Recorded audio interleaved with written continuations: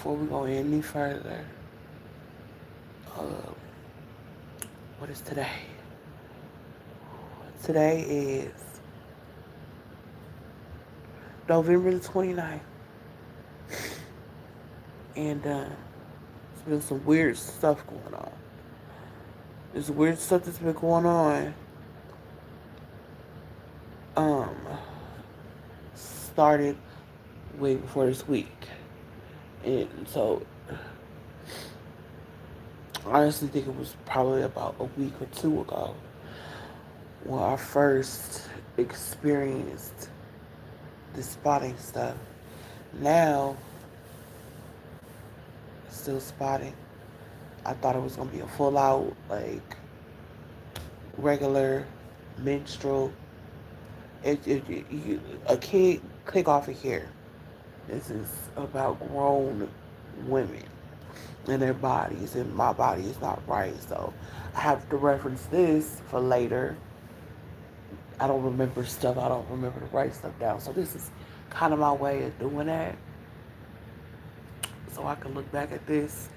I can put this on pop and look back to it when I get back to it and when I talk to my doctor or my OBGYN or, my gynecologist, whoever.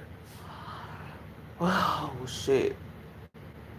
And as long as I need to, I'm going to sit on here and I'm going to be making noises because this shit, it hurt. It's not a normal pain like how it hurt normally. It's like, it's still unsettling. It's weird. And I also experienced with this before this even came this week. When I was having the chest pains and stuff. I don't know if I was coming over here with that, but the chest pains stopped completely as soon as this bootleg ass, well, I don't know what the fuck it is. It's supposed to be a period, but it's not. It's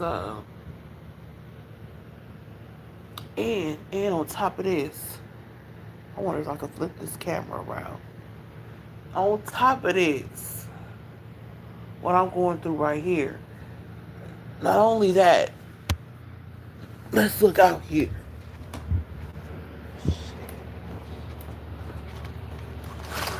Let's take a good look, see? Okay. It is snowstorm. Okay, all of it wasn't none of this snow out here. None of this snow was out here. It was bare ground. Now it's, yeah, and you can see what street I live on and all that. Go ahead, look me up. Come find me. But listen, he out here. They're out there blowing the snow. I don't know who the fuck that is, but they out there getting that motherfucking snow about, and I hope they move that snow from across the street too. Lord have mercy, Jesus. And you can see where he is. That baby is fine. He's with his mom, his other mom, his white mama. Okay, and he's good. I check on him every day. But yeah, I don't know how I'm supposed to be out here. I ain't shit with all this motherfucking snow. I was not prepared for this at all. And so, fuck.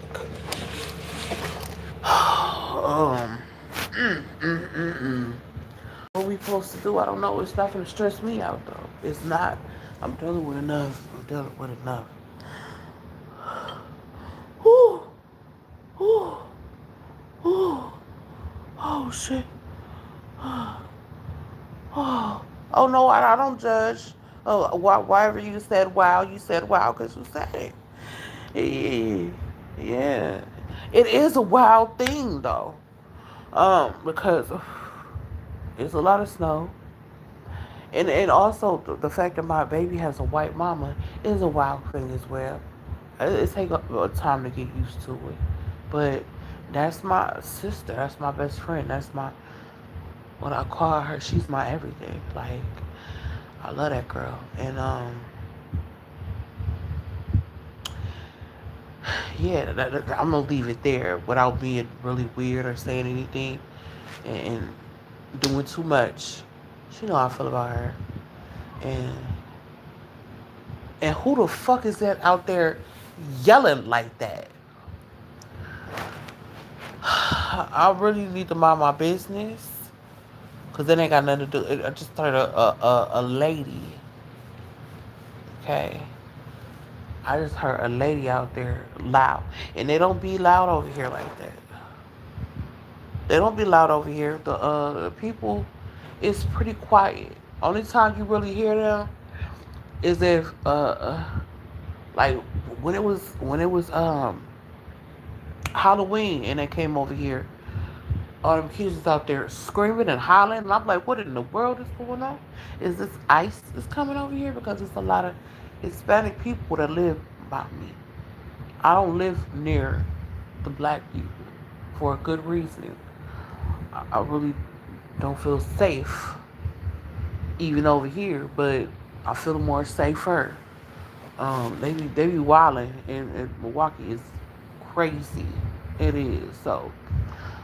For me, my own mental stability and my anxiety, I stay away from that shit. But it might come to a point to where I have to be over there with them. A baby mama live kind of over there in that area, but not in the thick of it. So she'll be okay though. He's fine.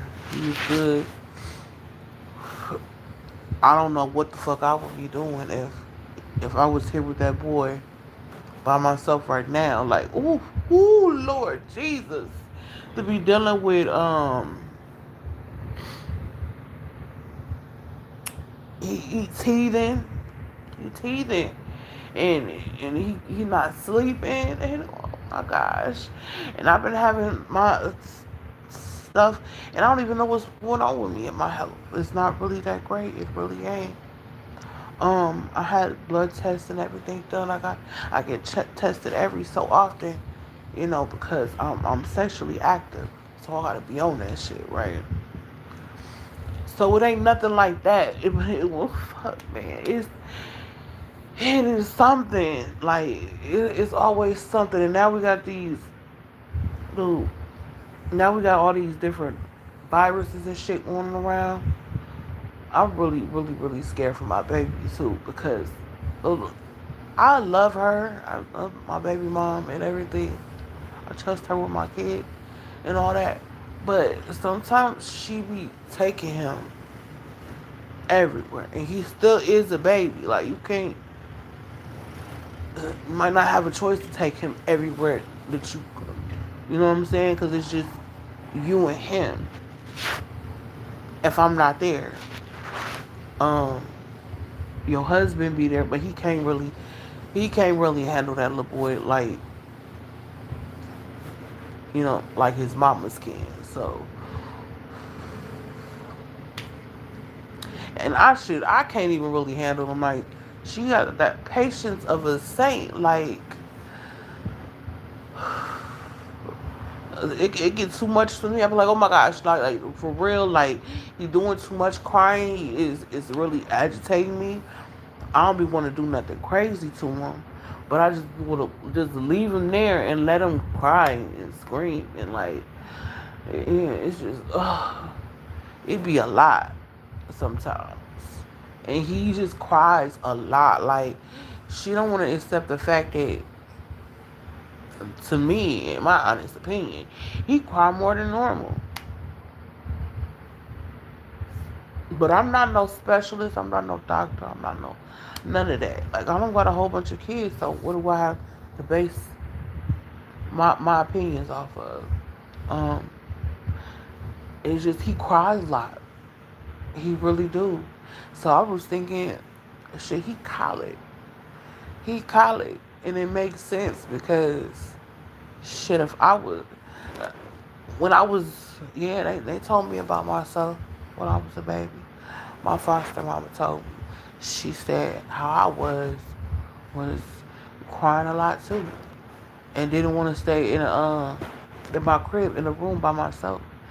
So I can imagine him if he be in a crib by himself, how he gonna fucking act. Ooh, ooh. The patience of Job, the patience of Job in the Bible. Oh my God. Oh, yes, she is a good person. I love Joanne so much. That's my heart. That's my soul. Honestly, I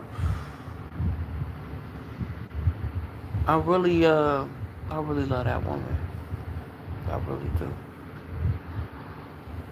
It is deeper than any connection that I could have with anybody. A man, even. You know what I'm saying? The level of respect that I got for her, the love I got for her, for real, is real. It's borderline, yeah, weird, but it's real. And so, she know I got her. She know I can't do much to help nobody right now. But when it comes to him, if she needs to get her some rest, she could leave him here, and I'm good. Uh, he'll be okay. All I gotta get him is, something to sleep in over here. A bassinet gonna be a little bit too small for him, so he'll need a 3-in-1 situation. I'm gonna get him a 3-in-1 situation sooner than later. But right now I gotta focus on oh Lord Jesus.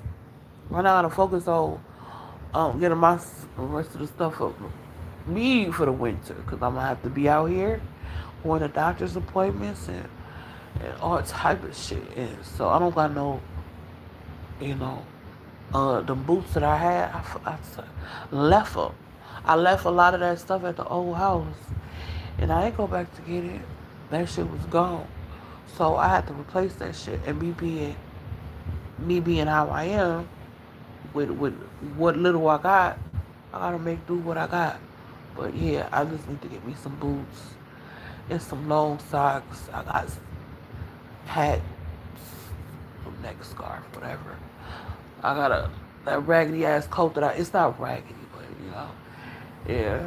Sometimes in the wintertime, when you got it like that, you want to get you a new coat every year or something. I'm used with the fuck I got. I really am, and I got a nice coat from the Salvation Army or something like the Salvation Army that I need to go get dry cleaned. I can use that too. Yes, sir. So yeah, just utilize what I got, and I just definitely need socks and all type of other shit. When I was trying to get some like clothes from that place that was like hand me downs and used and stuff, clothes, I'm not ashamed. You could just wash that shit and reuse and rewear it, and it's same shit. So yeah, went down there to try to go get some clothes and stuff to fit. Ain't nothing fit my big ass, so I have to buy that stuff. Ooh shit, Lord Jesus, I gotta buy it. So yeah, my best bet is let me do the cheap way, fucking shopping at Shein and Temu and stuff like that. If I can find some deals somewhere else online, that's what the fuck I be doing. But I really don't fucking like to shop and get stuff delivered to me over here because people is petty. Usually I get my packages, no problem, no issue, no big deal. But this past time, when I had ordered my eyelashes, I'm mad about that because they were some really cute eyelashes. And the motherfuckers took them. I'm glad they didn't take that stuff I had ordered for my baby, though. I had got him a little cute little Halloween outfit. And I had got him another little outfit, like a little cute, everyday type you could wear in type situation. I don't know if she wear that go get, but he growing out of them clothes so motherfucking fast. He was just in the 0 to 3 months. Now he in 3 to 6, 4 to 7. I don't know. So yeah, he's growing with his clothes. He's a big boy. He getting big. He not too big. He not getting taller, but he definitely getting bigger, quick. So yeah, he got a lot of old stuff that he can't wear no more. It's gonna have to go. I hope she don't throw it away. It's donated it or something to somebody. But um, whew, I really don't know what's going on with me. I really don't know what's going on with me right now. Or what this all this cramping is about. Um, I gotta. You supposed to get checked out after you have kids. After you have your kid, get your insides checked out. Especially when you just had like a abrupt um situation like a emergency C-section, like to make sure everything is intact or what's going on down there, up in there. So shit, I gotta go get that looked after, and I definitely hope everything is okay, cause I didn't even know I had fibroids for that baby. I didn't know, so that could definitely be why I'm having these cramps like this, because it do cause that. But here I was thinking, okay, my period ain't came all the way to regular normal way, and I've been fucking with Christopher. Fuck with Christopher early this month. Um, might be another baby, but I really don't think it's not giving that. I don't know. It just don't feel like I'm pregnant. It feels like it's something weird going on in my body though. So I'm just ooh ooh. It's good to come on here and complain about stuff sometimes. Who else gonna want to listen to it? Nobody else want to hear that shit. Y'all probably want to hear it. And if you don't want to hear it, you could leave. You could leave. I love to just be able to express myself, and so I'm not up in here just running and crying to myself, cause that's what it would be. Literally, it would be me just sitting up in here. Oh my Lord, oh, oh, I've never had to experience nothing like this in my life. Mm.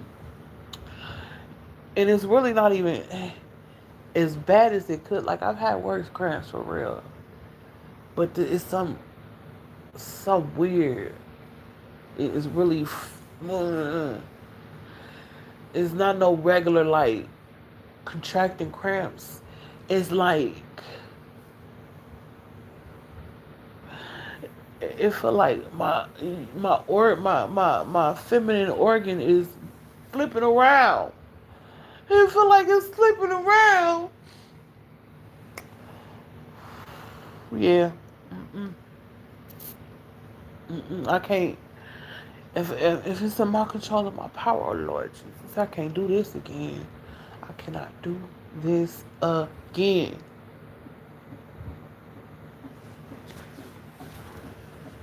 I don't know what the fuck now. What is it now? Golly. Shit. You got the fibroids as well. You said, do I got a heating pad? Oh my Lord. Oh my Lord. Oh Lord. Oh. I don't think they really was gonna send me nothing. I think they was just trolling my ass. Shit. And if they was, really gonna do it, dang, that suck. If you want to send something to me, but in the future, I'll just put my information under my video. Ah, ah, what is it? Oh shoot! But you can find me on Cash App at Borderline Capri, $ Borderline Capri. That's where I be. Oh man, this is the most. I don't know what I did to deserve this. I really don't. I really don't know what women did to deserve this. Like, shit. Ooh, I think I'm gonna take one of these good things though. Cause sometimes when I be having cramps like this, I'll dug that shit out. We better take and see if this works. It might not. We gotta take this shit. I don't like taking drugs. I'm not. I'm one of them types that will sit and endure pain and just not take drugs. Because that's not the first thing that comes to my mind. Like, oh, here, it just takes some drugs. I don't even like to take the drugs that I gotta take every day for my mental health and my blood pressure and all that other stuff. But we got this, and so how many milligrams is it? I don't know. 500 milligrams. So I don't know if we should take two of them or one. What you think? If we was, it says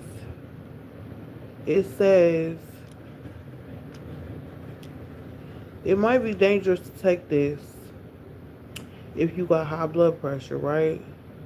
But that's just a risk that I'm just gonna have to take. Just like Learn Farquaad said, some of y'all might gonna die, but that's just what it costs. Yeah, I'll be alright. I will be all right. I'm just glad my chest stopped hurting the other day. The other day ago. Could you imagine if my chest was hurting and I'm going through this too and I'm can't stop from rocking back and forth because the rocking it helps. It's very soothing. I used to do this a lot of the time back in the days when I used to be real nervous and real overstimulated and stuff. hmm I feel like I didn't grow out of the nervousness, but I grew out of acting out how I used to. I learned better ways to deal with it. Um, Mainly, it's not even better ways of dealing with it. It's better ways of covering it up. You internally dealing with all your anxieties, and that's probably why my health is really deteriorating. Is because after so long of going through stress and anxiety and depression, your body it take a toll on your body. It take a toll on your body, and it will kill you. It's real life. Like you gotta really find a way not to let this stuff fuck with you internally without acting out externally. You know, I got that balance of healthy ways to cope with uh all that's wrong with you. And it's a lot of stuff that's wrong with us. A lot of us. Just piled up on top of piled up. As far as mental health goes, woo, mental health ain't no joke. Anxiety and neuroticism ain't no joke. And yeah, it's just something that should be taken more seriously. So while I'm here rocking back and forth, y'all, I definitely hope y'all get some good sleep tonight.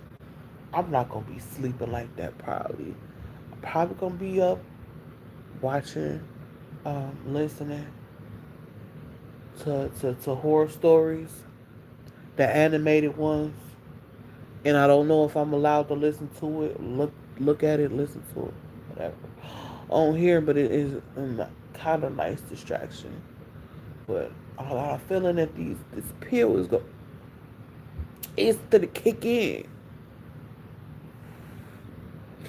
It's about to kick in a minute. I'll be able to lay down and relax. And I'm just gonna be so relieved. Like, whoo, whoo, whoo, sigh.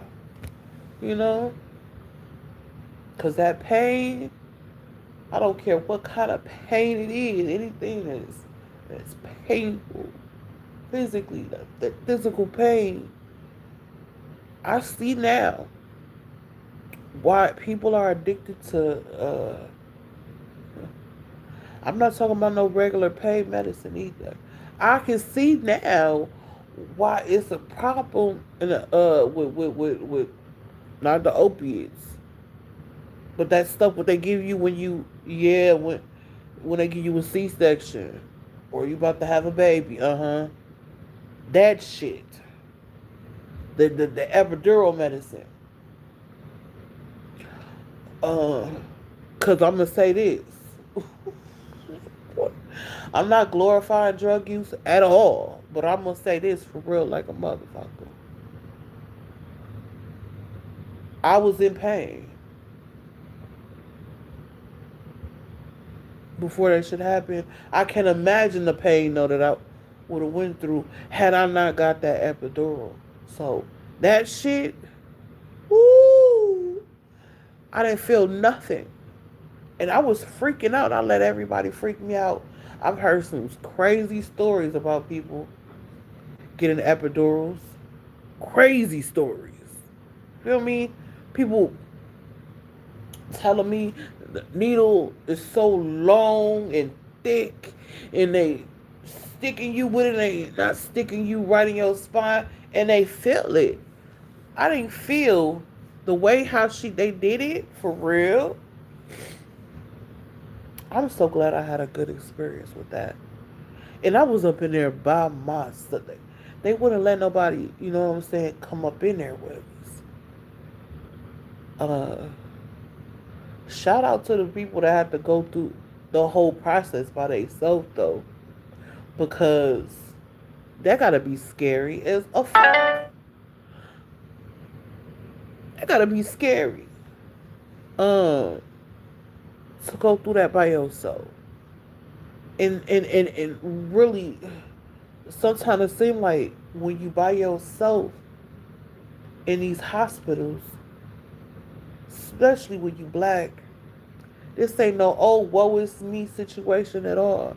They do disregard a lot of our pain and our suffering. Something recently happened with this lady where she was in the hospital getting ready to have her baby. And that nurse was just sitting there ignoring her when she was crying out for help.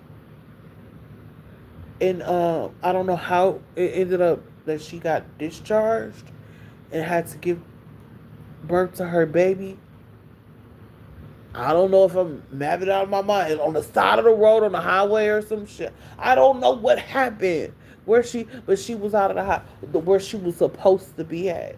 That was, I felt like the hospital was supposed to be the safest place for her to be in that condition that she was in. And that lady losing her job is not enough. Like That lady should be barred from nursing. If you could get barred from nursing, she should be barred from nursing. And the even though the hospital let her go, she still should be good some compensation. She deserved to be compensated in some kind of way for her pain and her suffering. Cause I can't imagine. Now you got a person that's gonna be completely distrustful of the medical. You know what I'm saying? And when they really, really need to go to the hospital, won't. Cause sometimes I do that. Cause I think I'll be disregarded or it won't be taken serious. Or sometimes, without even all of that, it don't be that big of a deal. Like you go to the emergency room for stuff thinking it's like life or death, and it really be some shit that just it's gonna be gone tomorrow. It ain't even that big of a deal. It is better to be safe than sorry though. In some cases, in a lot of cases, it's better to be safe than sorry. But my mind don't go to that. My mind goes to uh something completely different.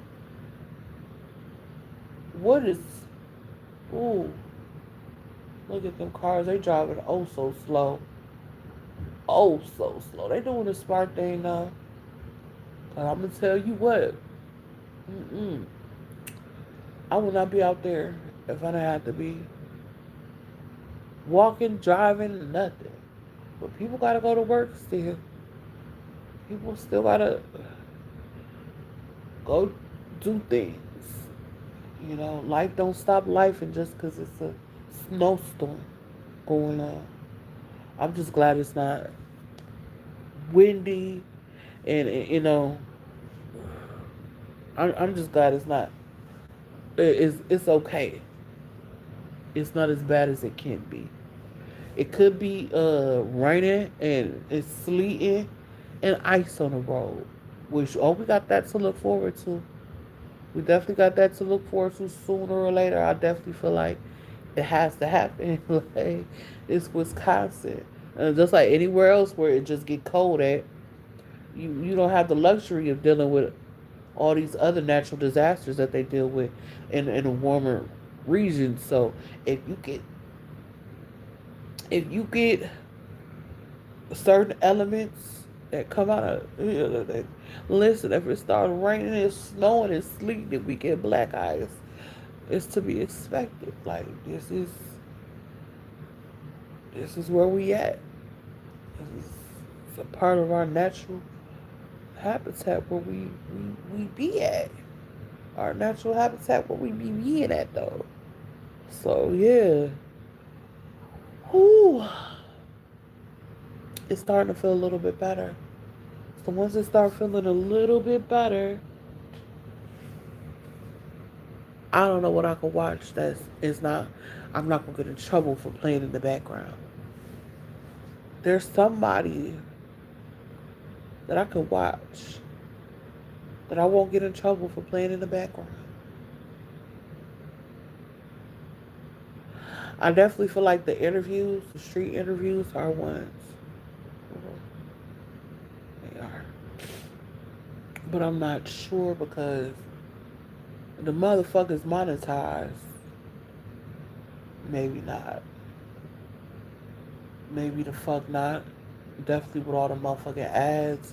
We don't want to do that. That's why I be going to and I found a new person that I could watch and keep up with. Lord.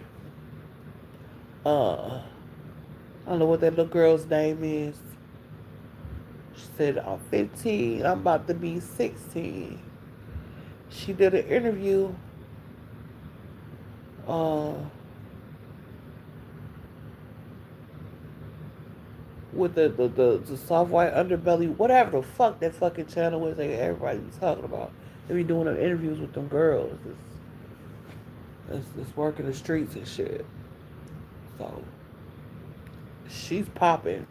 That girl, is making the best out of her newfound fame, and she's taking off, and she's doing Twitter, and she's trying to do Instagram and shit too. But they taking them lives and taking them her content, and they put it over here so people can see it. Cause if it wasn't for that, I wouldn't even know who the girl was. I didn't see I didn't see the interview with the girl. I don't even watch that channel that everybody be talking about. That lady used to talk about all the time. Uh, I watch the people that's more like out there in the field. You know what I'm saying? Like, I like the realness of shit like Unreal.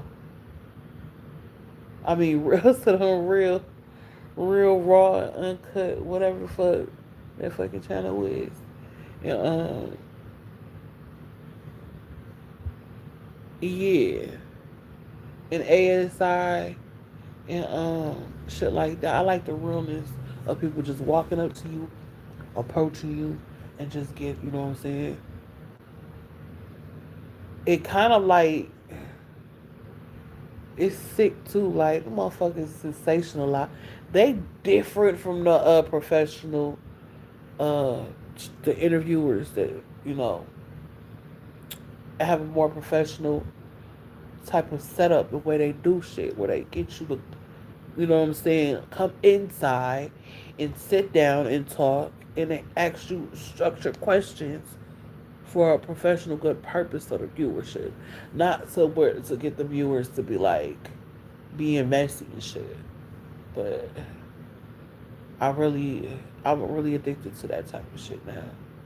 Not the professional aspect of it at all. The raw, uncut, gritty, nitty gritty. You know what I'm saying? Get down to the real logistics, and actual factualness of everything that's going on out here in these streets. Because I lived through them. I've been out there in the streets before too. Don't ever get it fucking twisted. I've been out there. And it might be times where people gonna have to accustom themselves to be out there too. Look, this is a dark ass motherfucking world and era and time we living in right now. Shit is changing for the worse for people that's without that don't have, you know what I'm saying, that's struggling, that's going to that don't have it. It's about to get dark about this motherfucker. I can feel it. I feel like that's why a lot of real people, like some of the best people, they're going for real. They dying young. It gotta be a good cause, a good reason for them people to be gone. They need the suffering is over. They don't have to go through none of this shit no more. I want to be at peace too with them. I want to be at peace with them. My girlfriends that I grew up with at church. They was so young. So young. And dang, man, are you serious? I'm like, damn, man. They had kids. I didn't have nothing. You know what? You could have took me and left Jessica with her son. You could have left Jacqueline with her son. Why them? Why them so early, bro? But then if it would have been me, then Armando wouldn't be here. Maybe that baby supposed to be here for a bigger purpose. I don't know. I look at that little boy.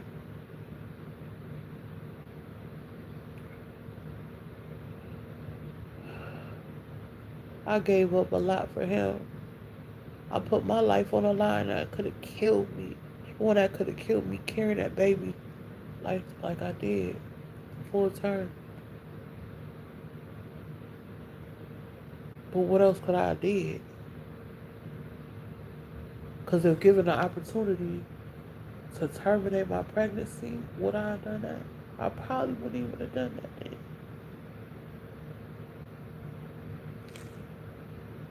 Because it's a way. It's not illegal everywhere. I just think it's not no places here that you can go to terminate your pregnancy.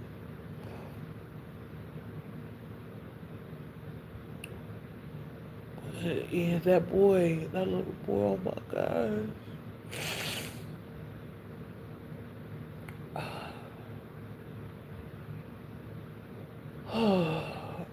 That's all I really got to hold on to, man. That's all I really got. So I had to make sure, I had to make sure he's straight and looked after, even though I can't properly do it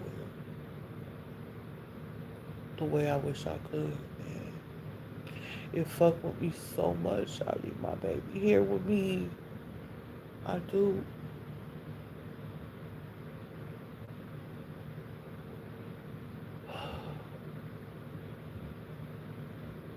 So sad. But what's sadder? What's sadder?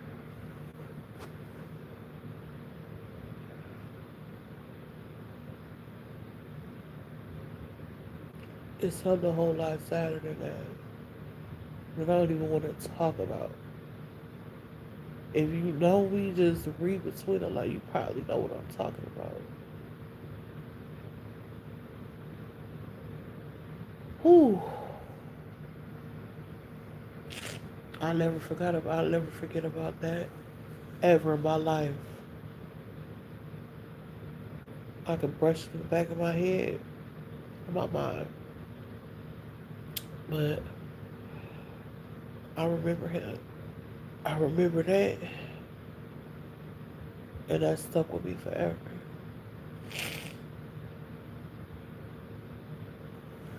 Now that my cramps is gone, I can shut up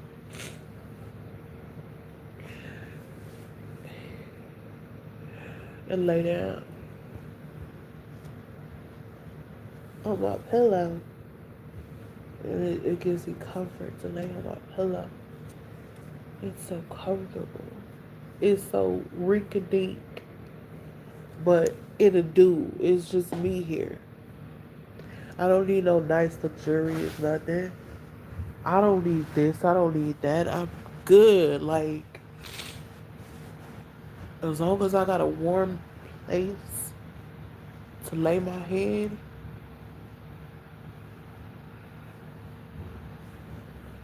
I'm good. Like, I can't even ask for no more. Really, it's it's clean. Ain't no bugs or nothing. Like, I'm blessed, bro. Like, I got a nice little shower. Nice, real nice shower. Like, what? The shower is amazing.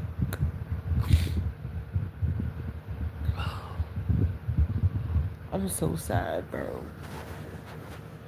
It'll be okay though. It'll be alright. It's just my hormones and postpartums. It's real. And I'll just be so glad once this nightmare is over. Y'all enjoy y'all night. I'm about to fall asleep if I can. As early as it is. I'm not leaving though. I'm gonna fall asleep over here so I can feel like I'm not alone.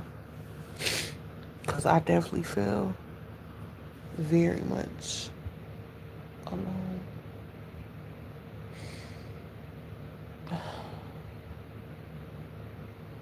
Ooh.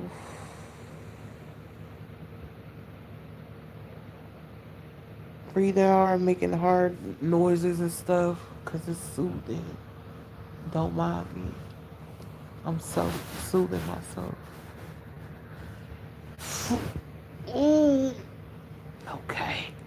Let's get this covered. Alright, get that up out of my back. There we go. Ooh, that feels so lovely. That warm air just blowing on me, even though it's cold as a motherfucker outside. But that air hitting my face, where them wet tears is at, oh, it feels amazing.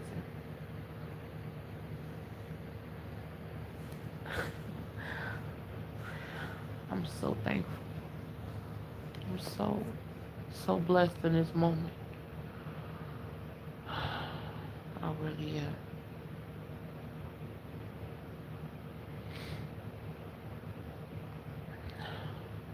It could always be worse.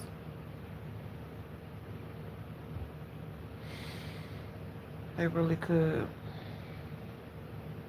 I got one more day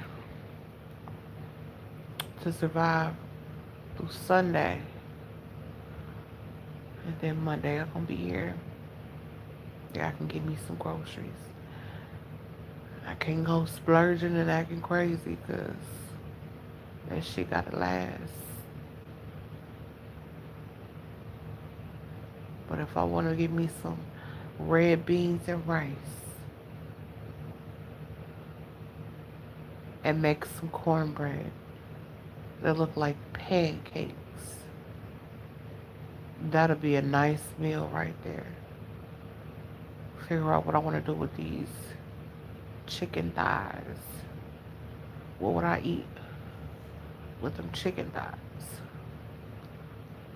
What would be a good meal to prepare with them chicken thighs that'll last, 2, 3 days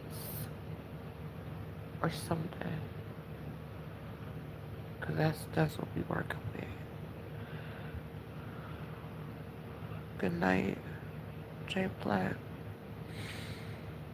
Good night. Enjoy your night. I love you.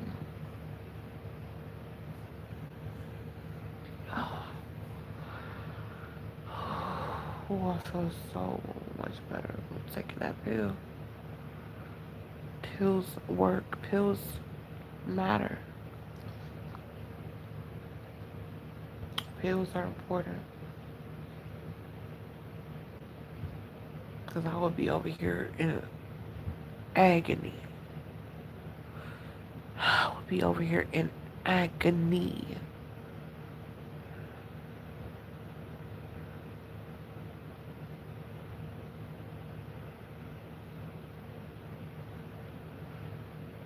Straight up agony. If I hadn't took that Tylenol. Fast acting. It's fast acting. Uh-huh. It helps to keep you some in a drug cabinet or something for your pain. You never know when you might need it. I don't mean you gotta take it all the time when you in pain, but just keep it. Keep you something. But when it gets too unbearable to take it, the pain is real. Whew. So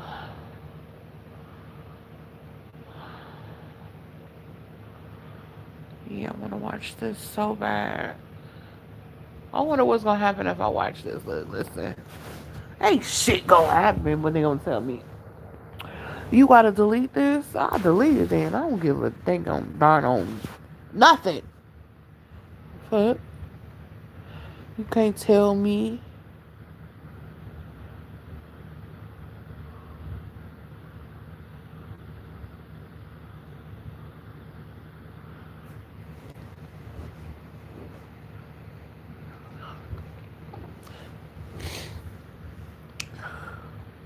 All right, let's go. I had been there for a few weeks and it was pretty quiet. I Oh, just don't went to don't work don't do and that. came home, had some time with my friend, enjoying the house to ourselves and whatnot. But one night, I was just laying there watching TV, You ain't and I watching heard nothing. this really weird, low whistling sound coming from the window that was behind the couch. It struck me as The very fuck is odd, you? and I just shrugged it off. But then it happened again. It totally sounded like it was a person standing up against the window Oh whistling. no. I looked out the window and obviously there was no one there. So I figured I should go check it out. If it was something like the wind on the siding, I should probably fix it because that would get annoying. So I walked out to the backyard. The backyard of my parents' house is really, really pretty. It's sparse, but sort of forest that leads to a road on the other side. Yeah, that's a nice So yard. I looked at the house and didn't see anything. But then I heard the That's a sound nice little again. cabin too. It was coming from the woods in the back. I was pretty creeped out at this point, and of course I couldn't see anything in the woods. So I hurried back through the door and I locked it behind me. I never really heard that You sound again for the scared next few days. Until one night, a grown I was ass asleep man, in my room, scared, terrified of a and I could whistle. have sworn I was awakened by the whistling sound against my second floor window. I listened hard, and it was dead silent. So I decided I should go ahead and look out the window. I did that whole thing where I crept super slowly towards it and just sort of peeked through it. Outside my window, there was a man just standing there. Bruh. I was really sleepy, so I can't know how much of this I'm misremembering. But he was just I sitting there, think you was staring just at me. dreaming, cause I sometimes was completely I be frozen. thinking my But dreams slowly, is real when the I wake man pursed when his I'm lips, asleep. and I I don't could know hear what's that whistle real or again. what was a It dream. was crystal clear. It made me feel like crying. I don't know what that's I called. tore myself away from the window and I hid under my covers. The next night, I insisted that my friend stay with I've me. never had dreams He like that when did. I was younger And of that I course, know if it nothing was happened. real He figured that or I a was dream just when I tired and woke up. delirious, and maybe I was right. It gets But kind of anticlimactic here, it though. happens to me a lot I didn't now. hear it for another week or so.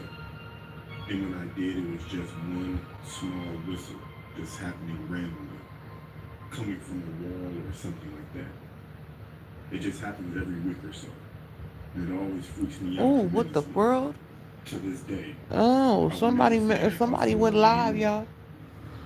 I had Somebody's no idea what live on happened there. YouTube I right felt something now. for a long time. I remember going home, praying for it to go away, not thinking there was something wrong with me. I go Oh no, into they're a not lot of live. They're pain not live. sleeping They're and not self live. harm, and I thought muesli would be the same thing, but it actually worked. More than 700,000 patients have regained their confidence with muesli's prescription treatments.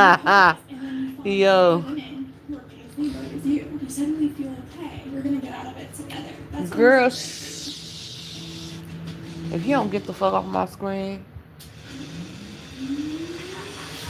What is up, Daddy Gang? It is your founding father, Alex Cooper. We call her Daddy. ah, not I call her daddy. Welcome to a special edition of Call. She called me I'm on daddy the streets, sometimes too. and it's happened to me in a neighborhood just like this. Yeah, I need I that grew up in a sound. poor neighborhood in Calgary, Alberta, and like most young kids, I had a number of friends from school in the neighborhood. That's your son. Is my I was daughter, and 14 don't at you the be time, forgetting it. and this was right at the very beginning of the personal home computer revolution. You would hear about personal computers on the news all the time. However, no one actually owned a home computer. It was almost like a story of science fiction to actually see one. Yeah. One day, my friends started talking about this university professor who Ugh. moved into one of the Ow. duplexes near our school. Fuck. He was supposed to be a really cool guy who had all kinds of gadgets in his apartments, and he actually owned a personal computer. One afternoon, when walking home from school, I was crossing through a part near the professor's house. From the second floor balcony of the duplex, I saw some of my friends and they waved to me to come over, so I did. The teacher lived on the second floor of a two-story duplex and looked the part of a Ooh, teacher my with shaggy nipples. hair, beard, and glasses. Lord. At the time, I was too young and naive to see the warning signs Let about them, this guy. He lived alone let in a them three-bedroom nipples. duplex apartment. He said he had a girlfriend, but we never actually saw any woman ever at the apartment when me and my friends were there. He had a lot of weird-looking camera equipment and developed his own film. Most importantly, he was a computer science teacher when the field was pretty brand new, and he had built a home computer from scratch. My friends and I thought he was the coolest guy we ever met. He had all kinds of games on his computer, and he allowed any of the young guys in the neighborhood to pop by and play on his computer. He also had all kinds of weird gadgets and experiments. He had one of those Jacob Ladder lightning arc gadgets you'd see in those old horror movies. He always seemed to have some new gadget he was making. It wasn't long before we were going over this teacher's house to play on the computers or see his weird gadgets all the time. Sometimes he'd get very physical and grab one of us from behind and bear hug us. Bro, he weird. Get him. Or he'd stand He doing close too to us. much. After a few months, we were getting suspicious about this guy, and he didn't seem to have any family or friends. I don't know why he ain't got no family or friends. He's a weirdo. And he was distracted. We would snoop around and look in his cabinets and things like that. We'd That's find his house? weird items like a pair of brass knuckles, handcuffs, and some beads. Oh, that he's looked a like this serial roughly killer at white, this point. but they Yeah. had dried up brown stuff on them. Dried up brown stuff is blood. Yeah. One day, when there was a lot of kids there, he put on some music. He always puts on music, but this time it wasn't top 40 music like he usually would put on. It was like folk music of some kind. My buddy and I were already suspicious at this point, and while everyone was having fun on the computer or hanging with the teacher, we listened to the lyrics of the music. It was hard to make out the lyrics over all the raised voices in the room, but it became very clear that the lyrics was about homosexuality. My buddy Oh and I freaked no. out, as it hit us at the same time that this guy might like kids in a way that wasn't right.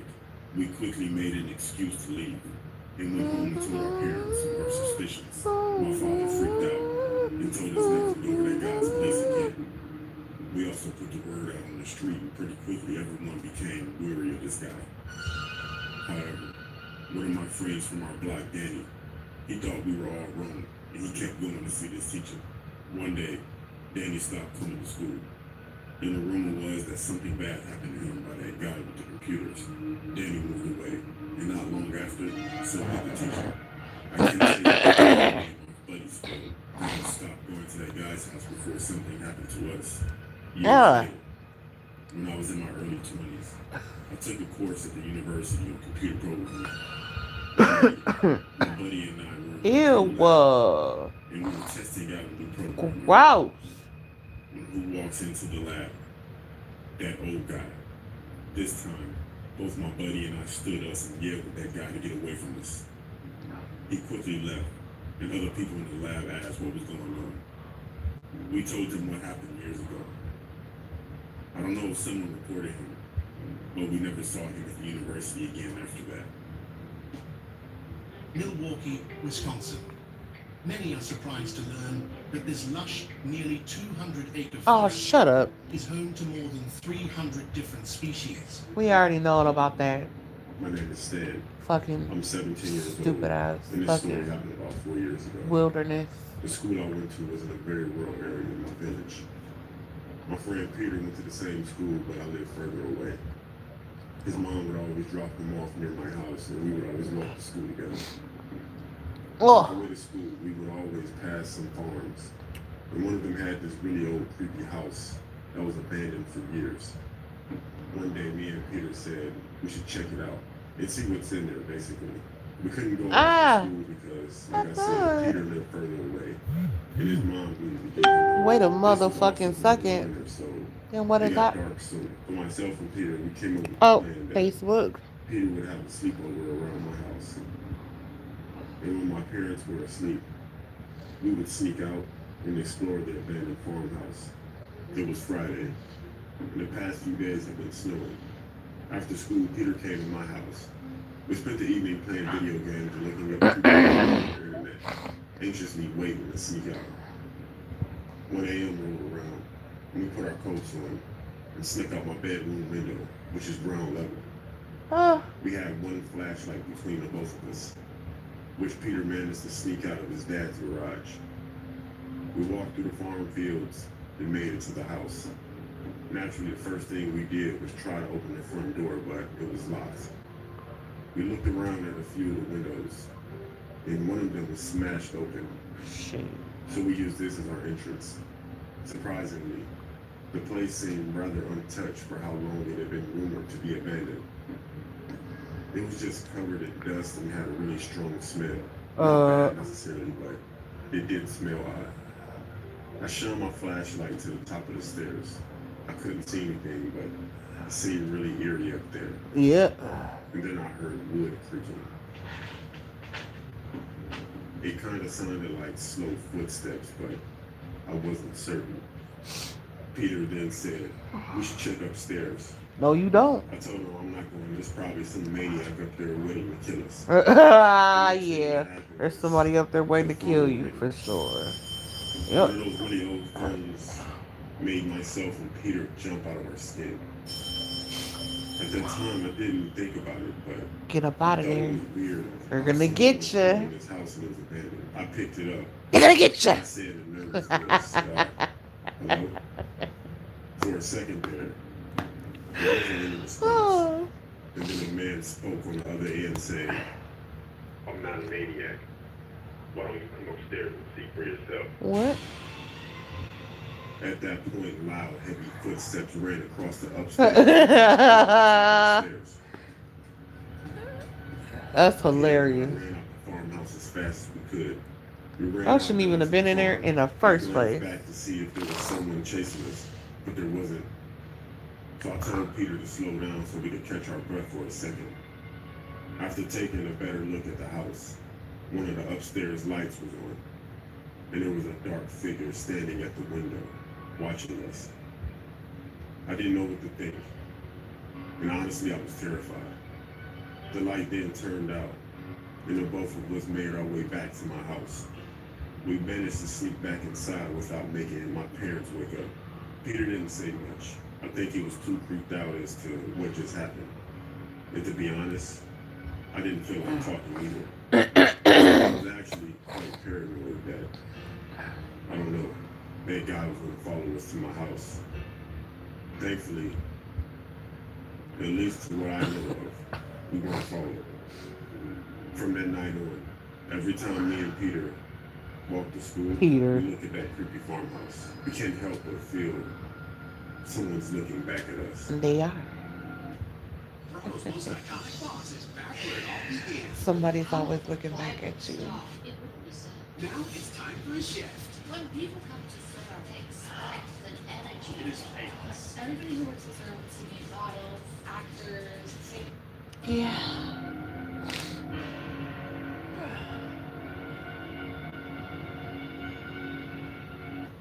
For a little backstory, I'm trans. I try to present as male as best as I can, but it's still pretty obvious that I'm biologically female. I have short hair and I wear guy clothes, but I have a very unmistakably female face. I also live in a very religious area, so it's not a very common or accepted thing. One of our neighbors is a priest, but he's very accepting and his house is a bit like a second home for me, because I think of him like one of my grandparents and he sees me as a grandson. Anyway, I was walking home from school during the winter a few years ago, Oh. and it had started snowing. It was pretty dark, and I was outside. The wind felt like it ignored my clothes and chilled me right to the bone. It was hard to hurry because the freezing wind made my muscles really stiff. I was maybe a quarter of the way home when a car slowed down and pulled up next to me. Ew. It was just a little old lady. She looked nice enough, and at this point I was willing to do anything to get out of walking another 3 miles in the cold, so I got in when she offered to give me a ride.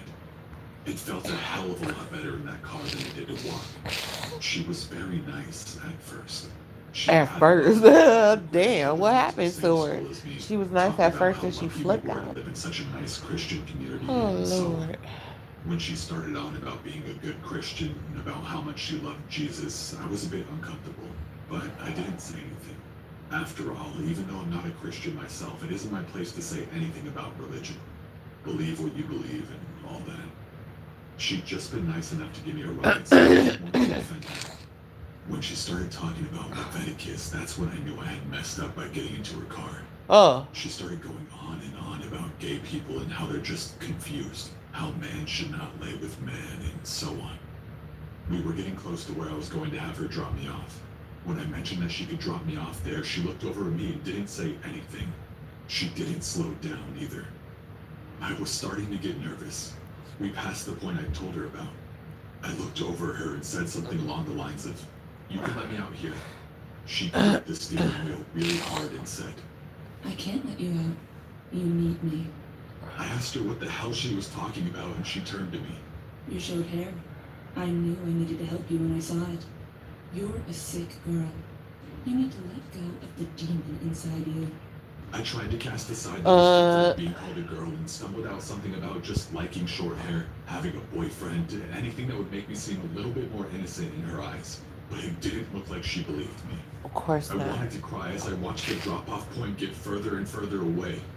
I begged her to let me out, promised that I would go to church, repent my sins, as long as she let me out and let me go home to my family.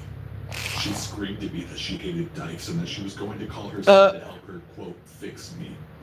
At that point, I knew I needed to get out. That is, I mean, it's not hilarious. Sink as the electric lock kicked in and relocked it. She was still screeching about how I just needed to be with a man and it would fix me.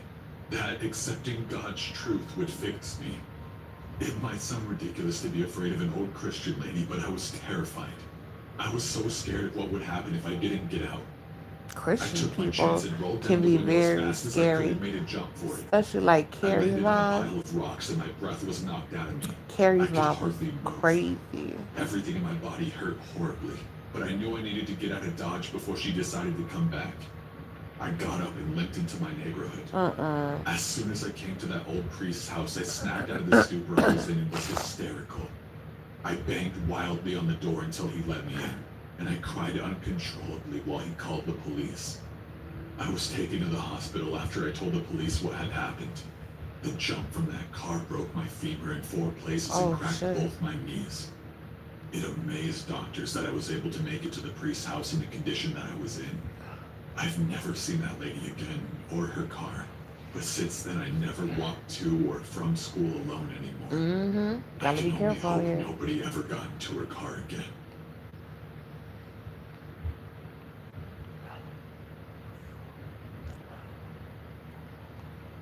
Black Friday and Cyber Week hate to see me coming. But this year I said, you know what? I'm gonna shop smarter. I'm gonna take advantage of Mint Mobile's new customer offer. Look, they've never even offered this before. They're offering half off every single limited plan, all of them. The 3-month, the 6-month, the 12-month. Like, it dawned upon me. I said, wait a minute. Black Friday and Cyber Week are once a year. But I get my bang for my buck every month. Come on now. That could be you. That could be us. We could be twins. Boy, shut the hell up. You're At a lying. limited cost. That's all y'all do on these commercials is lie. Lie, lie, lie, lie. This story literally happened to me a week ago. My name is Joseph, and I live in a country based in Europe. I'm a student studying at university and currently live with my parents. A few days ago, before this outbreak took place in my country, we had been informed through the media that we should remove our houses and to minimize contact with people for the next 2 weeks.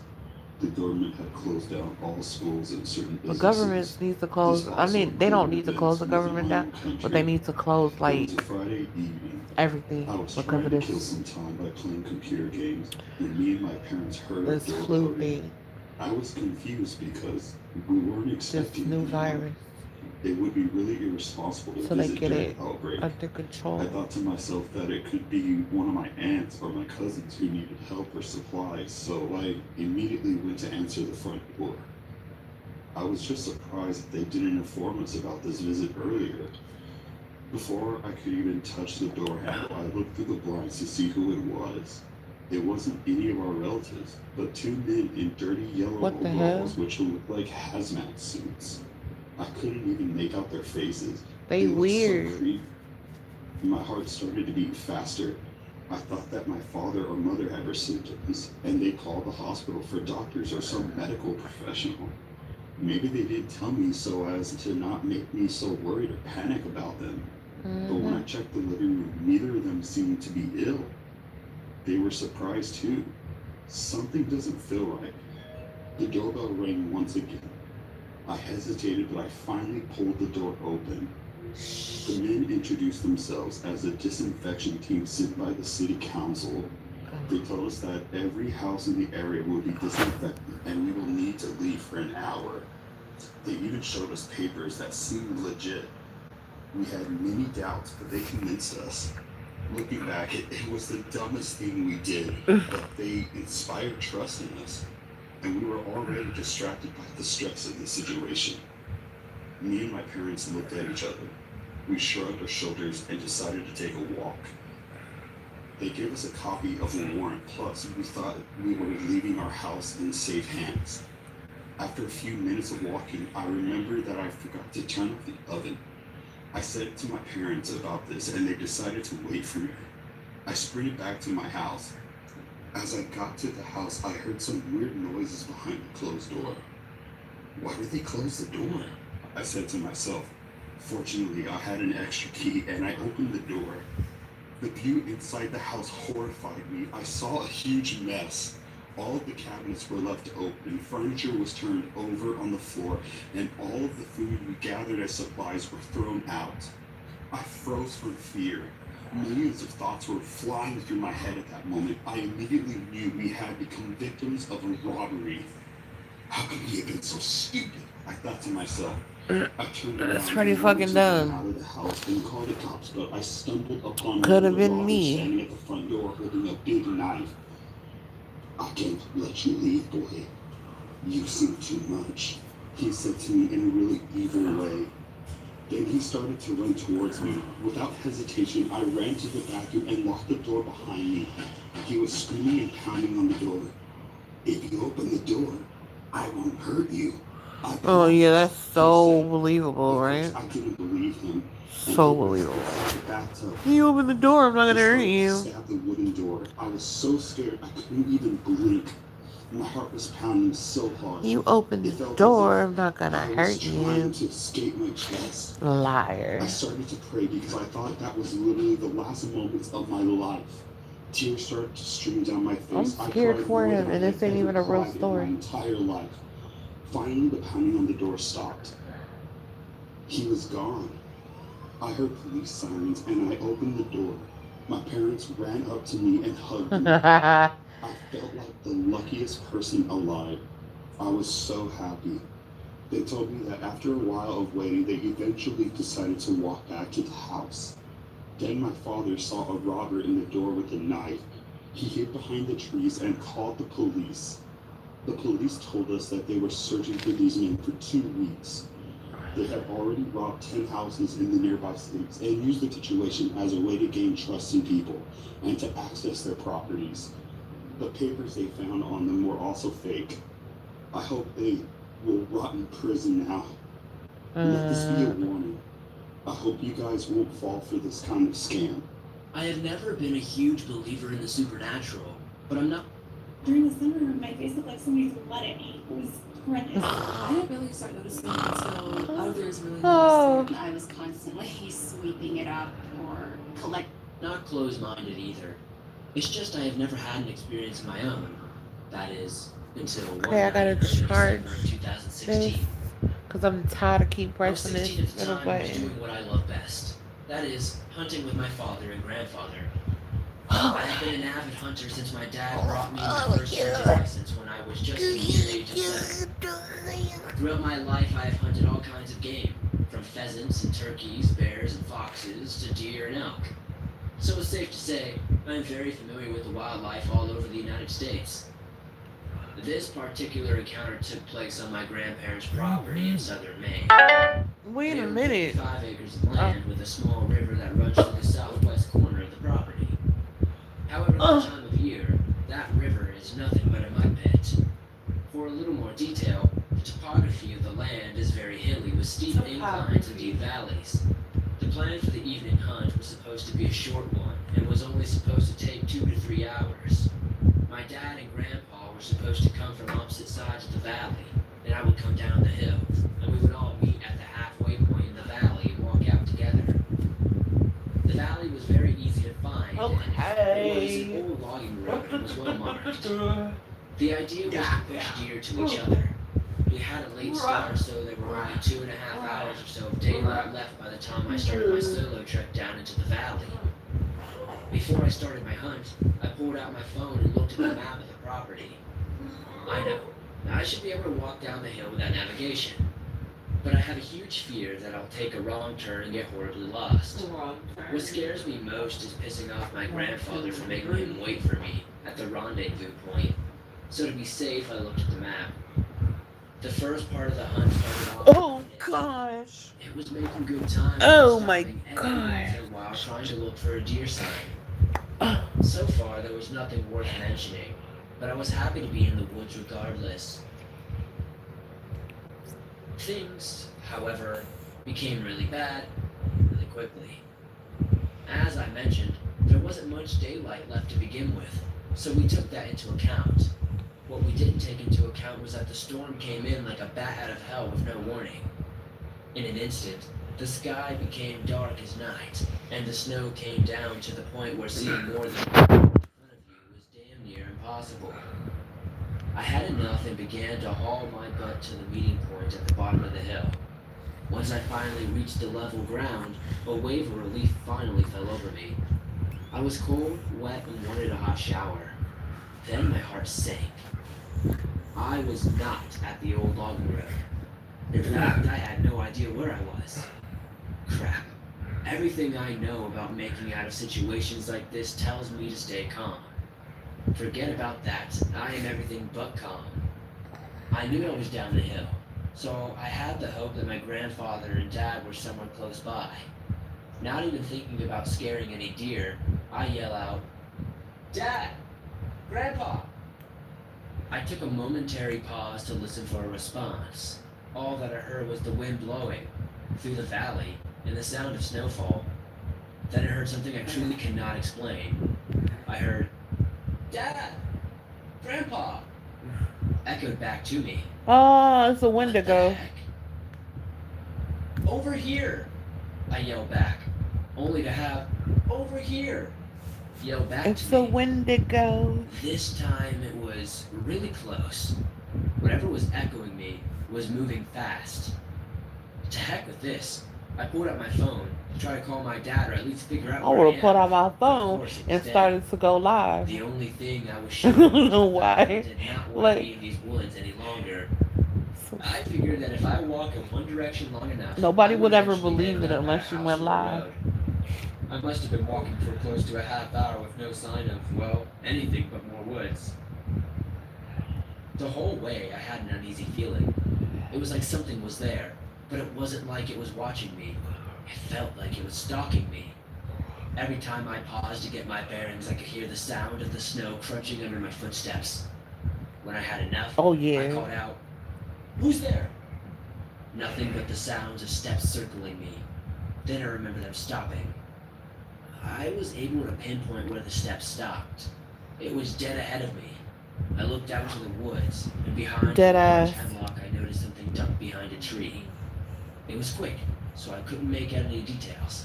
But whatever it was tall and skinny, and was thin enough to hide behind a tree without being seen. By this point, I wasn't sure what my next move would be. I was too afraid to move forward. I had no interest in finding out whatever this creature was. I raised my rifle and pulled back the firing pin.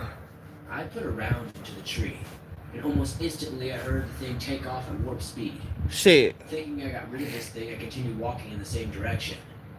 I thought if I could just get to a road, my dad and grandpa would be looking for me. So I carried on and so did the storm. After another hour or so with no other issues, I finally stumbled onto a paved street. Now I had to figure out how to contact my dad so they could come pick me up. Dad had never heard it again. "Dad! Grandpa! Over here!"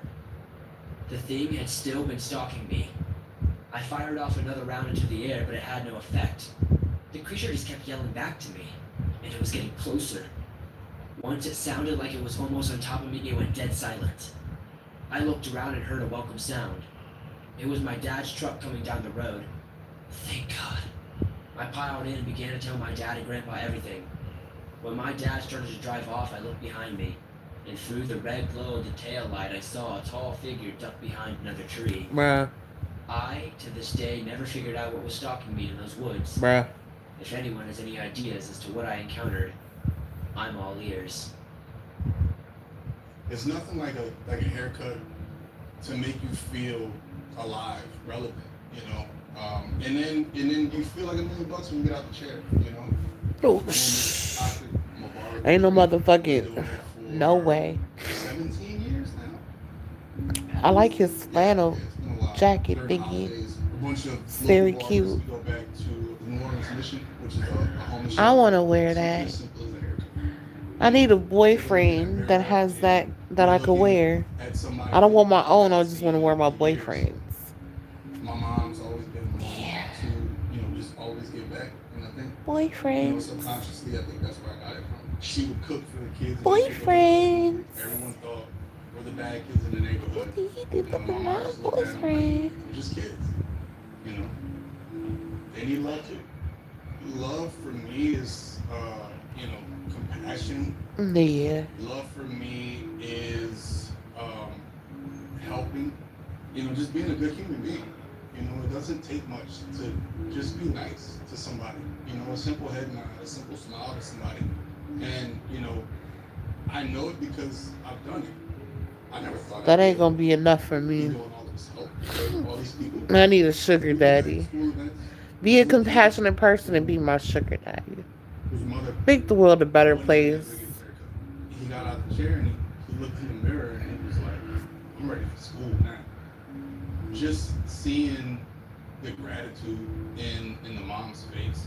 I'm gonna be ever so gracious and thankful. And honestly, I'm gonna help somebody else. That would be, Just from I having. don't do anything. I'm not gonna fumble to my be sugar famous daddy or be looked anything. at like this I won't. great person. I'm just trying to be a good human. I'm just big on love, man. I'm big on love too. And I just want, I love to see people win. I love to see people doing better. I love to see people loving one another. And just loving to help. I'm big on love. I ended up, I'm big on love. we're like everybody's therapist.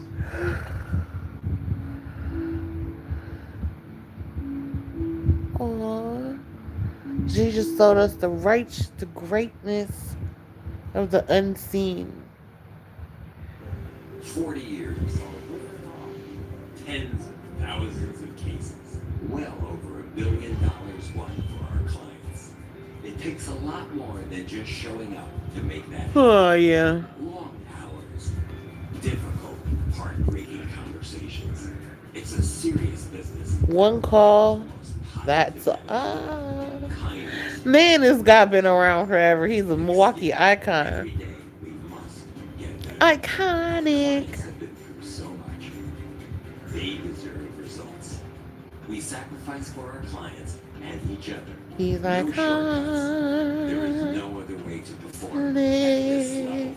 And it's all an honor to do business with Oh, family, look at that friends, baby with that bald head. we wake up Look every at that day bald headed with baby. to make as big a difference as we can. One call, that's all. It's a bald headed baby. For their story. It's a bald headed baby. Years Oh, ago, you first would it time under the glass, bald headed baby. You cute little fucker, you. You cute little. I'm talking to a baby that's not even here. Ain't that crazy? I miss you, little baby. I miss you. Yes, I do. I miss you. It was the winter right at the school year. I was pretty sick I was invited to a house party there. I just get carried away. Oh, shut up, Timu. I ain't got nothing. Timu, send me some stuff. There was music playing along with people playing video games in one room. And it looked like a board game going on in the other. That was upstairs. After a while, I went upstairs to see why anyone would be playing a board game at a party. When I got to the room, I noticed that it was the most quiet room in the house, which was odd to me. When I walked in the room, there were 4 girls and a guy sitting at a table.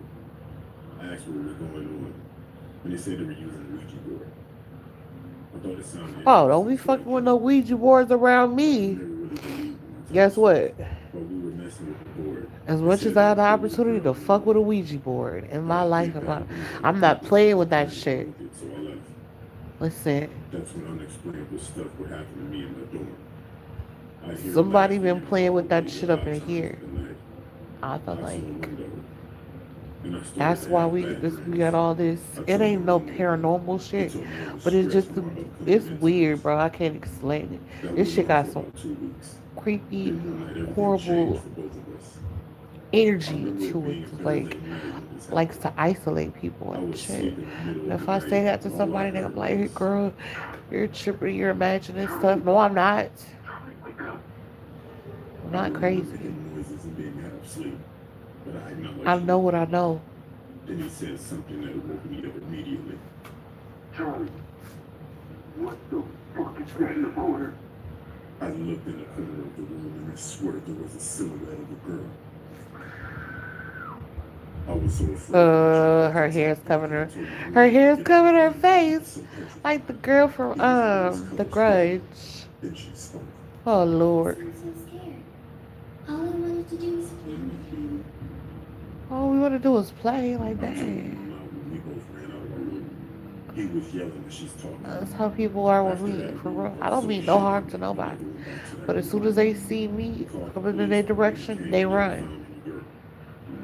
I don't know if it And was all I want to because do of is the give them a house being a hug. Ouija board game or coincidence, Oh wow. but that was a moment that I'll never forget. To this day, I still hear odd noises throughout the night around my house. One day somebody gonna let me get them a hug and I run away. Yeah.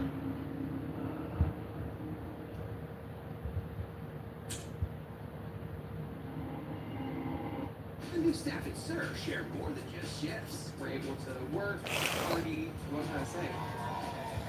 This is angelic. Natalie dated the same guy at one point. I don't want you to be friends with you. Single or brother? This group needs some positive vibes. Go home. I don't want to speak to anyone. Has anyone ever told you that I have the most beautiful eyes? You're causing a lot of drama here. They want nothing to do with you. This new staff is dishing it out. Vanderpump Rules. New shift begins Tuesday on Bravo and Peacock.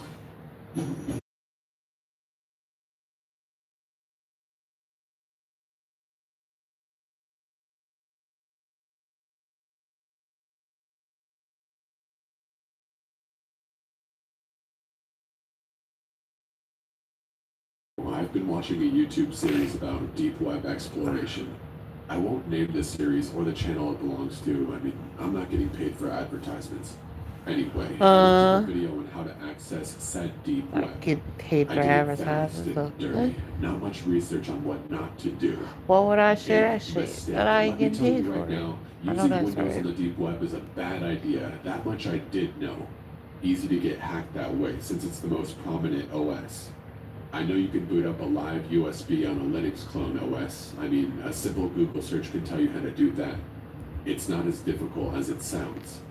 But I figured if my laptop gets hacked, I'm screwed. I can't exactly afford to just buy a new one right now. So I thought I'd be smart and use my Android tablet. What a genius, right? Yeah, I know. I'm an idiot. So, a few VPN apps later, and I'm surfing the deep web, looking around like a little kid in an adult store. I have no clue what any of it means, but I'm interested in it all. I'm aware you can find a lot of snuff in pedo rings, so I treaded carefully. Unfortunately, I stumbled upon one of the two. I'm not going to say which, but it made me sick to my stomach and I nearly quit then and there. In fact, I did, for a few minutes. I chalked it up to bad luck and resolved to be more careful. I'm not into that shit, not by a long shot. I'm not some deviant with fetishes for snuff or kids. Jeez, man. That image will probably be burned into my brain for the rest of my miserable life. Anyway, I'm browsing for a few The hours, fact and that you after clicked on it 3 though is I've heard questionable it's better to use the at deep this web at night. about your Less character because I traffic would that way. never. I found a few interesting sites. There's tons of religious stuff on there. You'd be surprised how often you find Satanists, Even look or at least people who on the claim dark to be web at all. Satanists. Never get Most of the that time, curious. it's likely to be That's some like edgy fucking around and teenagers playing with the rebelling spirit against their board. religious You families. just won't I trouble. won't You get just into their asking religious for it. views, don't worry. It even has several of its own social networks and Love that. email services. No, thank you. You're begging to be stalked by some creep if you use one of those. Or better yet, get scammed by a catfish or honeypot. There are loads of conspiracy blogs as well, both interesting and hilarious. Everything from Justin Bieber is secretly a reptilian member of the Illuminati to leaked files on human experimentation.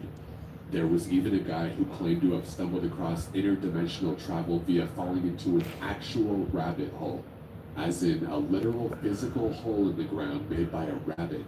I'd say you can't make this stuff up, but clearly you can. I was serious about the human experimentation, by the way. You're going to want to avoid that kind of stuff. If you had any faith in humanity, you'd lose it in a heartbeat. My God, I mean, I hope that stuff wasn't legit. Gun shops, drug shops, celebrity nudes, pirated movies, hackers for hire, hitmen, virus programmers, script kiddies, stolen credit cards, you name it. There was one site that sold stolen US currency that was supposed to be marked for shredding due to age or poor condition. Seems like they got a lot of business too. No wonder the economy is in the toilet. Don't get me wrong, there's a lot of legitimate stuff on there too. I visited the site of a really smart dude who was creating his own custom operating system. Even had games and stuff on it. There was funny things too. A mock cult made for people named Dan was among my favorites. The people that weren't maniacs seemed to be open-minded, if a little paranoid. Then I came across a site that supposedly gives you access to the webcams of people's personal laptops. What the hell? I was curious. I shouldn't have been, I know. I'm not expecting to see some cam girls here. Just some slack-jawed people staring blankly at their screens while watching Let's Plays or some shit.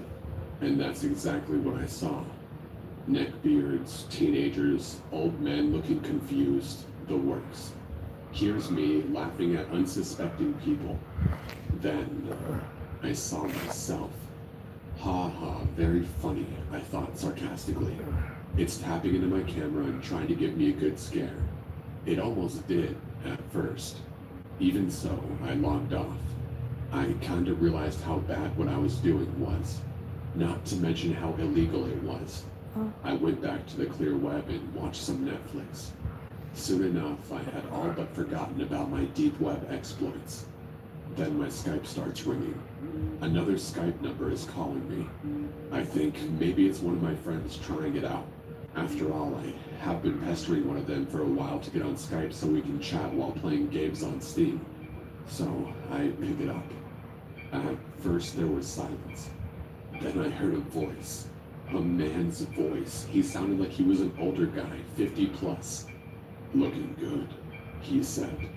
Without a second's hesitation, I hung up, deleted every deep web related app on my tablet, shut down and restarted my router. I have no fucking clue how that guy got my Skype number. And to be quite honest, I don't want to know.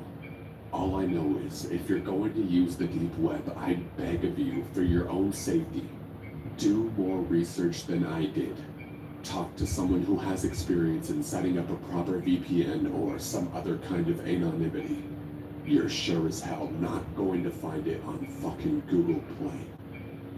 Hey, Christmas shoppers, save $150 on your next purchase at Shields. From now until December 1st, enjoy $150 off when you're instantly approved. And use your Shields Visa at checkout. Apply online or at your local Shields. Happy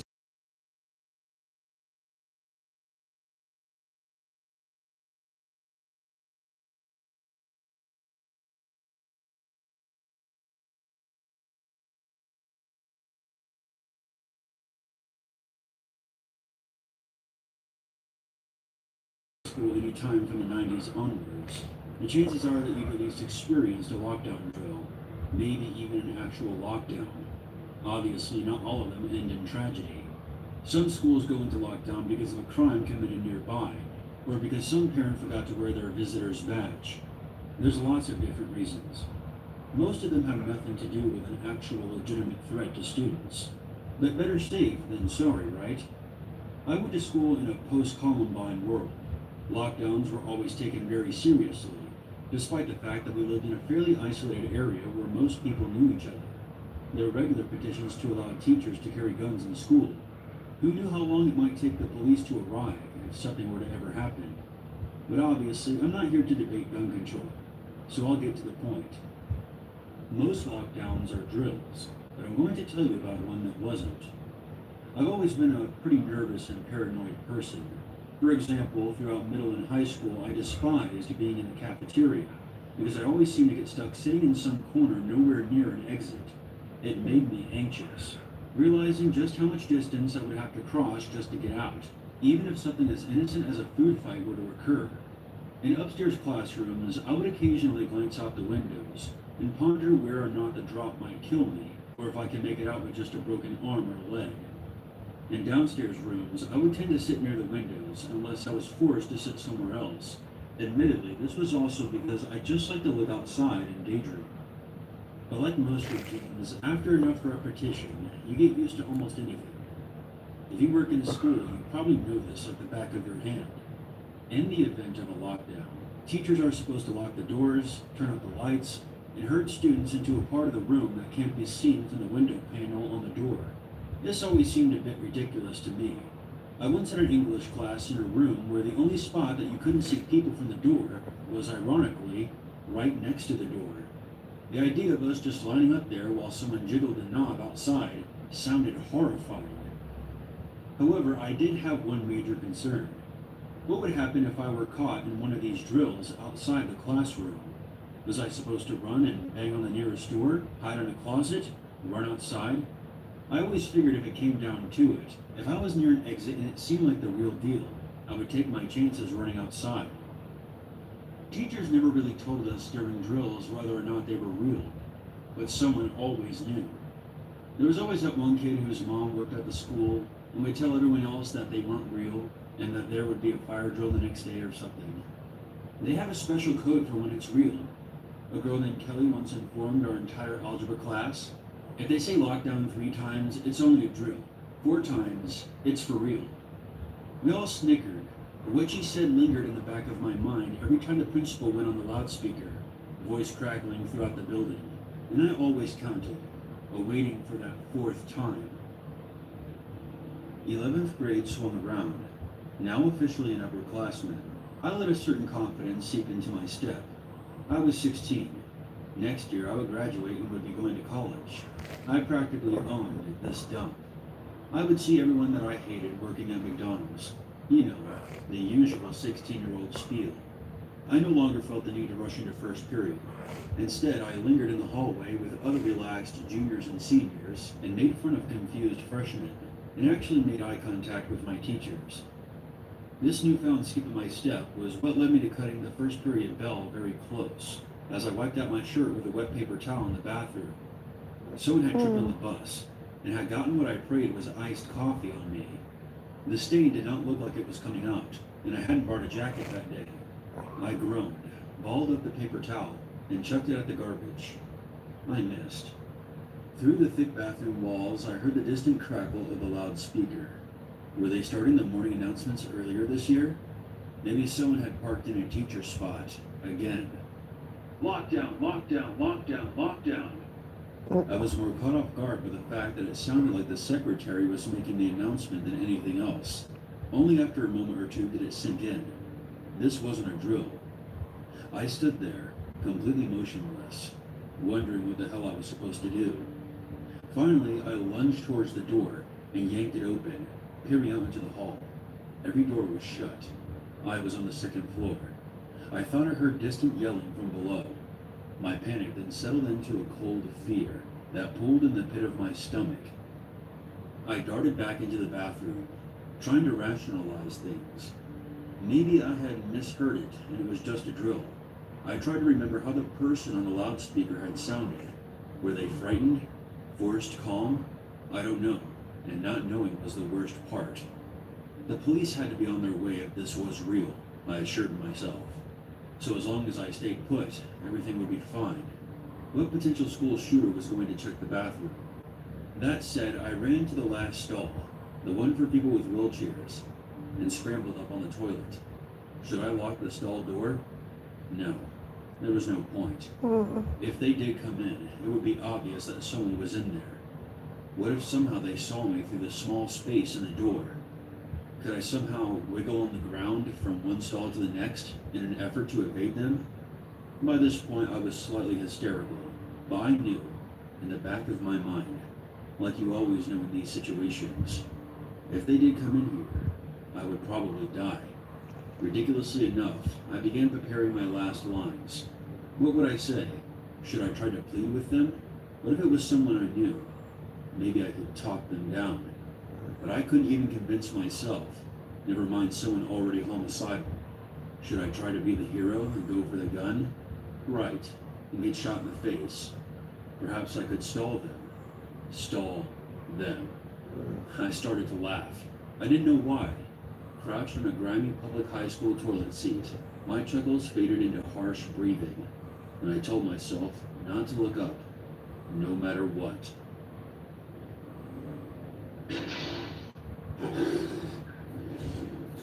You like them? They're half off. Concert tickets just dropped. You in or what? Hey, you in for the Bachelorette in Vegas? Counting the days till payday? You go to moneyline.com/cash and access up to $500 of your pay early with Instacash. No interest, no credit check, no monthly fees, and never run out of. Heck yeah! Let's go!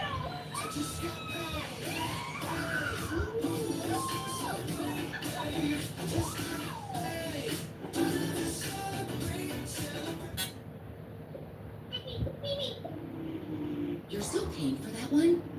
I forgot about it. You. Experian shows you all your subscriptions and can cancel the ones you don't want, like Sleepy McStreamy over there.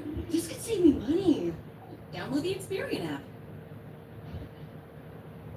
I heard a loud noise from down the hall and flinched, although I had no idea what it was. I tried to still my breathing, and only succeeded in feeling faint. And then I heard it. Footsteps. I was sure of it. Maybe it was a cop, I told myself. The footsteps drew closer.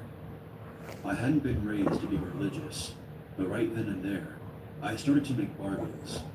I didn't care if I got shot, as long as it didn't kill me or paralyze me. Actually, that might be worse. I just wanted to go home. If whoever was in charge of this shit just made sure I got home, I would do whatever the hell they said for the rest of my life. I didn't have a gun. Maybe it was a knife. Maybe I could get out of this with a few nasty scars and a story. The bathroom door opened, and I went blank. I'm not sure how to describe it. I felt completely removed. I was there in the stall, but also, I wasn't. Like maybe it didn't really matter much either way. Like I was beyond all of it. For a fleeting second, I wondered if I would collapse and die of fright. I knew they were there. I heard them. The first stall door swung open with a groan, as did the second. I tried to close my eyes, but I couldn't. My eyelids refused to cooperate. The third stall door opened. I was convinced I could hear them breathing. I wondered what they were thinking. Were they excited? Could they hear my breathing? God, I thought, don't let it be someone I know. The next stall opened, and the one after that was mine. Suddenly the loudspeakers crackled on. Lockdown is now complete. Students and staff, thank you for your cooperation. The person in the bathroom paused. They then turned and left, doors swinging quietly behind them. I didn't leave that stall for another 5 minutes. My first period teacher was very annoyed, but I didn't really care. I informed him about what happened, and he called the vice principal down, and I relayed my story to her. She seemed skeptical about my claim and told me that the lockdown this morning was only a drill. The staff at the school was questioned, but no one had gone into the bathroom during the lockdown to check for students. I never really heard any more about it, but I am certain that there had been someone in there with me, and they came very close to finding me.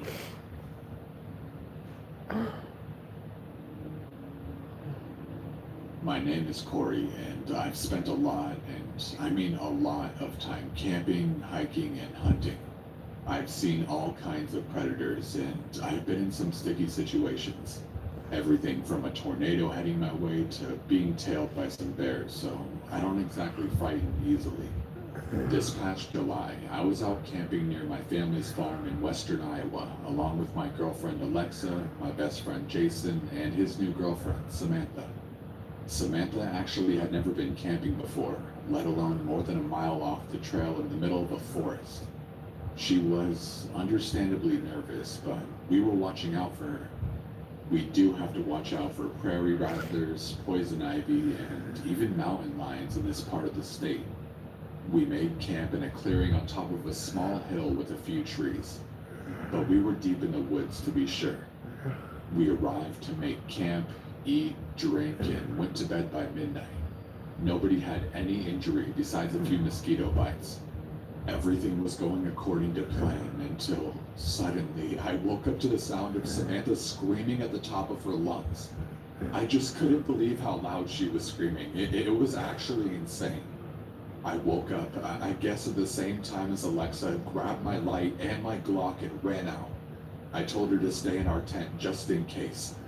Jason was already trying to comfort Samantha, and she was talking, almost babbling about something huge walking through camp and scratching at the tent and making a terrible sound.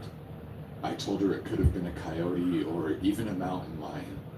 What little food and trash we did have was outside of the camp area, so that wasn't an issue. But I assured her that I would stay up and light the fire again. That I would take turns with Jason watching the fire because our movement and the fire should scare anything away.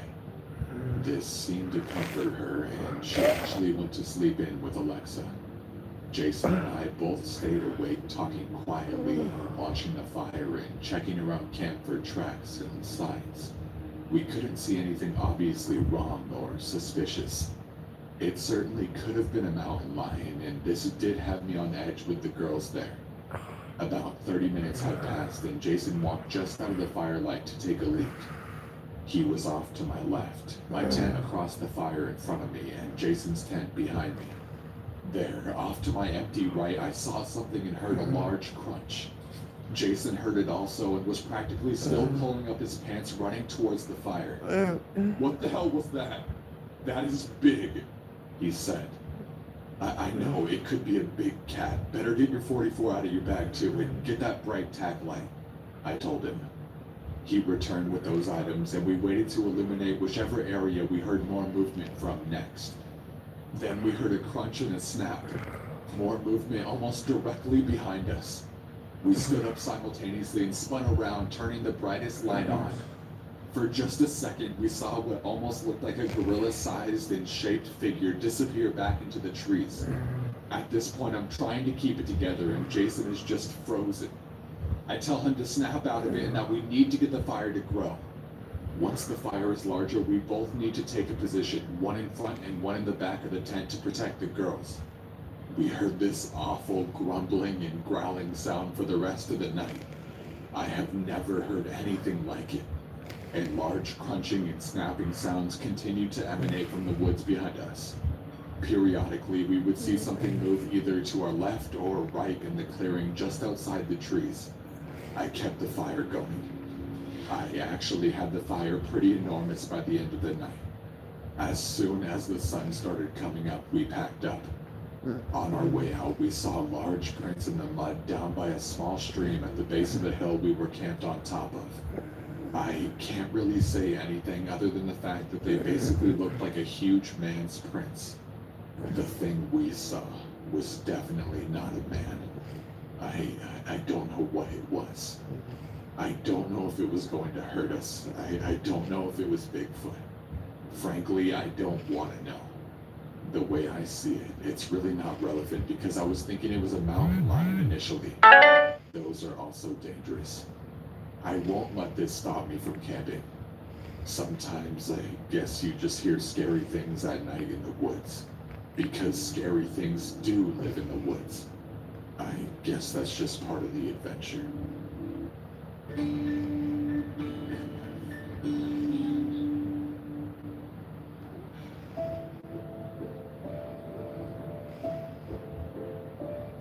Do you have unwanted and forgotten subscriptions?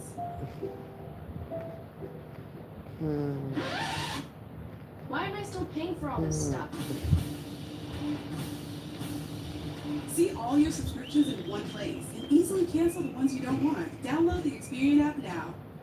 I avoided the mirror. I felt alone for a long time. I remember going home praying for it to go away, not thinking there was something wrong with me. I go into a lot of things thinking it's not going to work, and I thought muesli would be the same thing, but it actually worked. More than 700,000 patients have regained their confidence with muesli's prescription treatments. When you're hopeless and then you find other women who are in the same boat as you, you suddenly feel okay. We're gonna get out of it together. That's what muesli did for me. This happened to me about 7 years ago. I worked at KFC through high school and college.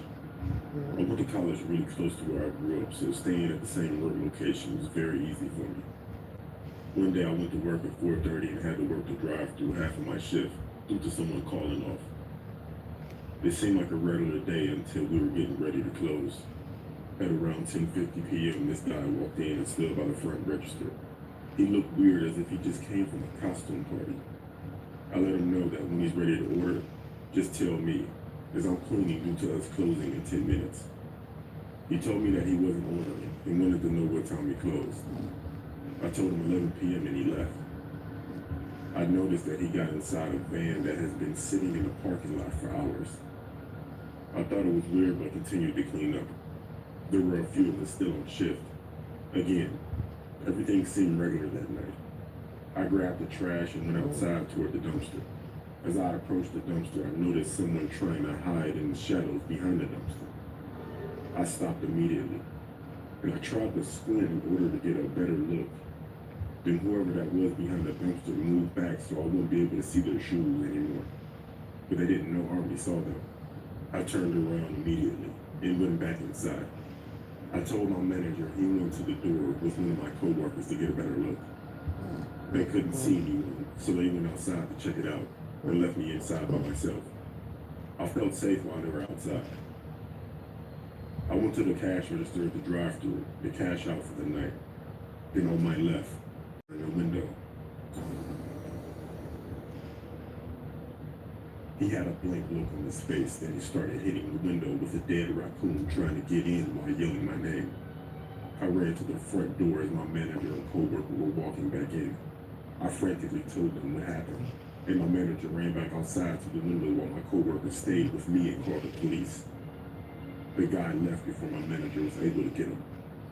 The cameras outside got the license plate, but it didn't match the description of the van, and the plates were registered to a woman. This guy was never found, and I am forever worried that he will come back for me. I've been working at McDonald's now for over 5 years, and this is still my creepiest experience there. This happened 2 years ago when I was 18, and I had been working my first overnight shift on front counter. I usually work in the kitchen on overnights, so I had no interactions with any of the customers until then. I was working from 10 p.m. until 6 a.m., which is a usual overnight shift for us. Around 3 a.m. I was making some fries when I noticed a man standing there and trying to take pictures with his cell phone of me and my other female coworker, Rebecca. I pointed it out to her and she just rolled her eyes in annoyance and went to take an order in drive-thru, telling me it happened a lot.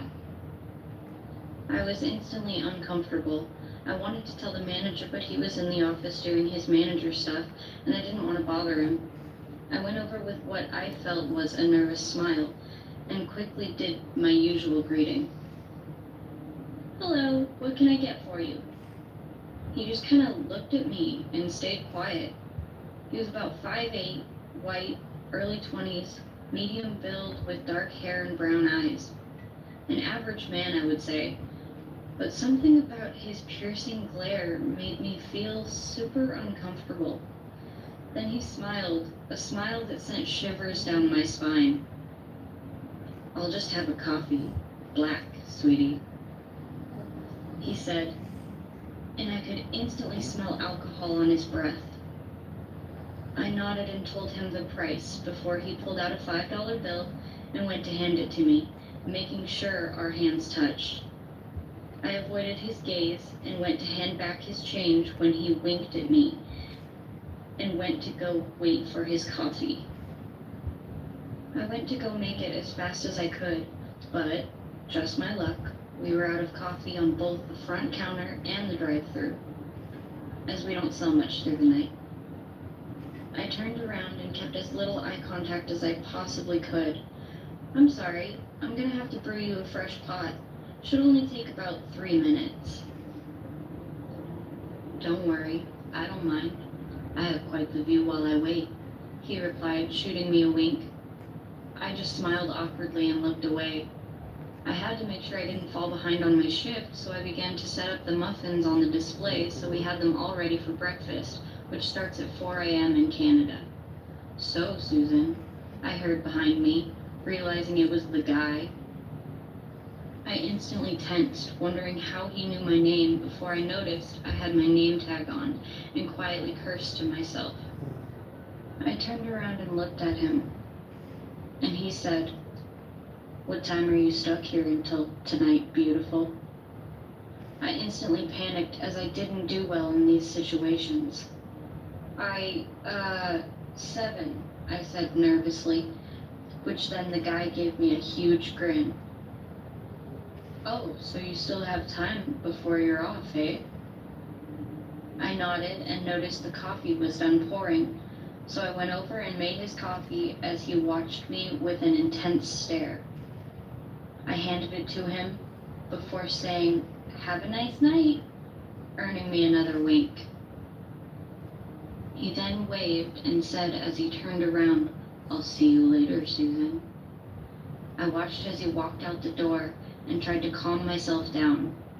He doesn't actually know when I'm off, so I'm okay, I thought to myself. 6 a.m. rolled around, and it was finally time to go.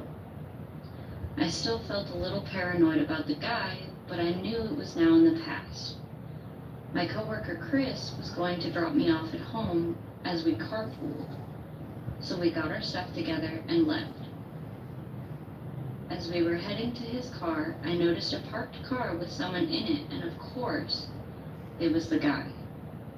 I panicked and quickly told Chris that was the guy, as I had told him what happened not long ago.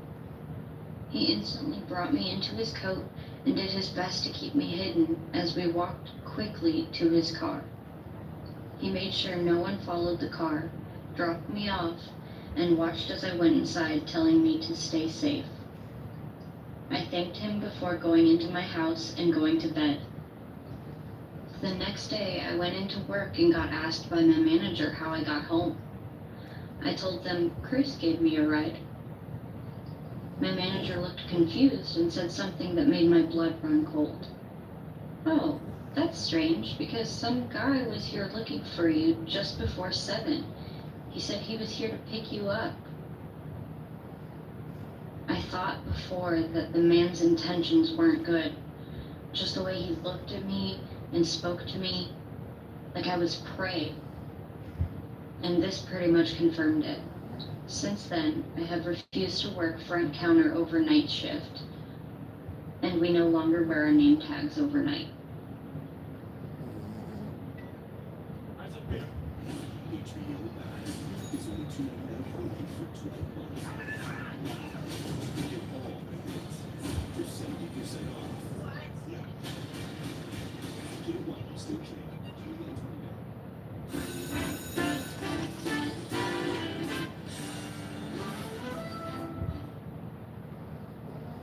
At the time of this story, I was about 12 years old. We lived in Wichita, Kansas. We had just moved there from Garden City, Kansas. My family also lived in a duplex in a rough neighborhood. Less than a block away from the house was my brother's school. And on the weekends and holidays, we would go to the school to play and do kid stuff. Well, one Thanksgiving break, my brother and I went to the basketball courts just to get some shots up.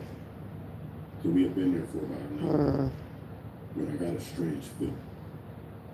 I've had this feeling before, and I remember knowing it meant something bad.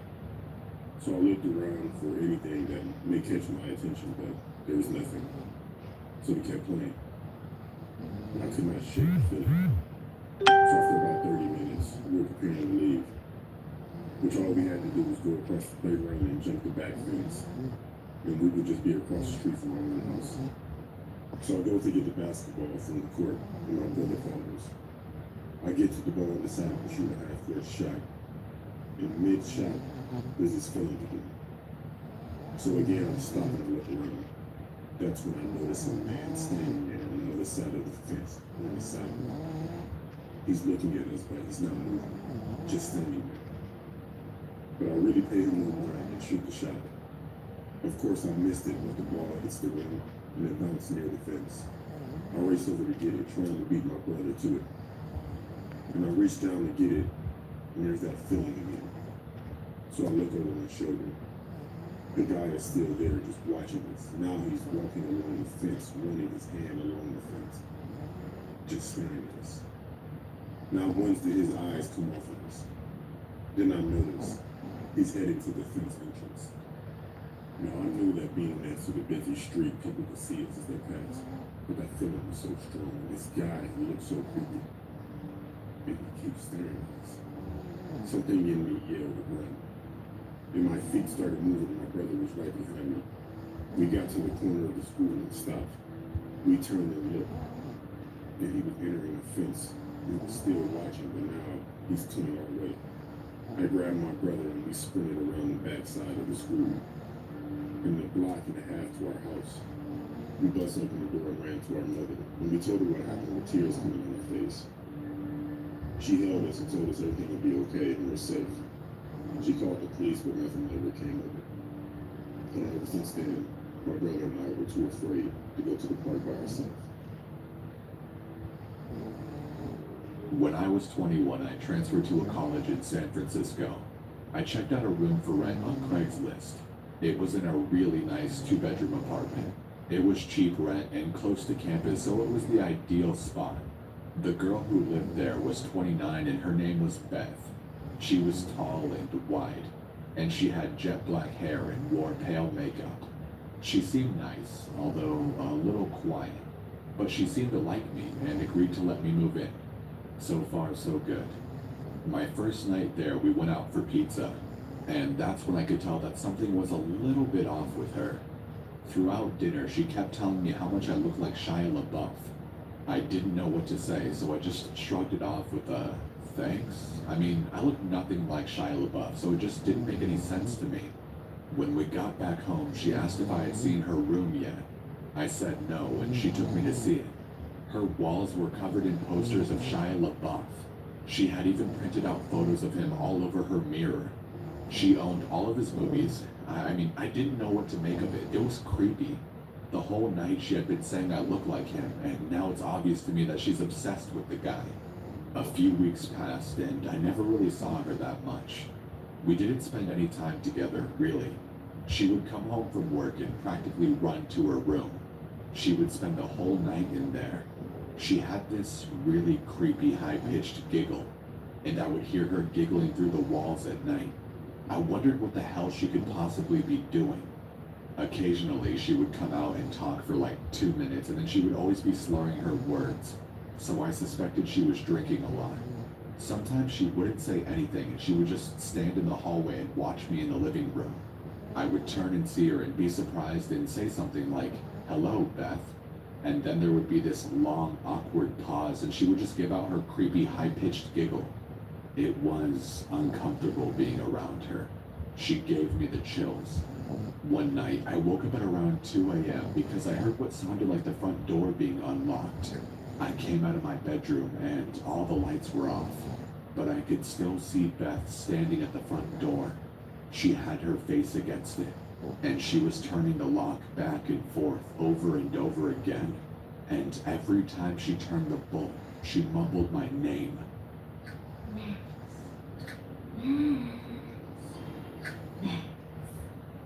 Seeing her standing in the dark and mumbling my name really freaked me out. And it doesn't help that she kind of looks like a bigger version of the girl from The Ring. I just quietly went back to my room and tried to sleep. One night, I was watching Gladiator and she stumbled out of her room and turned on the living room light, forcing me to pause the movie, which was annoying. She then asked me if I wanted to hear about her ex-boyfriend. It was an uneasy segue into the topic, but I just said sure and then awkwardly sat back to listen to her. 10 minutes into her story and she was extremely riled up. She was screaming at the top of her lungs about their breakup. I was worried that the neighbors were going to call the cops, and she wasn't listening to me when I was asking her to lower the volume. Amidst all of her screaming, one thing she said really freaked me out.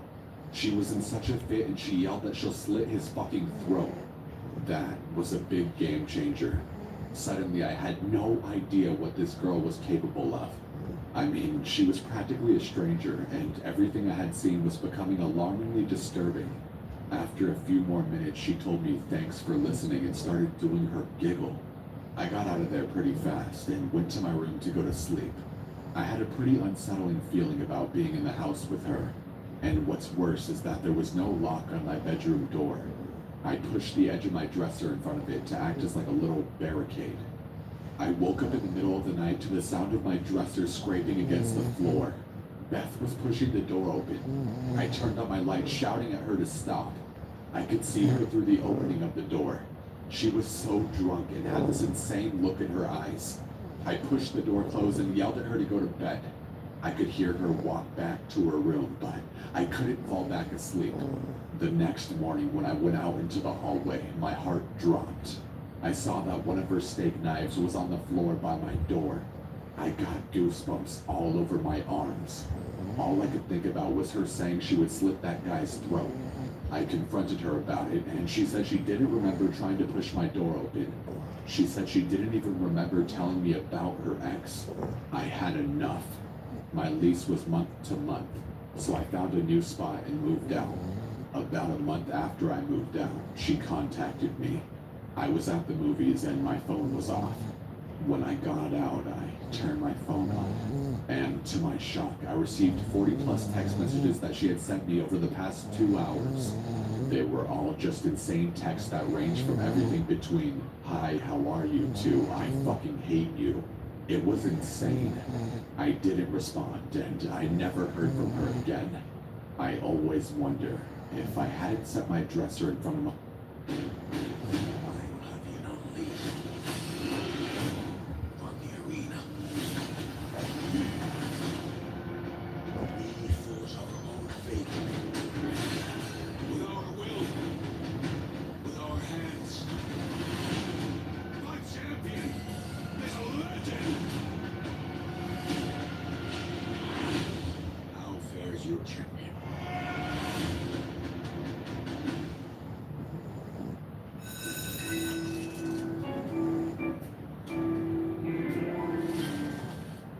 my door.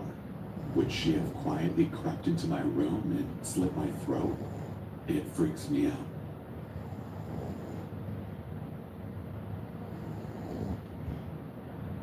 A couple of years ago, one of my closest friends relocated cross-country with his long-term girlfriend to work a job he couldn't refuse. The only issue he had was that he didn't want to fly his dogs out with him when they made the move, since they'd be staying in a hotel for the first month. He was also a bit reticent to fly them out due to health concerns for both pets. By the time he located a home to rent, he was missing his furry babies and made the request of his sister, another close friend, and myself to drive them to him in LA. Now, we are Chicago folks, so the trip would be a long one. However, with the three of us to foot the near 30-hour drive, it would be a piece of cake. We left early and drove long hours. Along the way, it was decided between my friend and I that we'd put the majority of the drive ourselves, and if we needed to, we'd let our friend's sister do some driving.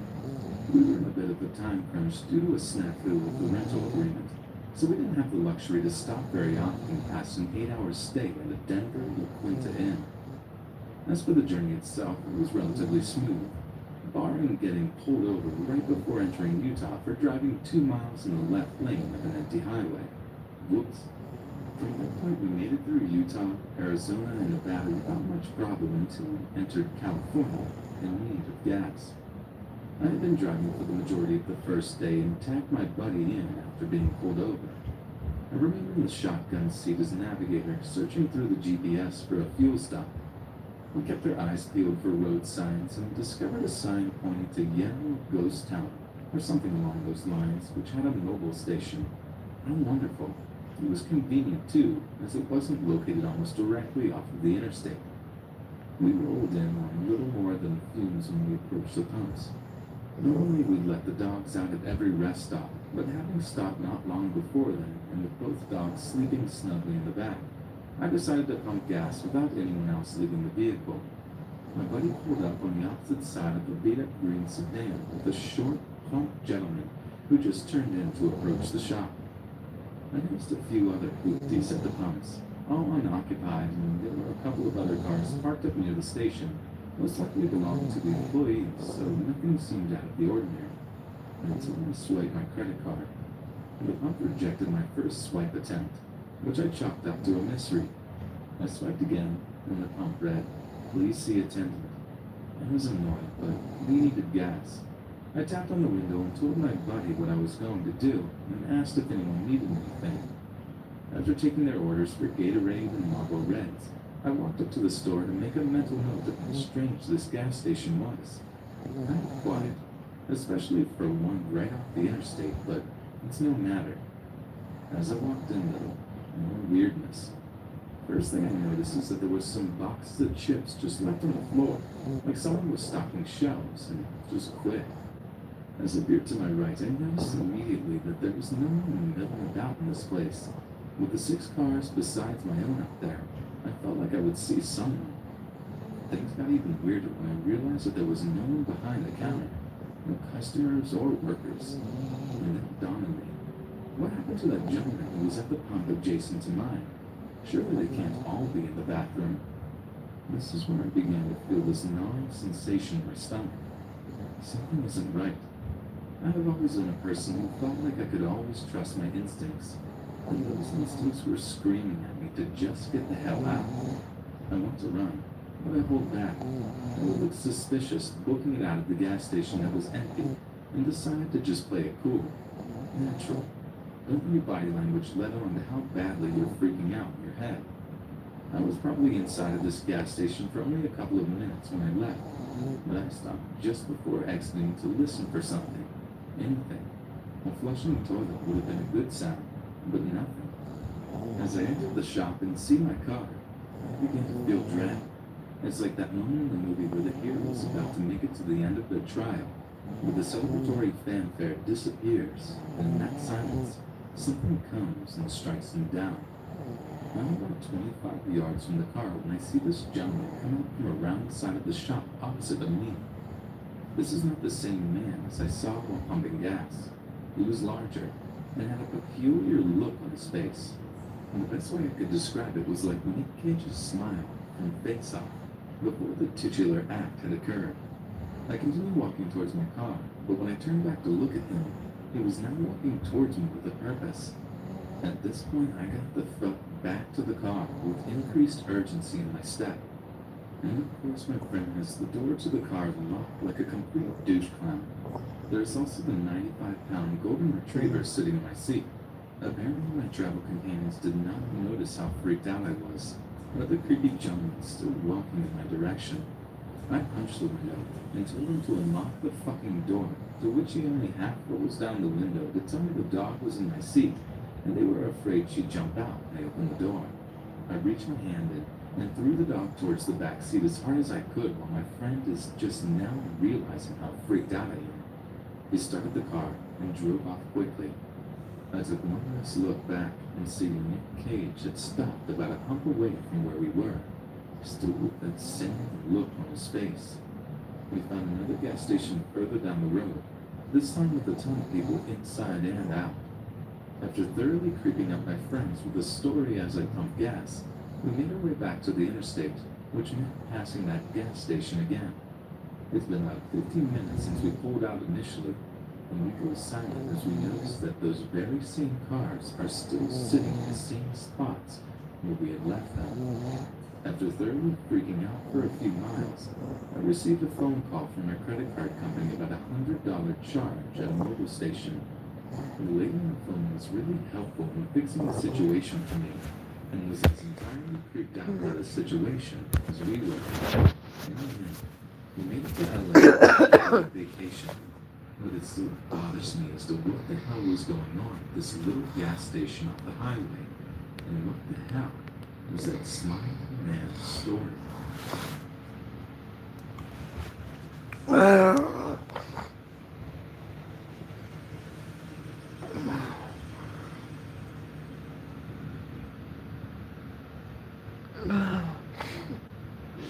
Answer the call.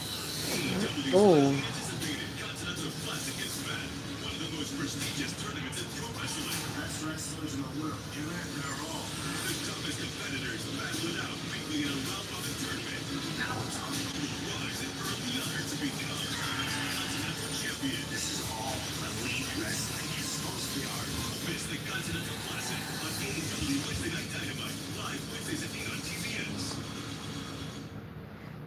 This athletic travel bag needs to be added to your cart immediately. This is the perfect holiday gift, especially for those hard to shop for people. It's so versatile. It has so many different compartments. It's literally everything. Not to mention the built-in hanger space. Yes, hanger space that makes it super easy to carry all of your favorite pieces. All the compartments make it super easy to make sure that you can pack everything you need and love into your bag. Simple and easy. You can pack your clothes, your accessories, your clothes, even extra clothes if you need to. It all fits perfectly. The multi-strap features make it super easy and comfortable to carry. Whether you're a duffel carrier or you like to strap it across your body, this is the perfect travel bag that everyone needs.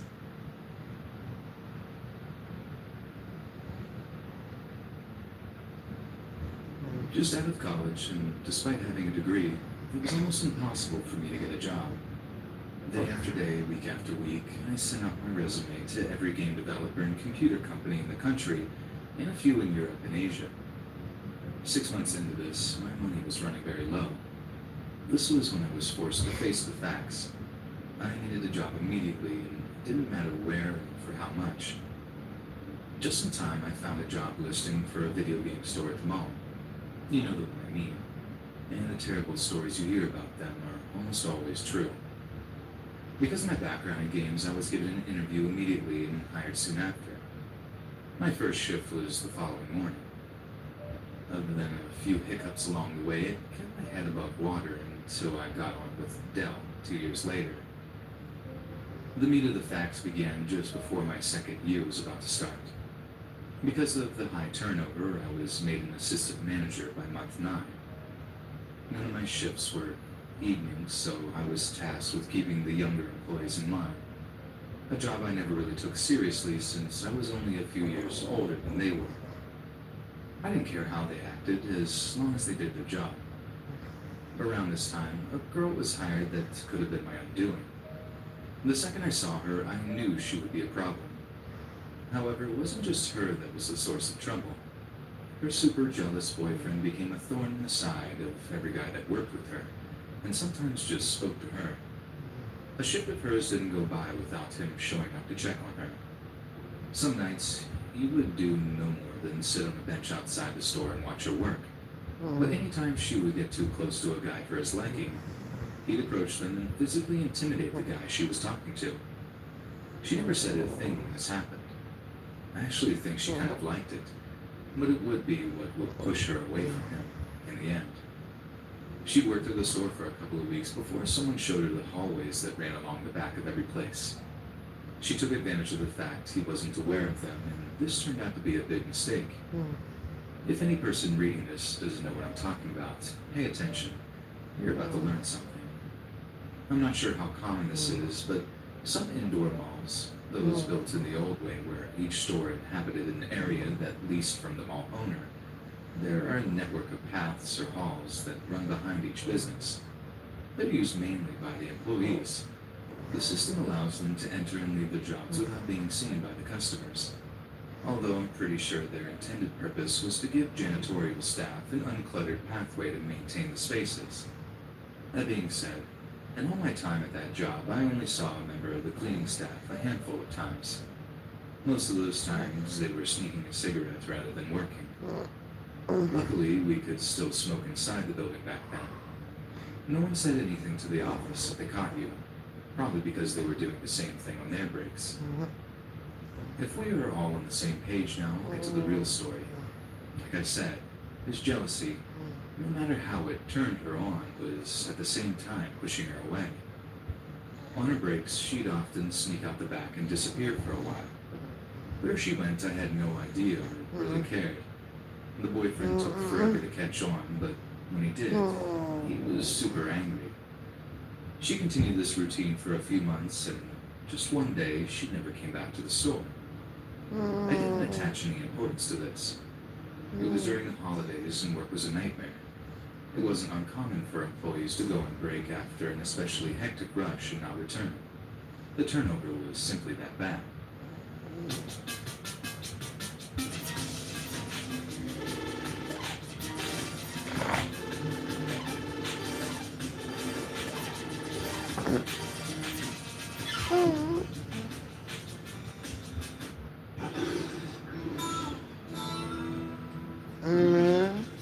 Concert tickets just dropped. You in or what? Counting the days till payday? You go to moneyline.com/cash and access up to $500 of your pay early with Instacash. No interest, no credit check, no monthly fees, and never run out of.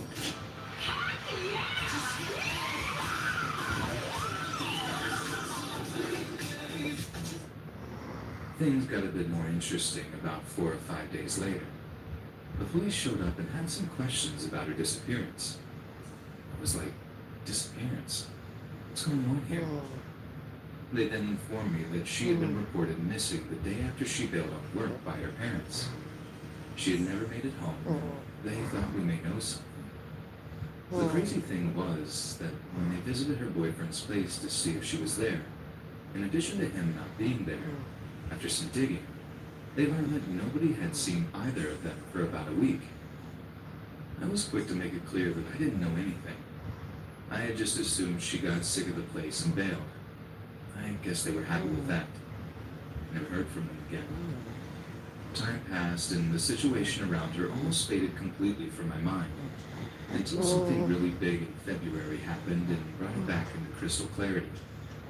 Some workmen were renovating one of the store's spaces for an incoming client, and once they had completed emptying the space of what the previous renters had left behind, they began the undertaking of finding the source of a terrible smell. Initially, it had been inferred that the smell was emanating from some old food products left behind in the space. But even after the clearing, the stink remained. The next theory was that an animal like a rat had died in the wall. It had happened before. So, before they went to the extreme of busting holes in the walls to find the source of the smell, they went next door to the adjoining space that was also empty and had been for some time. They spent close to an hour sifting through tons of old displays and leftover building materials. It turned out that the mall had been using this space for years as storage and the place was a mess.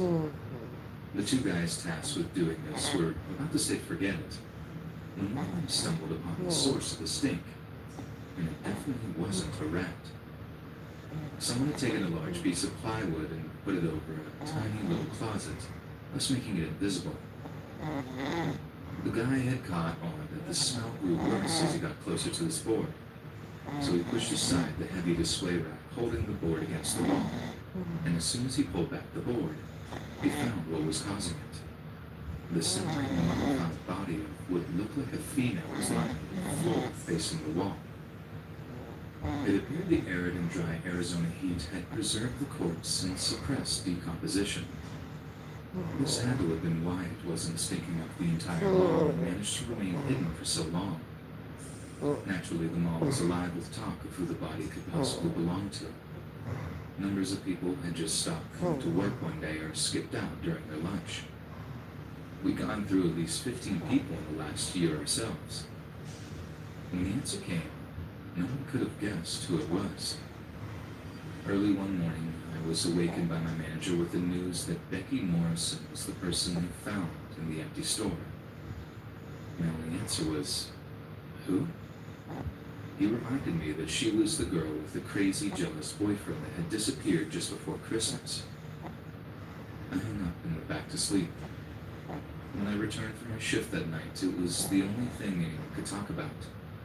The next question asked was, who did it? The overall favorite was the crazy boyfriend. Everyone knew by now that he had disappeared just after her, and considering his body wasn't found alongside hers, it was a fair assumption. He was most definitely nuts. It made sense. The story took a whole new angle just a couple of weeks after she was identified. An article was published in the paper discussing a possible new motive behind this.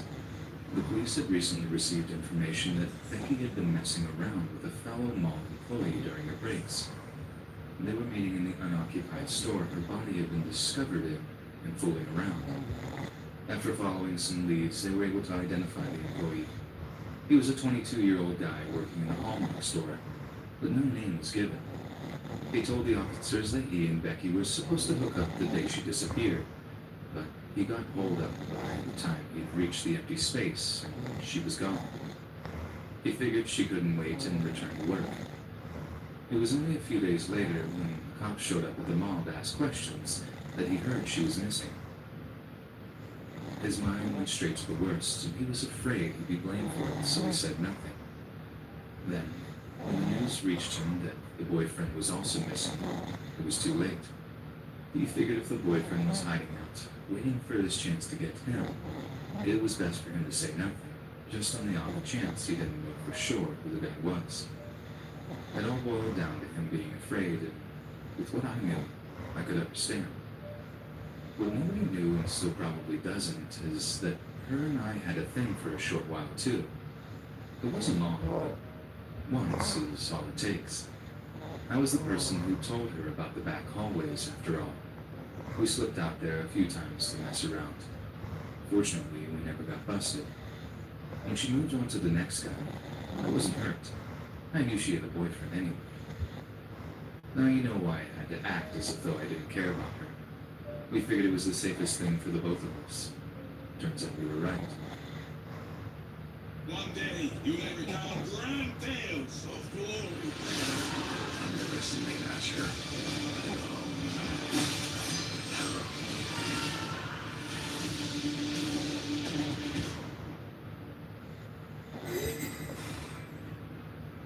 One more stop, boys. At Meyer, we're always working harder to help make the holidays a good deal better. How thoughtful. But where's the milk?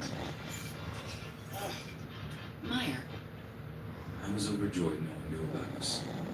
If the dude was crazy enough to strangle her for cheating, which seemed to be the reason, he would no doubt come after the dude she was with. I felt sorry for the Hallmark guy. It wouldn't take much mental math to figure out who he was, if we didn't already know. And since they still haven't found him to this day, the fear of her boyfriend popping up out of nowhere and putting some holes in her must have been real strong. I know I was looking over my shoulder for several years after. The police have this theory that he may have ended his life not long after. There hadn't been any activity on his bank account or card for years. I still wasn't taking any chances. 9 years later, a week doesn't go by that I don't think about her. An outsider may have seen her as an easy girl, but I still don't think of her that way. It struck me that she was just looking for a guy that would treat her well and commit to her for the long term without being psychotic about it. She was genuinely a good person, and certainly didn't deserve what she had. Then again, I can't think of very many that do.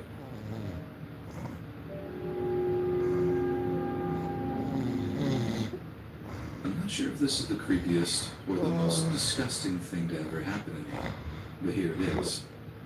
I'm a 17-year-old female, and this happened about 3 months ago.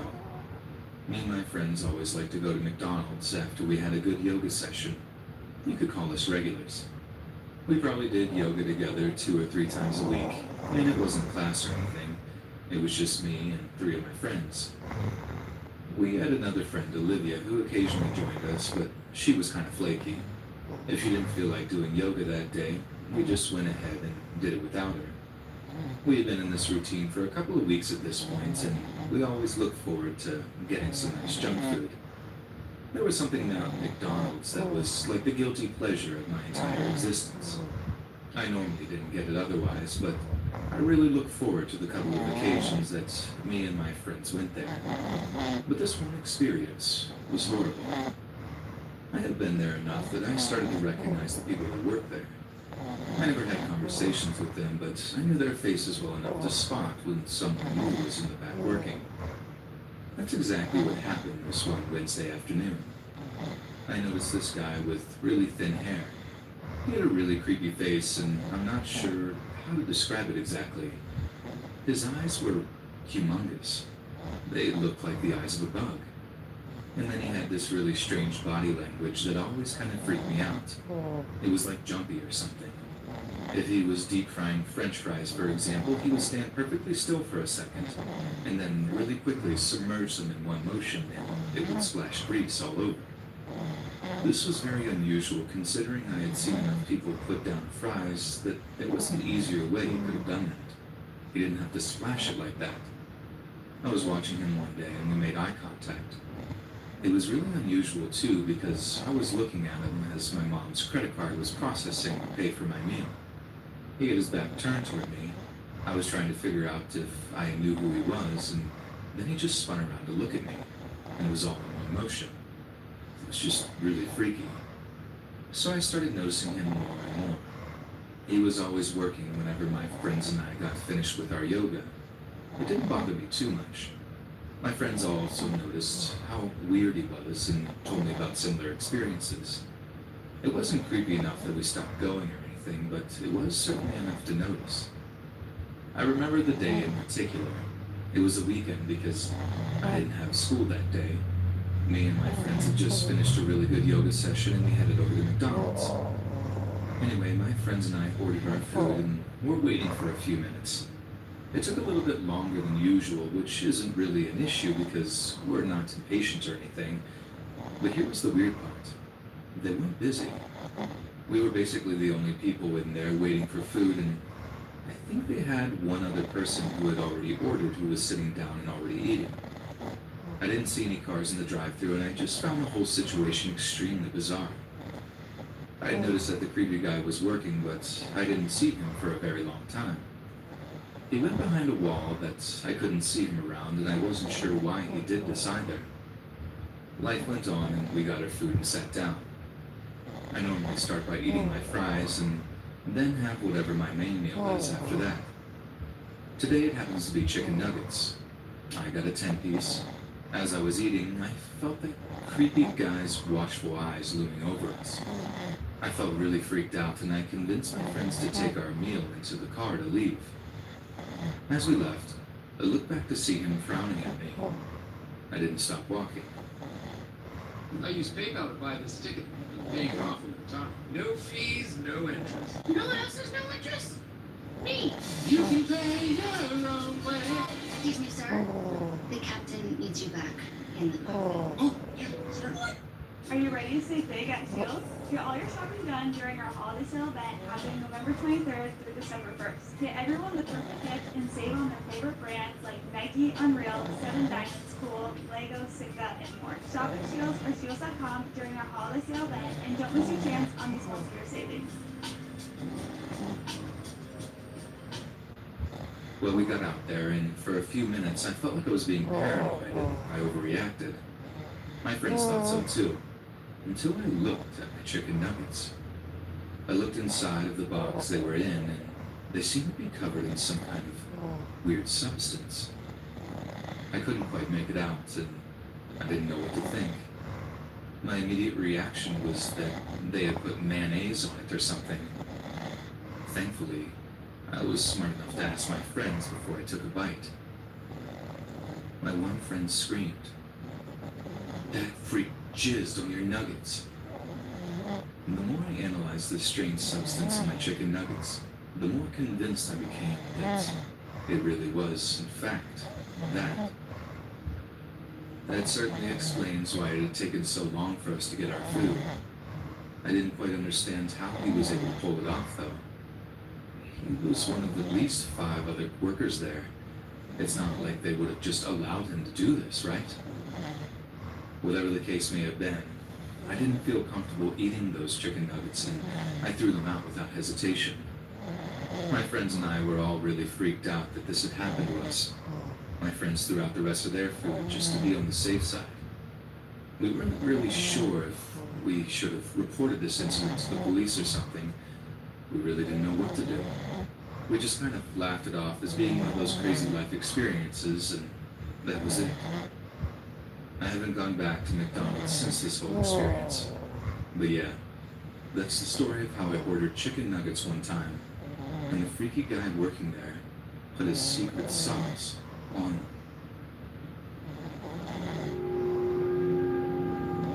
Okay, I don't think you guys are even going to believe this story, but it's 100% true. Just happened last week. I don't know how else I could even preface this dumpster fire of a story, but here it goes. I'm a 22-year-old male and I live with my fiancée. We had a nice apartment, but we were really looking to buy a house. I know, a little young for that, but we both landed really nice jobs after college and figured that it's better to get it out of the way now and start settling down. We're kind of old-fashioned like that. My fiance's grandmother owns a home and no one lives in it. She had it for about a year since a family relative passed away. No one wanted anything to do with it since there was a lot of work that needed to be done, like painting the walls and redoing the floors and just various tasks like that. It wasn't completely horrible inside, but there was enough work that it literally sat there for a good little while. Well, my fiancé and I started talking to her grandmother after buying the place. She told us that she would sell it to us for a low enough price that we would be able to afford all of the renovations and whatnot. We were really excited about it. It was really exciting to think we were going to have purchased our first home together so shortly after graduating from college. But here was the problem. She had a lot of people in her family who started feeling left out. It was my fiancé's aunt and her 2 sons. Their father had died shortly after the second son was born, and the mother had a hard time coping with everything. She was a regular drinker and arguably an alcoholic. My fiancé told me that they were extremely negative people, and after meeting them a few times at family functions, I was surprised at how right she was. They lived in government housing. She collected disability fraudulently, and her 2 sons didn't work, despite one being 24 and the other being 19. There were whispers of drug abuse in there too. Suffice to know that these were not the kind of people you wanted to associate with. When word got out that we were buying the house from her grandma, they started feeling really left out. There were a few occasions where they tried offering to watch the house, very obviously an attempt to get in there and do God only knows what. We politely declined and did everything we could to avoid them. I happened to be at the house one day. My fiancée was working and I work remotely online, so I was home alone. I had just walked down the street to buy a lemonade when I saw someone at her house. It was extremely unexpected.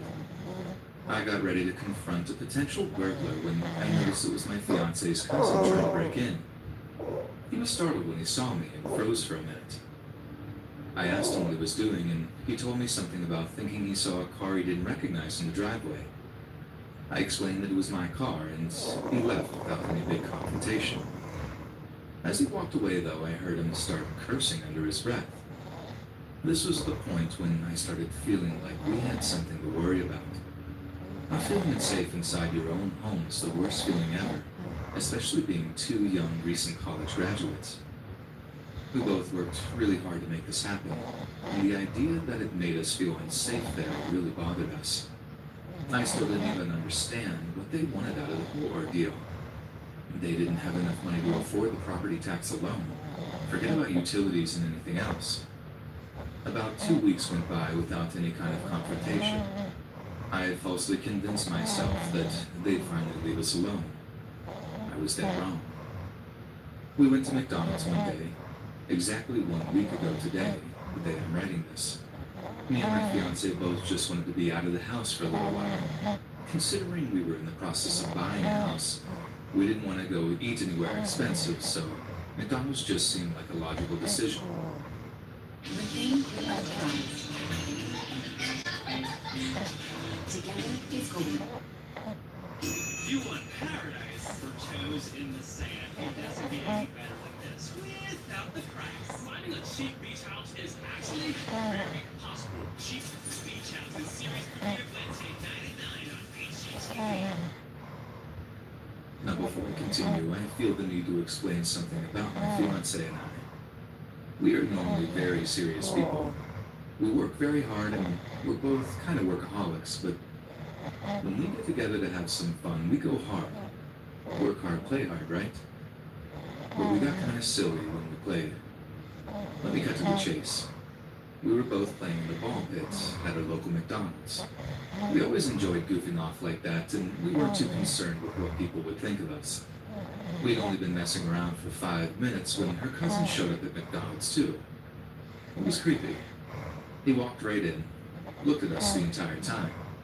Before he even opened the front door, his eyes were stuck on us, and they felt heavy. My fiancée immediately knew something was wrong when my facial expression changed and she darted around to see what I was looking at. We both watched as her cousin made his way out to the ball pit. He stepped outside. As he walked, he moved his body to grab something out of his pocket. I couldn't see what it was, but my first thought was a gun or a knife. The look in his eyes told me he was out to do serious harm. He jumped into the ball pit in my direction. I luckily landed one solid punch in his face as he came down. It threw him off. I had an advantage. He kicked me in the stomach, but I landed a few more punches on his face. He started screaming for me to stop and that I was killing him. I would have kept going if my fiancée hadn't been watching. He started this, not me. We got out of the ball pit. He then began telling us that he was going to press charges on me for assaulting him. I wasn't even fazed by this. There were plenty of witnesses there that had seen the whole thing transpire. I started telling him that I was calling the cops and I was going to press charges on him. He got really panicked and ran back to his car and drove off. I'm not going to lie to you.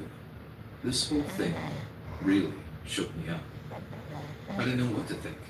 I didn't know what to do. I looked around online and found an easy solution.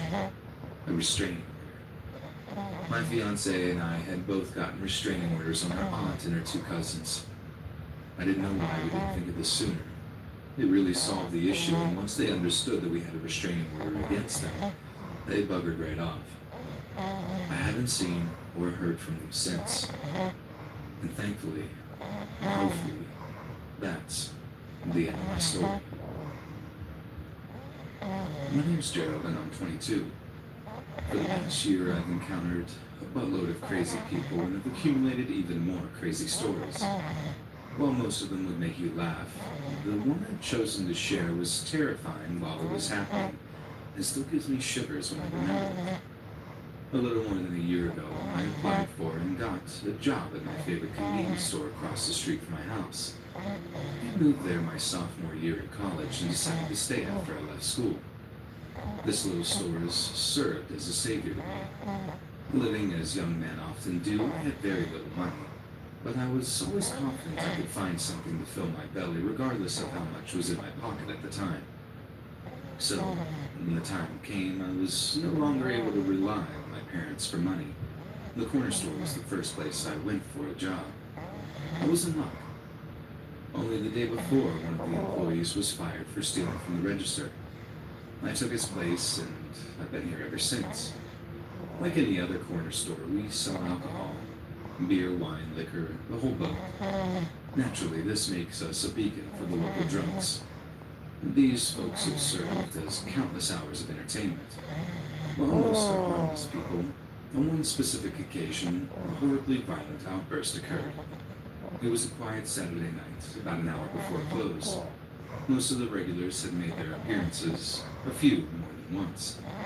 The two involved in this incident had been in around 7 p.m. and had just returned. They were or at least appear to be a couple. I'd seen them around the neighborhood since I moved in. The owner of the store said they'd been customers since he bought the store. That was 13 years ago. Although they were not very talkative when they came in, I never had any reason to believe that there could be violence. However, that night something had changed. Upon arriving the second time, they went straight to the cooler containing a quart and 40-ounce sized beers. Nothing out of the ordinary, as I said, but tonight an argument between the two started soon after their arrival. Initially, I couldn't hear what it was about, but soon I could hear everything they said across the store. I minded my own business for a while, but once the female began screaming curse words at the man, I felt like I had to at least get them to take it outside. I wasn't sure what to say, but I began my walk to the opposite side of the small store.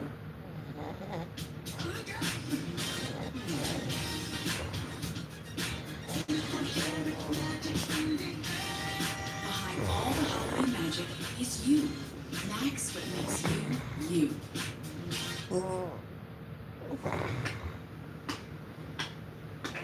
Taylor Farms, get your salad together. Before I was halfway there, the man started screaming back at the woman. I'm not sure exactly what she had said to him, but it had obviously infuriated him. Mere moments before, he had taken a quart bottle of Busch or some other cheap beer from the cooler. All of a sudden, he began striking down at the woman's head with it. I'm not sure if he thought it would break or if he intended on hurting her with the nearest thing, but strike after strike, he continued. It was a horrifying thing to witness. I blame the entertainment industry for giving people the false impression of how easy it is to break a beer bottle over someone's head. I assure you, it's very hard. Following the fifth or sixth strike, the woman had dropped completely to the floor and stopped moving.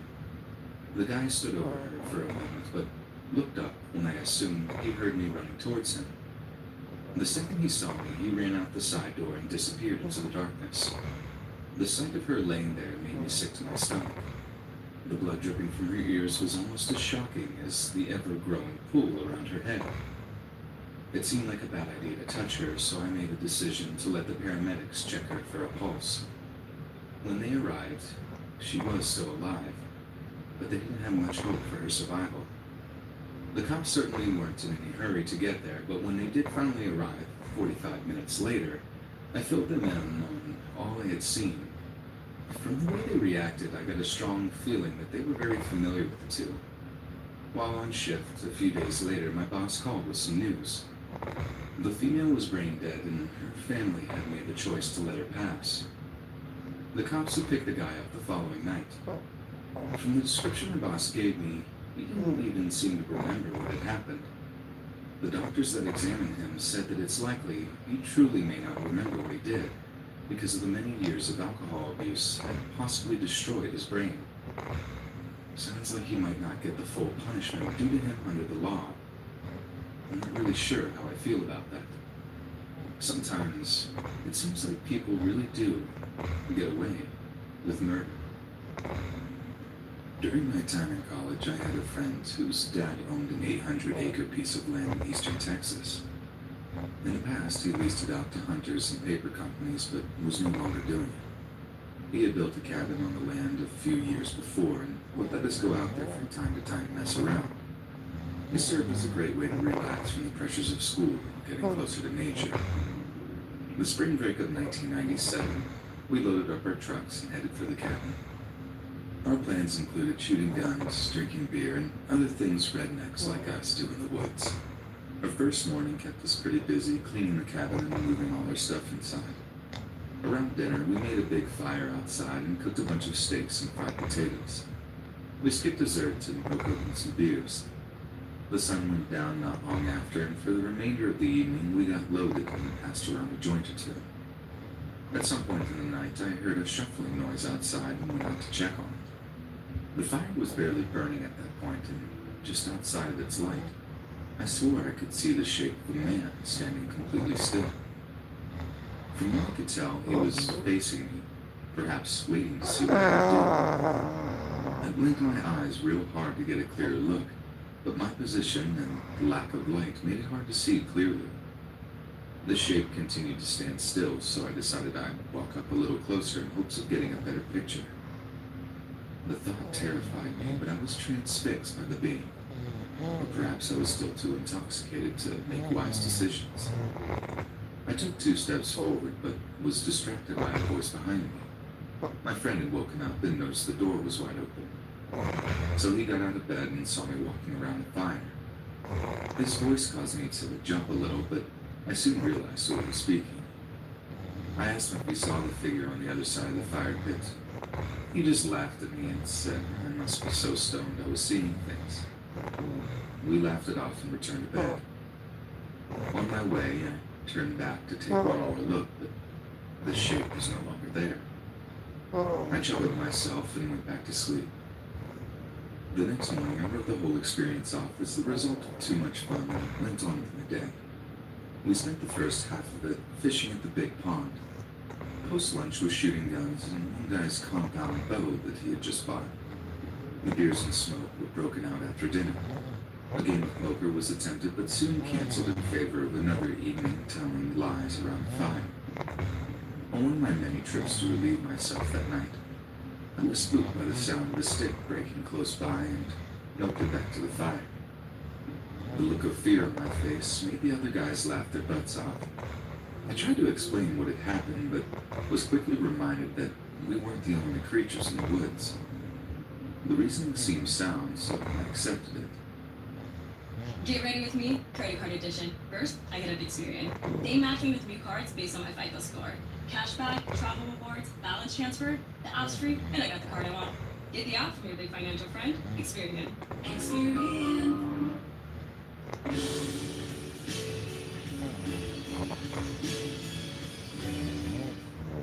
Not long after, we were standing around, involved in some deep discussion, and I turned to speak to the guy on my left. What I saw caused me to clench up so tight I could have snapped a steel rod with my sphincter. Standing within a few steps behind my friend was another man I did not recognize. It was like he appeared out of nowhere. What made it creepier was that he was staring intently at the back of his head, almost like he was trying to bore through it with his eyes. I remained frozen stiff. The longer I looked at him, I realized he was the same being I saw lingering outside the light of the fire the night before. He was average height with a long, unkempt beard. My friend continued rambling about whatever, unaware of the shadow. After several long seconds, the stranger turned to me with a blank expression and walked away. This was when my friend finally noticed my horrified look. When he spoke, the thrall of fear was released, and I began pointing and rambling about what I had just witnessed. He and my other friend laughed at me again. There was no way I was seeing things this time.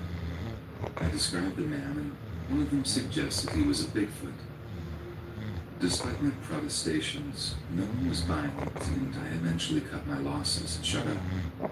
However, I wasn't beat. Their mockery had made me even more determined to prove the stranger's existence. The next 2 days were quiet. No stranger, in other words, but I kept my eyes peeled for anything out of the ordinary. By our 5th morning, I was beginning to question my sanity.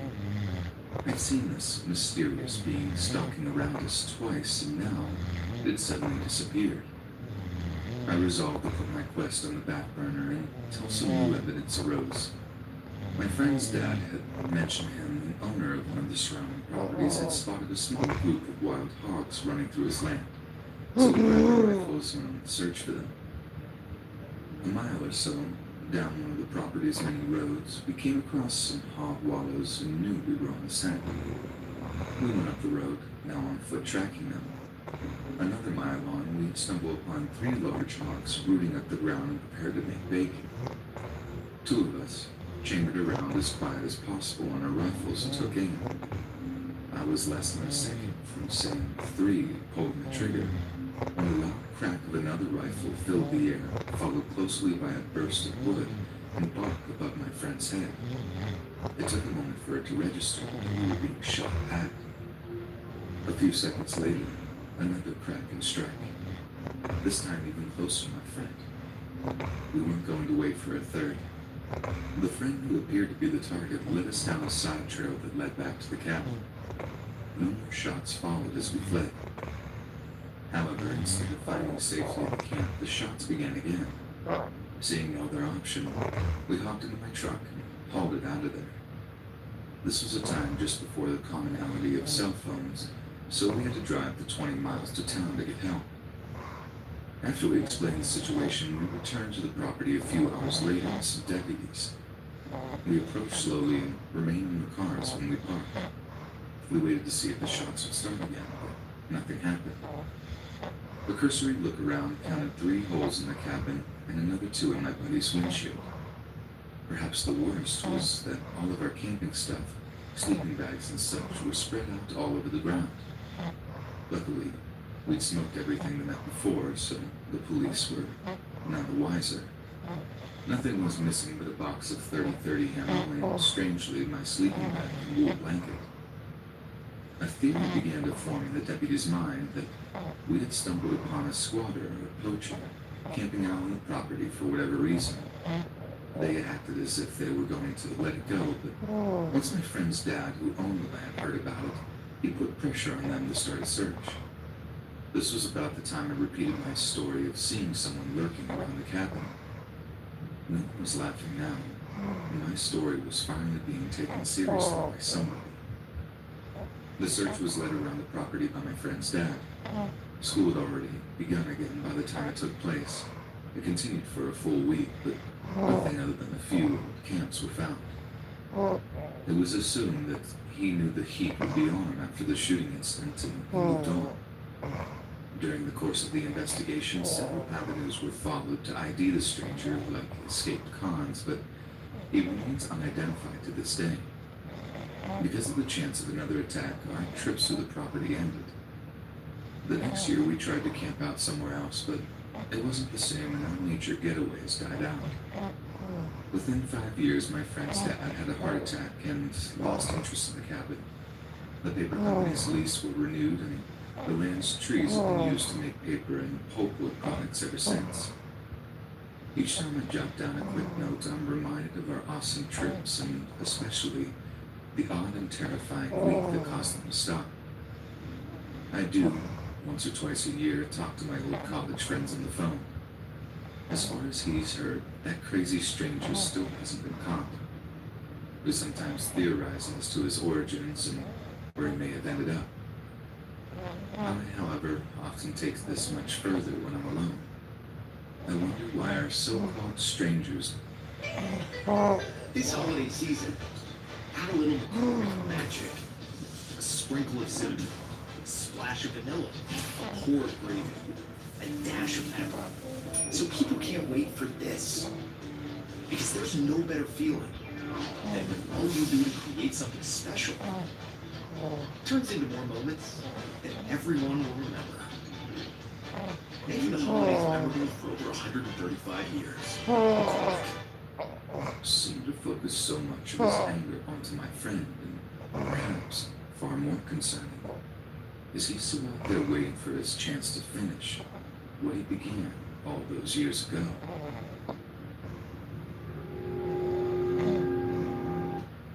I live in a major city in Texas.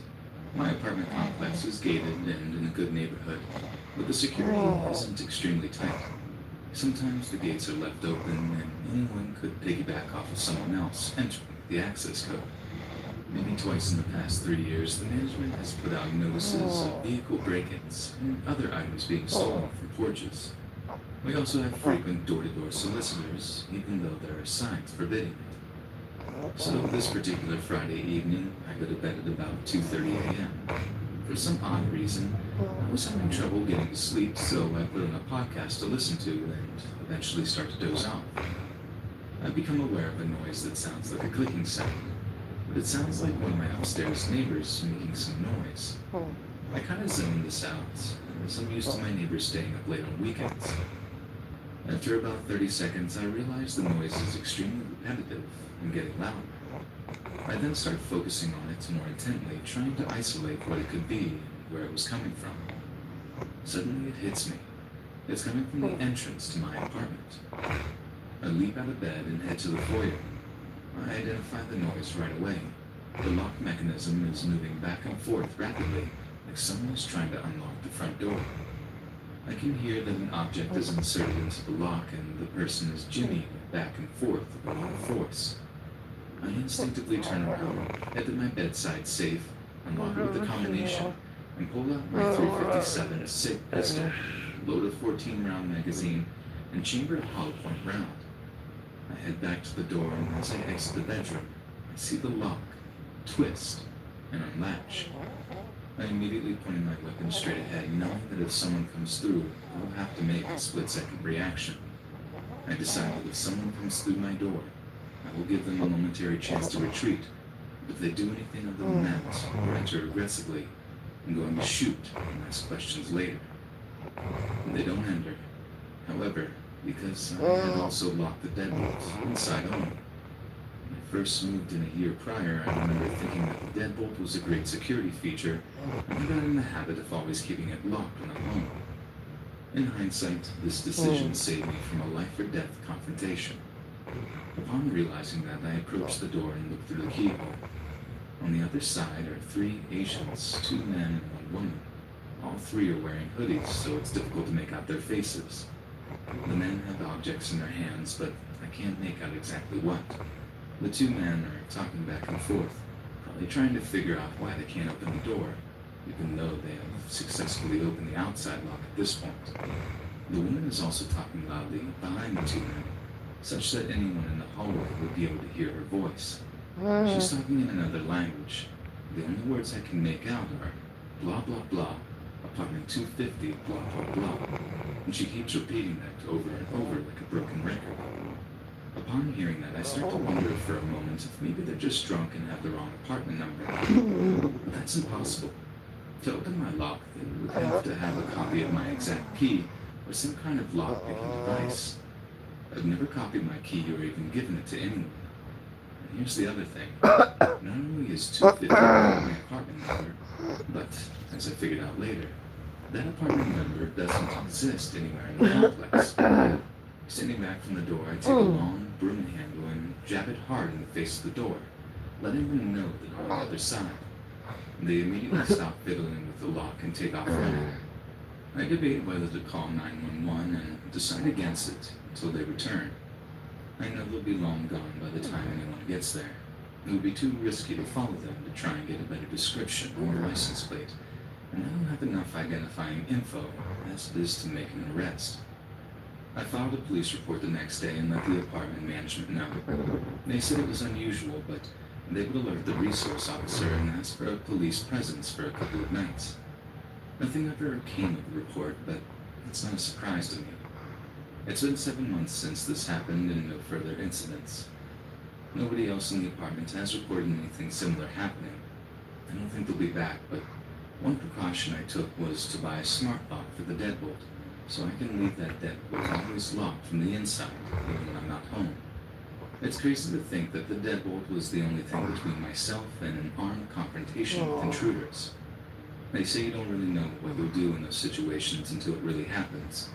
But I can honestly say I am proud of how I stayed calm and was mentally prepared to defend myself. If there's one good thing that came out of this, I feel confident that I responded the right way and was ready for the unthinkable. Amazing pulls out all the stops. Amazing starts at CSL Plasma. Donate plasma today and receive up to $750 your first month. You can help create medicines that save lives while making a difference in your own. CSL Plasma. Do the amazing.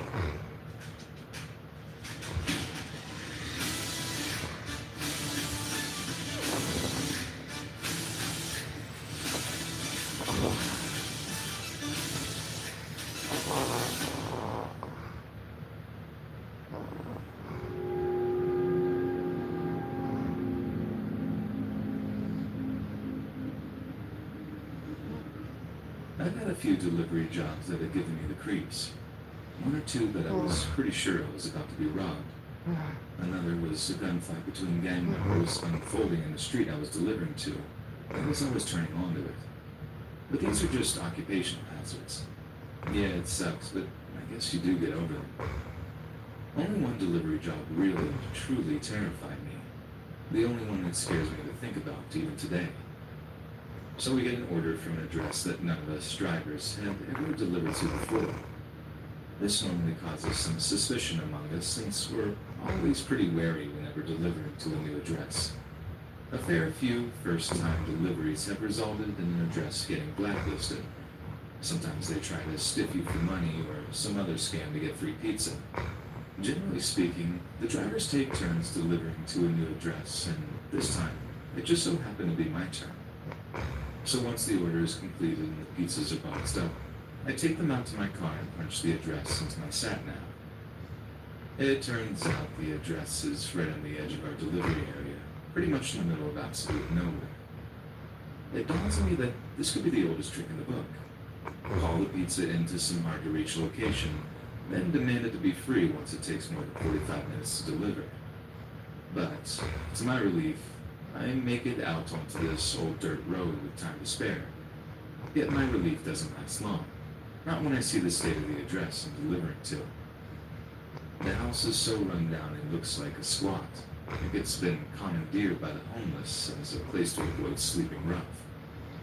There's a musty old pickup in the driveway, its wheels all askew from years of misuse. I mean, the place was just the very definition of a haunted house. Needless to say, I wasn't expecting a particularly generous tip. As I take the pizzas out from the passenger seat of my car, I start hearing this faint, whining noise. My ears prick up immediately and I freeze, trying to work out just what the sound is and where it's coming from. I come to realize it was the sound of a violin being played, but more accurately, it was the sound of a violin being played very badly. These discording noises carried on as I walked up the dirt pathway toward the porch and the front door. The sound of some old violin bow being dragged across dry old strings that were way out of tune. Creepy, sure, but that's not what terrified me. When I knocked on the front door, the screaming cat violin sounds ceased instantly. A few moments of silence went by before I began to hear slow, heavy footsteps growing steadily closer. I can't be certain, but I'm almost sure I heard someone breathing on the other side. These heavy, labored breaths as I waited for the door to open. The silence was broken by a metallic snap of the door unlocking, before hurried footfalls sounded on the other side. Someone had unlocked the door, then scampered away from it as if they were overtly skittish about visitors. Hello? I got your pizza order here. I remember asking, feeling the tension rise as silence once again engulfed the scene. Come inside, mister. The childish voice came from the other side. I wouldn't just turn tail and run at this point, but returning to the pizza place without the money for the pizzas would definitely mean a verbal or written warning from my manager. I already had one for returning a plate. I couldn't afford another. So, reluctantly, I took hold of the door handle, turned it, and walked inside.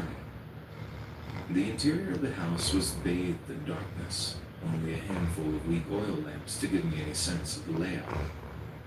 A figure was crouched on a nearby sofa, the old violin laying next to it. There's 15 on the table there, mister. The person sounded like a child, but they looked bigger than they should have. On the small, dusty coffee table in front of the couch, there's a pile of change in little piles. Normally, I'd have taken issue with this, but to be honest, I was desperate to get out of there at that point. I'd have taken any form of currency. As I stooped down to start sliding the little piles of coins into my cupped palm, I started to hear the kid's labored breathing again, but I dared not look towards it. I could see its legs in my peripheral vision, and even then, I could see how unnaturally long they were.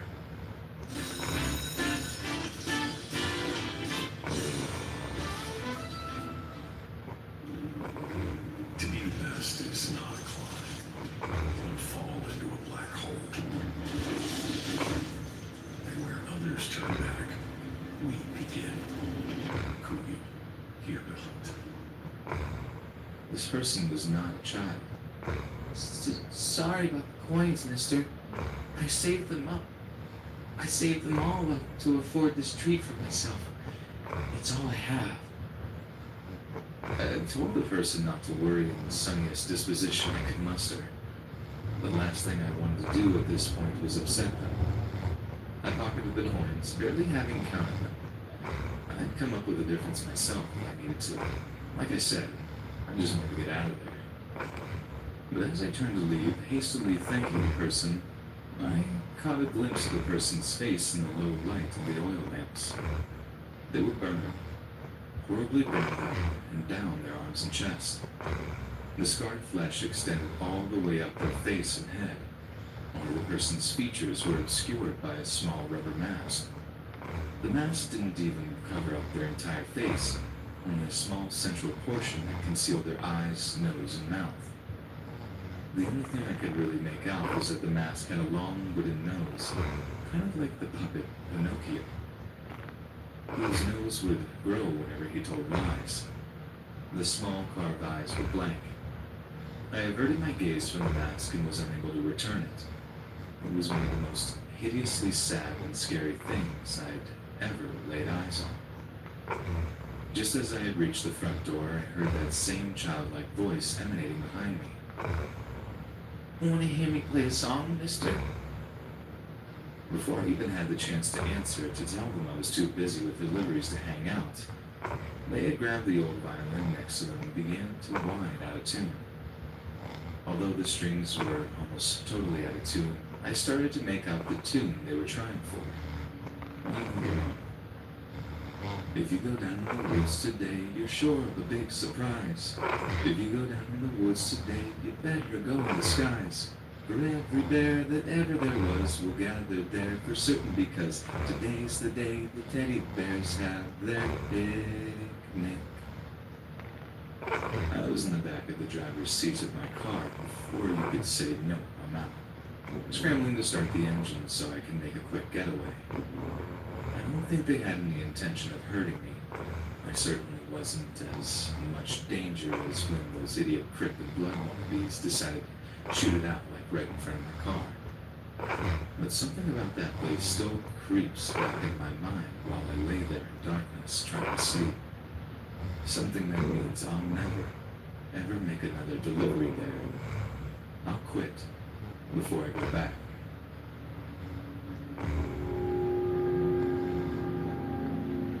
I'm ashamed to say it, but it needs to be said. I screwed up on my job and a man died because of it. Not just a man. The man I was being paid to protect.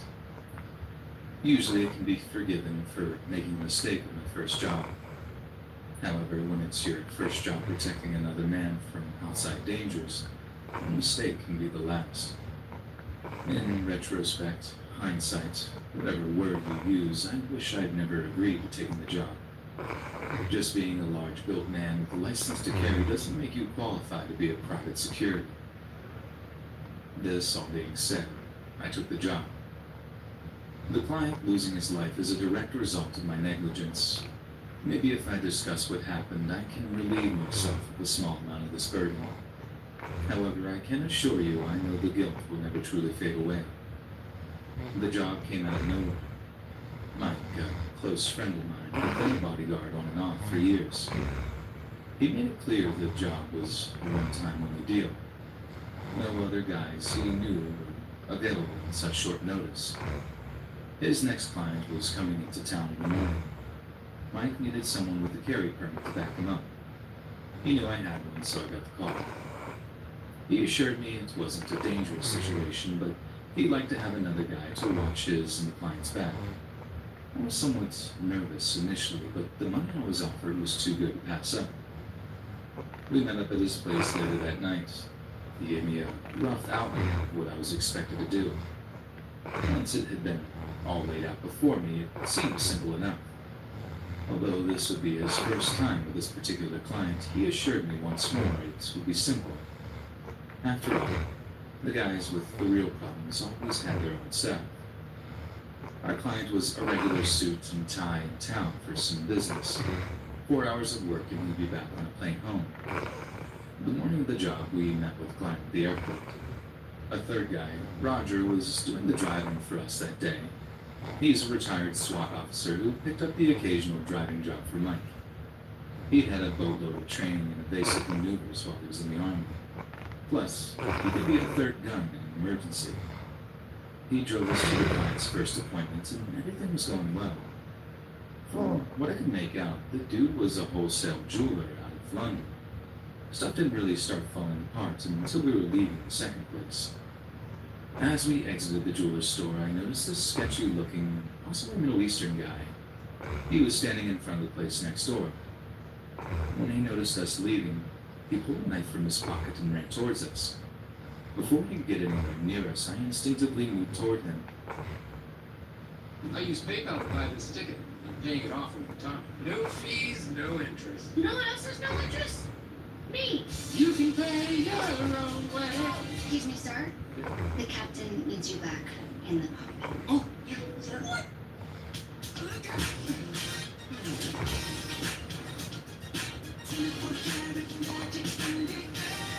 Behind all the holiday magic is you. Max, what makes you, you. He turned and ran, and I foolishly gave chase. I'd gotten somewhere around 30 yards and heard a barrage of gunshots behind me. I turned around just in time to see Mike go down. The client was already on the ground and wasn't moving. Roger was standing next to the car, shooting at two men running from the scene. By the time I'd drawn my pistol, the firefight had ended. It was clear to me I'd messed up. As Roger and I checked Mike and the client for signs of life, a weak few words came from Mike. I hope you won't be offended if I don't ask for your help again. We had a brief chuckle, but we both knew this wasn't a laughing matter. Roger confirmed that the client was in fact dead.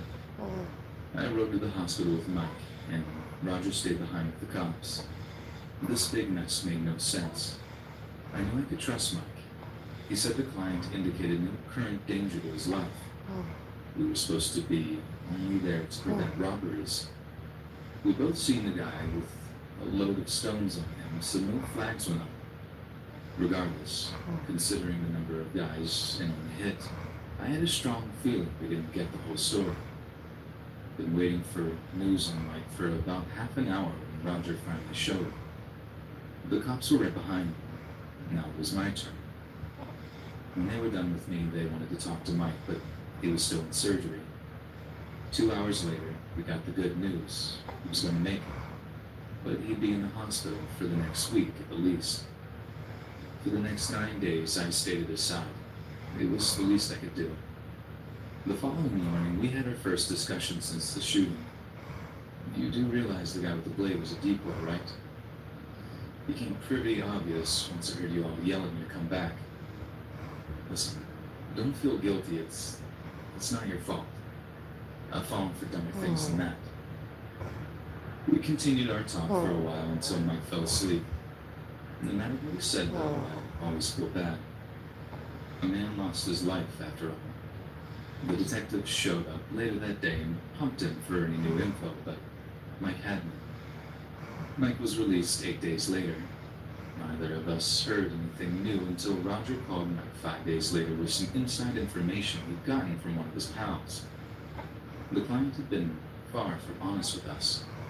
He had hired us because he was involved in a deal with some men in which he screwed them out of $100,000.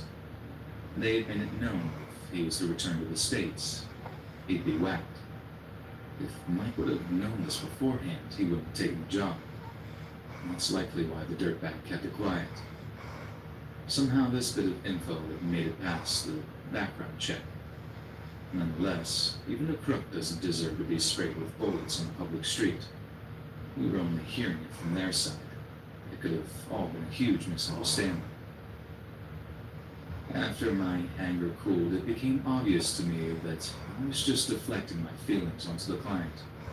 Thief or not, I was responsible for the safety of the man. Not only had my mistake gotten him killed, a very good friend of mine almost did too. When Mike's back in fighting shape, I'm sure he'll return to security work, albeit in a slightly more careful manner. I'm just glad he's still kicking. And I hope he gets someone in the future far more competent than myself. When it comes to me, I think I'll stick to construction. It appears to be a whole lot safer.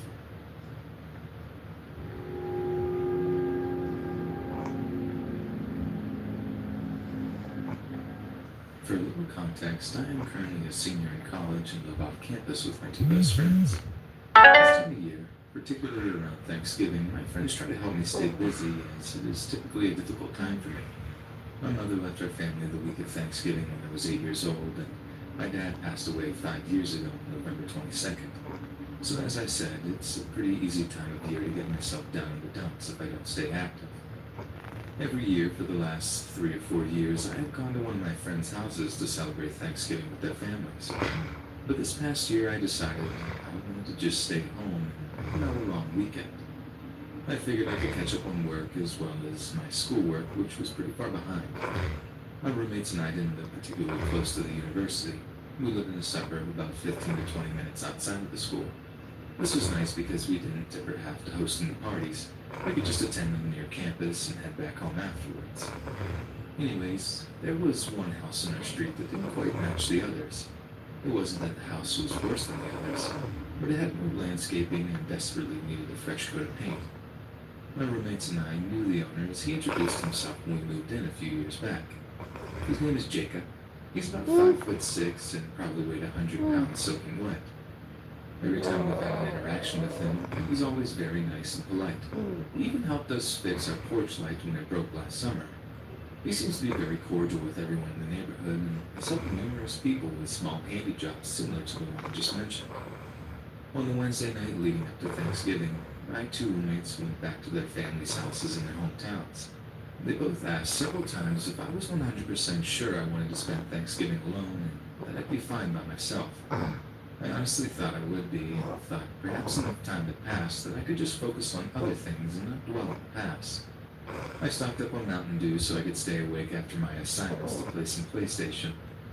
At about 9 or 10 p.m., I went up to my room to throw on some sweatpants and grab a blanket for my bed.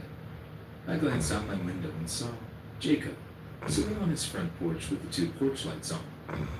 I didn't think anything of it and went downstairs into the kitchen and made a peanut butter and fluff sandwich. I would say I was in the kitchen for probably about 5 minutes or so, finishing eating and doing a few dishes.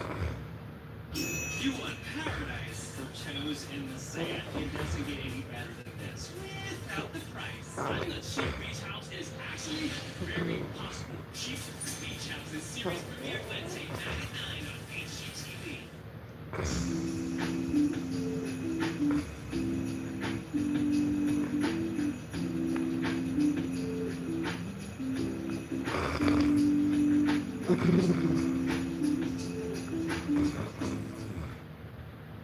When I finally sat down to play some games, I thought I heard something hit the front bay window, so I went to take a look.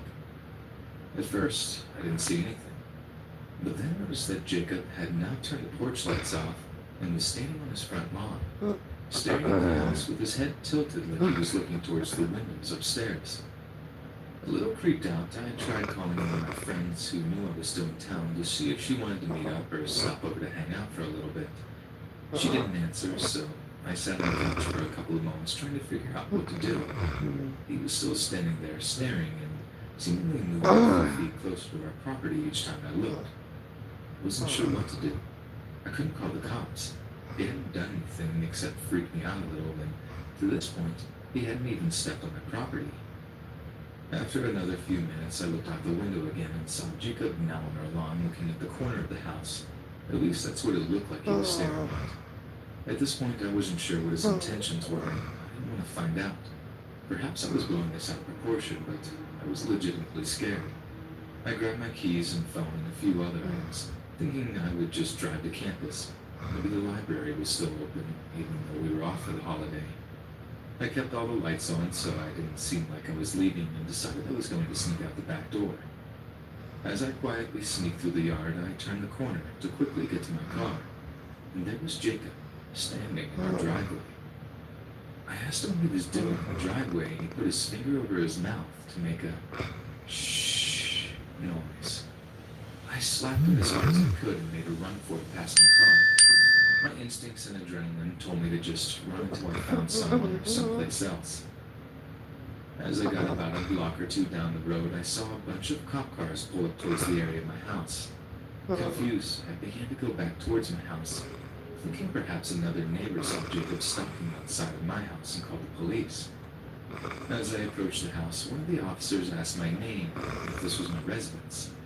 I confirmed the information, and what I heard next is still the most horrifying and disturbing information I'd ever received.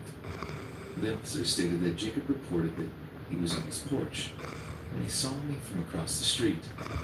He saw me walk out of my upstairs bedroom, and as I walked away out of the room, he saw a man come out of my closet. Apparently that was why Jacob was looking in my room when I saw him the first time, and also why he was looking at the corner of the house. He was following the intruder who was now walking in my roommate's room. When I last saw him outside my house before I slapped him and ran in terror, Jacob stated that the random guy in my house had made it to the downstairs. Jacob was trying not to make any noise as not to alert the person inside, fearful he could be violent or dangerous. As soon as he saw the man in the house, Jacob called the authorities and did his best to try and defuse the situation and not bring any alarm to myself or the intruder. The person inside the house was arrested and taken away. He didn't have anything on him other than a knife, so it was unclear if he was attempting to rob the home or was planning something more sinister. Either way, I couldn't express to Jacob how much gratitude I had for what he did. He even tried apologizing for how he handled the situation, stating that there were probably things he could have done differently to make sure I was safe and aware of the situation. Unfortunately, this experience adds another mental scar to this time of year that will take a long time to get over. But one thing I can be sure of is that I will never spend a Thanksgiving holiday alone again.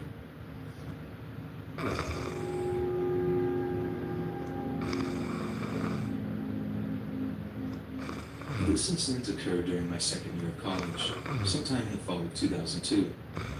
All 4 years there, I worked as a waitress in a small family restaurant next to campus. The pay was far from adequate, but the owners treated me like one of them. Growing up without parents made this connection very important to me, so much so they remain an important part of my life to this day. I was one of 4 girls working nights, and 3 of us were students currently attending the university. The surrounding neighborhood had been on a downward slide for the past 20 years. Even with the large number of students inhabiting the area, crime was still steadily on the rise. In order to at least try to prevent ourselves from becoming victims of said crime, several safety measures were implemented. All the usual things, escorting each other to our cars, not leaving the back door open, things like that. However, no matter how hard you try to be safe, some a-hole will find a way to violate you anyway. One late night, just as we were wrapping up the dinner shift, a giant idiot would do just this and, in the process, almost cause a beautiful family to collapse. That night, we were quickly coming on the end of another regular dinner shift when a man came in and said he wanted to get something to go. No problem. I took his order and gave it to the kitchen. Working the kitchen at night was Matt, the owner's only son, and he wasn't happy when he saw it. He tried to throw it together as fast as possible so he could finish cleaning and head home. While he waited, the man paced nervously, looking outside repeatedly. This behavior seemed kind of shady, so I stopped my closing duties and began looking outside to see if I could see what he was looking at. It took a minute, but I caught sight of another man standing just out of view of the bay windows. This guy was dirty looking. His hair looked like it hadn't been washed or combed in years. The second man's actions were very similar to the others, almost as if though they were about to rob us. I foolishly pushed my instincts aside and began ringing up the man's orders. When I gave him the total, he quickly handed me a $20 bill and looked behind him. I continued to ignore his behavior, and when I opened the drawer, I heard a man's voice quietly tell me to give him all the money in the register. Maybe for an instant, I looked up to see who it was. It was all coming from the customer, and he was holding a handgun at my face. "Keep your voice down and don't panic. Just give me the money and I'll leave." This entire time, I had been the only employee in the front of the house, so he had me at his mercy. Every word he said quivered as it came from his mouth. His fear made mine even worse. I didn't need to be told twice. I grabbed every cent out of the drawer and was about to hand it to him when I heard Matt's voice from behind me. Did you forget something? Everything that happened after this went by so fast. I still question my recollection of events to this day. I know for sure that Matt's arrival surprised us both, but the look on the customer, or Robert's face, was pure shock. The second I noticed him moving the gun away from my face, I crouched behind the podium to hide. The gunfire followed soon after that. I wasn't sure if Matt had been shot at this point. I was still curled up on the floor with my arms over my head, very similar to a child hiding under the covers in hopes the boogeyman will go away. I don't know how long I stayed like that. A few seconds maybe. When I did peek out from my arms, all I saw was Matt's body laying motionless on the floor. Even then, I stayed where I was until I heard the voice of his mom yelling out to us. That's when I finally stood up to see the results. The shooter was gone, and money was scattered all over the floor from where I dropped it. Matt more than likely died immediately.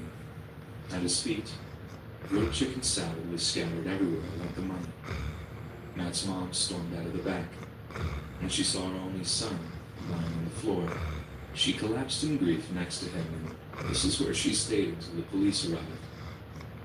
Just to avoid making an already long story longer, I'll leave you with the facts.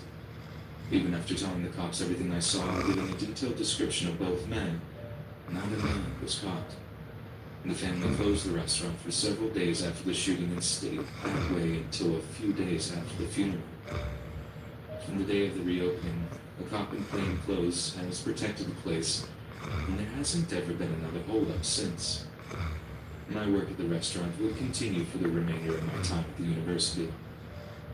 I was shaken up for quite a while, and may have been for far longer if it wasn't for the love and support of the family.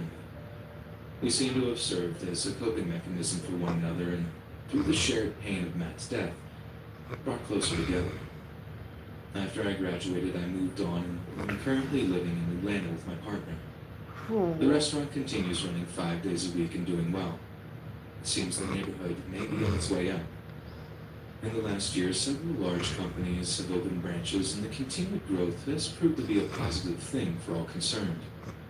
Allison, the matriarch of the family, recently told me on a phone call that she was willing to put up with the hipsters that were slowly invading the area. After all, they were a big step up from the murdering crackheads that had been seen before.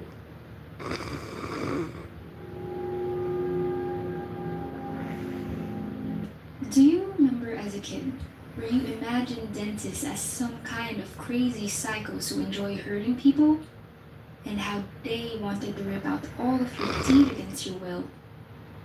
Well, we all know now that we were just overreacting kids back then. But it wasn't exactly false for me. When one day, my childhood nightmare became a reality. And this experience is something that has forever left a mark and a trauma on me. Me and my boyfriend back then moved in together and wanted to start a new life in a new town. We both came from poor families with experiences of alcohol abuses. So, we couldn't afford much, and we had to work really hard to sustain our needs. One evening, when I came back from work, my tooth started to hurt a lot. I tried to ignore it because I thought I was just tired and it would eventually go away after some time. So I went to bed and fell asleep. But in the morning, the pain got worse. I told that to my boyfriend, and he started to worry. We didn't have any insurance because we hardly even have money for our basic needs. So for us, this was a big problem.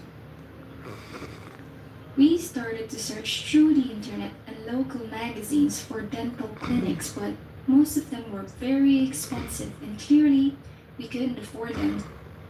My condition was getting worse to the point that I couldn't even focus on my work most of the time. Desperately, I called to my parents. I begged them for help and asked to send us some money. but they refused. By now, you guys probably know what they were like, and that's the exact reason why I moved out from there.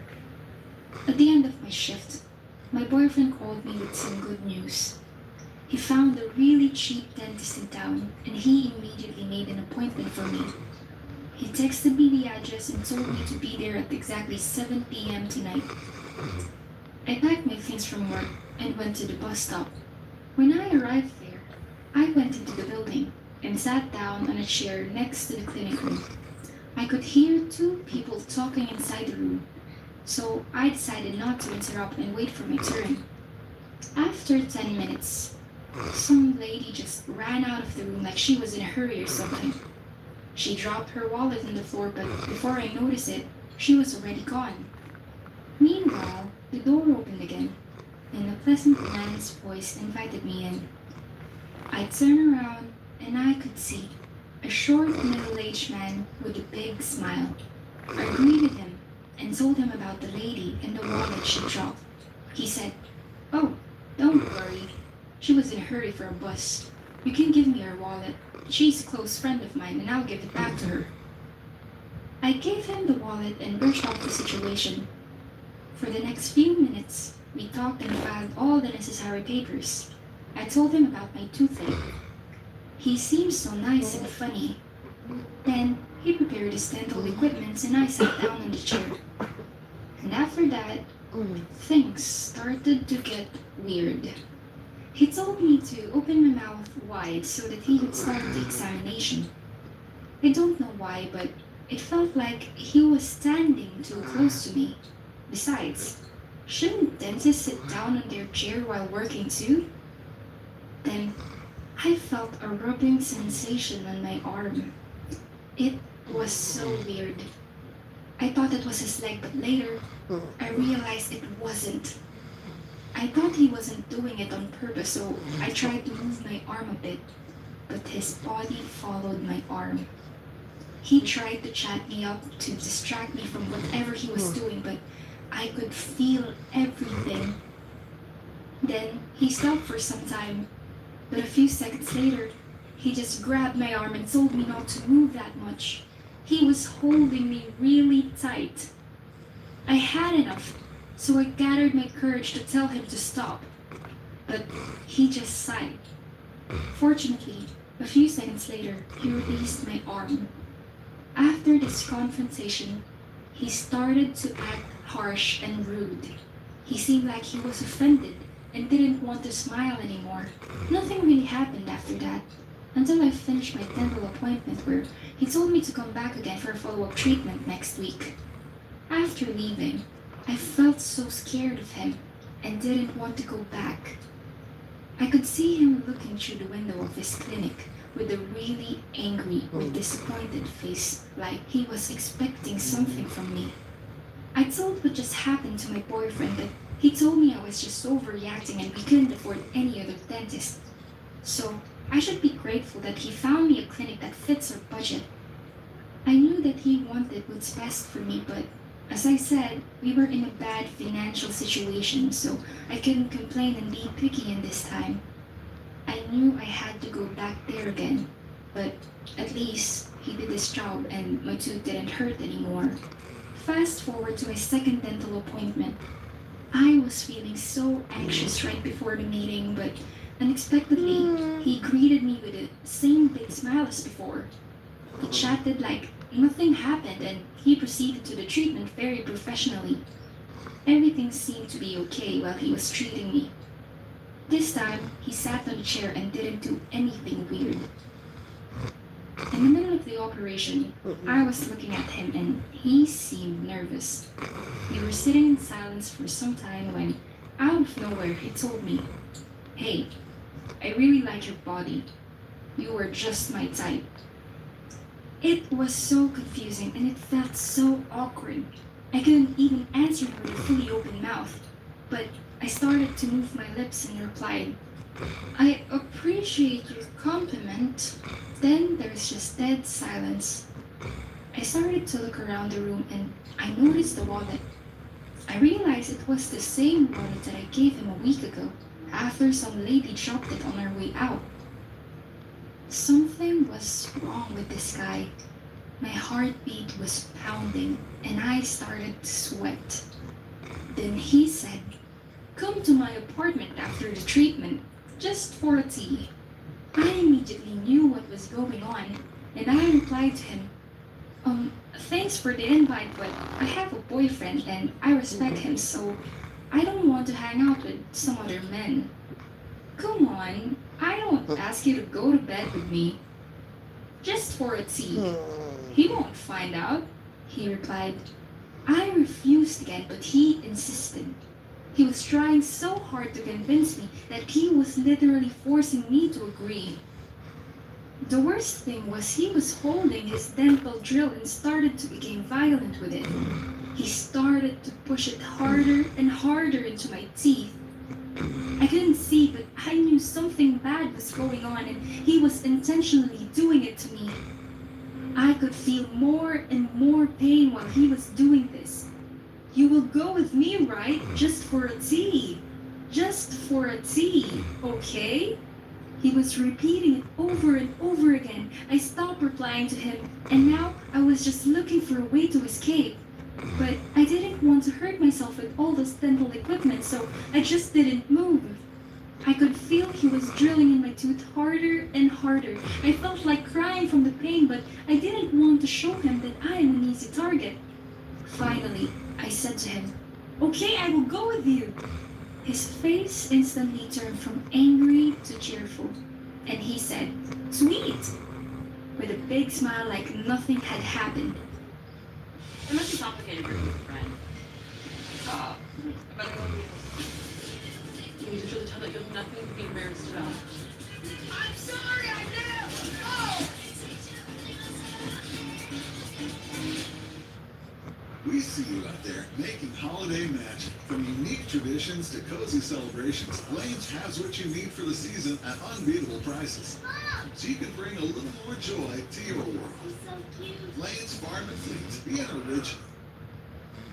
Then he stepped away from me to grab something from the table, and I took my chance to hit him on the head with any item next to my chair. And I ran away from the clinic as fast as I can. I wasn't even trying to look behind me if he was chasing me or if he was still inside. I just want to escape from this crazy maniac. When I ran out of breath after a few blocks, I stopped to take some air. Fortunately, I couldn't spot him anywhere. Then I realized something was pouring out of my mouth. It was blood. He did something to me, and I couldn't see how bad it was. I slowly placed my finger into my mouth and checked every tooth. I came across something that felt really weird. I counted all of them and realized that there was something quite missing. But then I realized he just drilled my tooth deeper into my gums. I came back to my house and told everything in tears to my boyfriend. He drove me to the police station and I gave a statement. They directed us to the state dental clinic to check for damages. The damages were so bad that they had to remove my tooth. I couldn't take it anymore and burst it out into tears. It was so hard for me because we couldn't even afford an implant back then. Meanwhile, the police drove to that guy's clinic to take him to custody. He insisted that he was innocent. It was just a medical mistake and that I was crazy. He testified that I made it all up. If you want to know how it all ended, then here is the harsh reality. Unfortunately, the law system favors the rich people, and he was only fined a few thousands as punishment. I bet he had deals with the police too. He didn't go to jail nor was forced to close his dental clinic. I couldn't afford a good lawyer, so I couldn't do much back then. And this crazy maniac is still seeing patients. I remembered the name of the lady drew an ID from her wallet and asked the police about her. They told me that the lady was reported missing about a week ago, and nothing more. Up to this day, all I'm wondering is that what he did to that lady and how many more women did that maniac sexually harass and have physically hurted over the course of his time operating the clinic.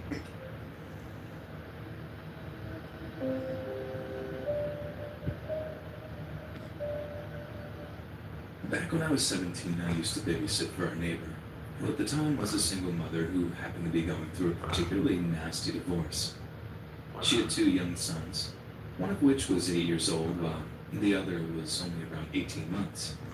They were absolutely adorable and very well behaved kids, but you could tell that they were going through a lot. And the older one definitely showed signs of stress over the whole thing. And I'll never forget the time he asked me why his daddy couldn't live with them anymore, and it honestly broke my heart. Not because I didn't have an answer to him, but because too much to bear. Too much for anyone to bear. Anyway, after a few months of being alone, she finally decided to get back on the old dating horse. I was so happy for her. After such a rough time, she deserved to find happiness again. To find someone who had the wherewithal to be a real father to these 2 adorable little boys. So one night, she leaves on her dates and says she'll be back around midnight and not a moment later. Only she doesn't tell me exactly where she's going, and I have no way to contact her because this was back in the 80s and no one had a cell phone. Well, they did exist, but not in the available or commercial sense. It was all landlines back then. Otherwise, this might not have gone the way it did. So on the night in question, I'm chilling on the couch, absent-mindedly flicking through the TV channels. I put the kids to bed an hour previous. They're sleeping like rocks, and everything seems fine and dandy. When suddenly there's a knock at the front door. I wasn't expecting anyone, but then again, it wasn't my house, so I felt kind of obligated to answer and take a message or whatever. Only as I started walking down the hallway towards the front door, whoever is on the other side starts banging against it and cursing up the storm. "Cheryl, I know you're in there. Open the door." And what was exactly said, I don't remember, but I'm not keen on repeating some of the words they used. It was really, really harsh. So I'm just frozen, looking at the door in total fright when the oldest boy came flying out of his room and down the stairs, running to the door and yelling, "Daddy's home!" I grab him, pull him away from the door. I had no idea what this guy's intentions were, and after all, they were probably divorced for a freaking reason. But I'm almost fainted with fear when I hear the words, "I got my shotgun in my truck, and tonight, I'm gonna teach you a lesson you'll never forget." He screams this, but then I hear his footsteps move up the gravel path. It appeared he wasn't bluffing at all. And if that was the case, then our lives were clearly in danger. When he gets back, he's banging on the door and threatening to start shooting through it if no one opens. I grab both kids and run out the back door across the street to my house where my mom calls the police. When the police arrive a few minutes later, they actually find the ex-husband taking a massive dump on Cheryl's porch. He was arrested, and I wait with the kids at my house for their mom to show up. Everyone was in tears by that point, even my mom, who was normally a pretty reserved woman. I mean, maybe he was just having a manic episode and no one was in real danger, but honestly, it was one of the most terrifying nights of my entire life.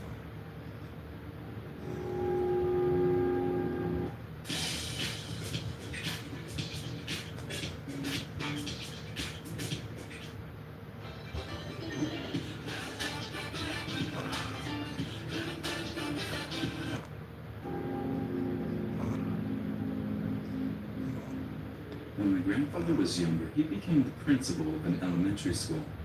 He was in his late 20s, early 30s at the time, and despite being young, he was a born leader. He was a great principal, and everyone loved him. I can attest to that as I attended multiple award ceremonies for him, and the respect and admiration he received was crazy. There was a young boy at the school who was having behavioral issues in class, and my grandfather saw that the kid didn't have a lot of parental support. So he called his father and had talked with him about spending more time with his son and just a general parenting session. It turned out that all the boy needed was his dad's attention, and after a few weeks, he was a happy model student. Whenever my grandfather would leave school late, he would see the dad was playing basketball with his son after he got home from work. It was one of those moments that he took pride in, being able to make a difference in people's lives. However, not everything had such an easy solution, and my grandfather found himself having to deal with an employee, Stanley the janitor, who was showing up to work drunk. Stanley was an alcoholic with a mean streak, and my grandfather tried on multiple occasions to deal with his behavior. Finally, one day Stanley showed up so drunk that my grandfather sent him home and called the superintendent to let him know he was going to be firing him the next morning after he sobered up. He then warned them to let him deal with it when Stanley was sober, because he was not a stable person. As it goes in these kinds of stories, the superintendent was furious and decided that he was going to call Stanley himself and fire him despite my grandfather's warning. No one called my grandfather to tell him about it either, so he was completely in the dark and thought he could deal with it in the morning. Stanley was furious and went to the school that evening. He searched the offices, my grandfather's included, and tore things apart until he finally had what he wanted. He was in a blaze of fury, and on his way out, he saw the father and his son playing basketball. He walked towards them and pulled something out of his trousers. It was a gun. He then proceeded to shoot the little boy, killing him instantly.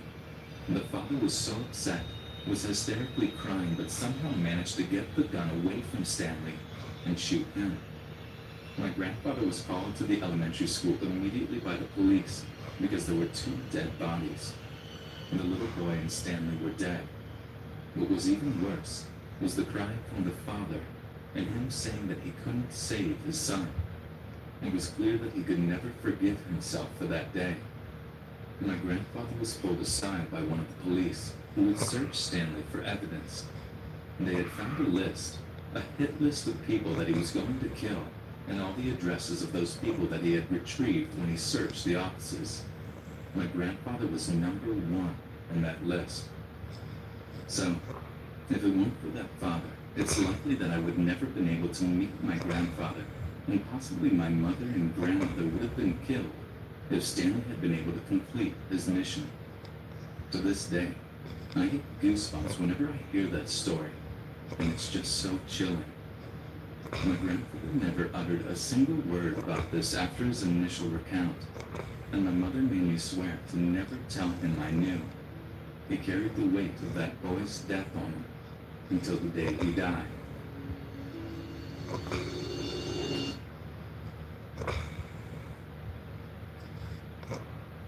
I live in a house compound, and one day me and my family were visiting a friend's house. After a couple of hours, my mom and my friend's mom asked us to go fetch something from my house. So we go back to my home, which is a long way from his, and the walk seemed uncomfortably long and creepy and had an eerie atmosphere for some reason. After ages of walking, we reach my house and we get the thing they needed, which was inside the house. So I unlocked the door and got the object, and I noticed the bathroom door was lit and the exhaust fan was on, which we usually turn off unless someone is using the toilet. But I didn't give that any attention and thought my dad was using the toilet since he wasn't in my friend's house when we left. So me and my buddy decided to wait outside the house for my dad to finish, and I occasionally went to the small window outside the bathroom and called for my dad, but I didn't get an answer. But I heard someone humming and singing, so I thought that he was having a good time. After a good half an hour passed, I started feeling uneasy and told my friend we had to leave because our parents are probably angry now. When we arrived at his house, we were shocked to see my dad sitting and talking to my friend's parents. We asked him, "Where were you?" And he said, "I didn't go anywhere. I just stayed here since we first came." This made me scared because my family had been here for 3 hours, and we just waited for my dad for 1 hour. I go ask my sister the same question and get the same response. Someone was surely in my bathroom. After the visit is done, we go back home just to find the front door, which I locked and unlocked, but the bathroom door was wide open. My family acted normally, but I was completely freaking out, and I couldn't get any sleep that night.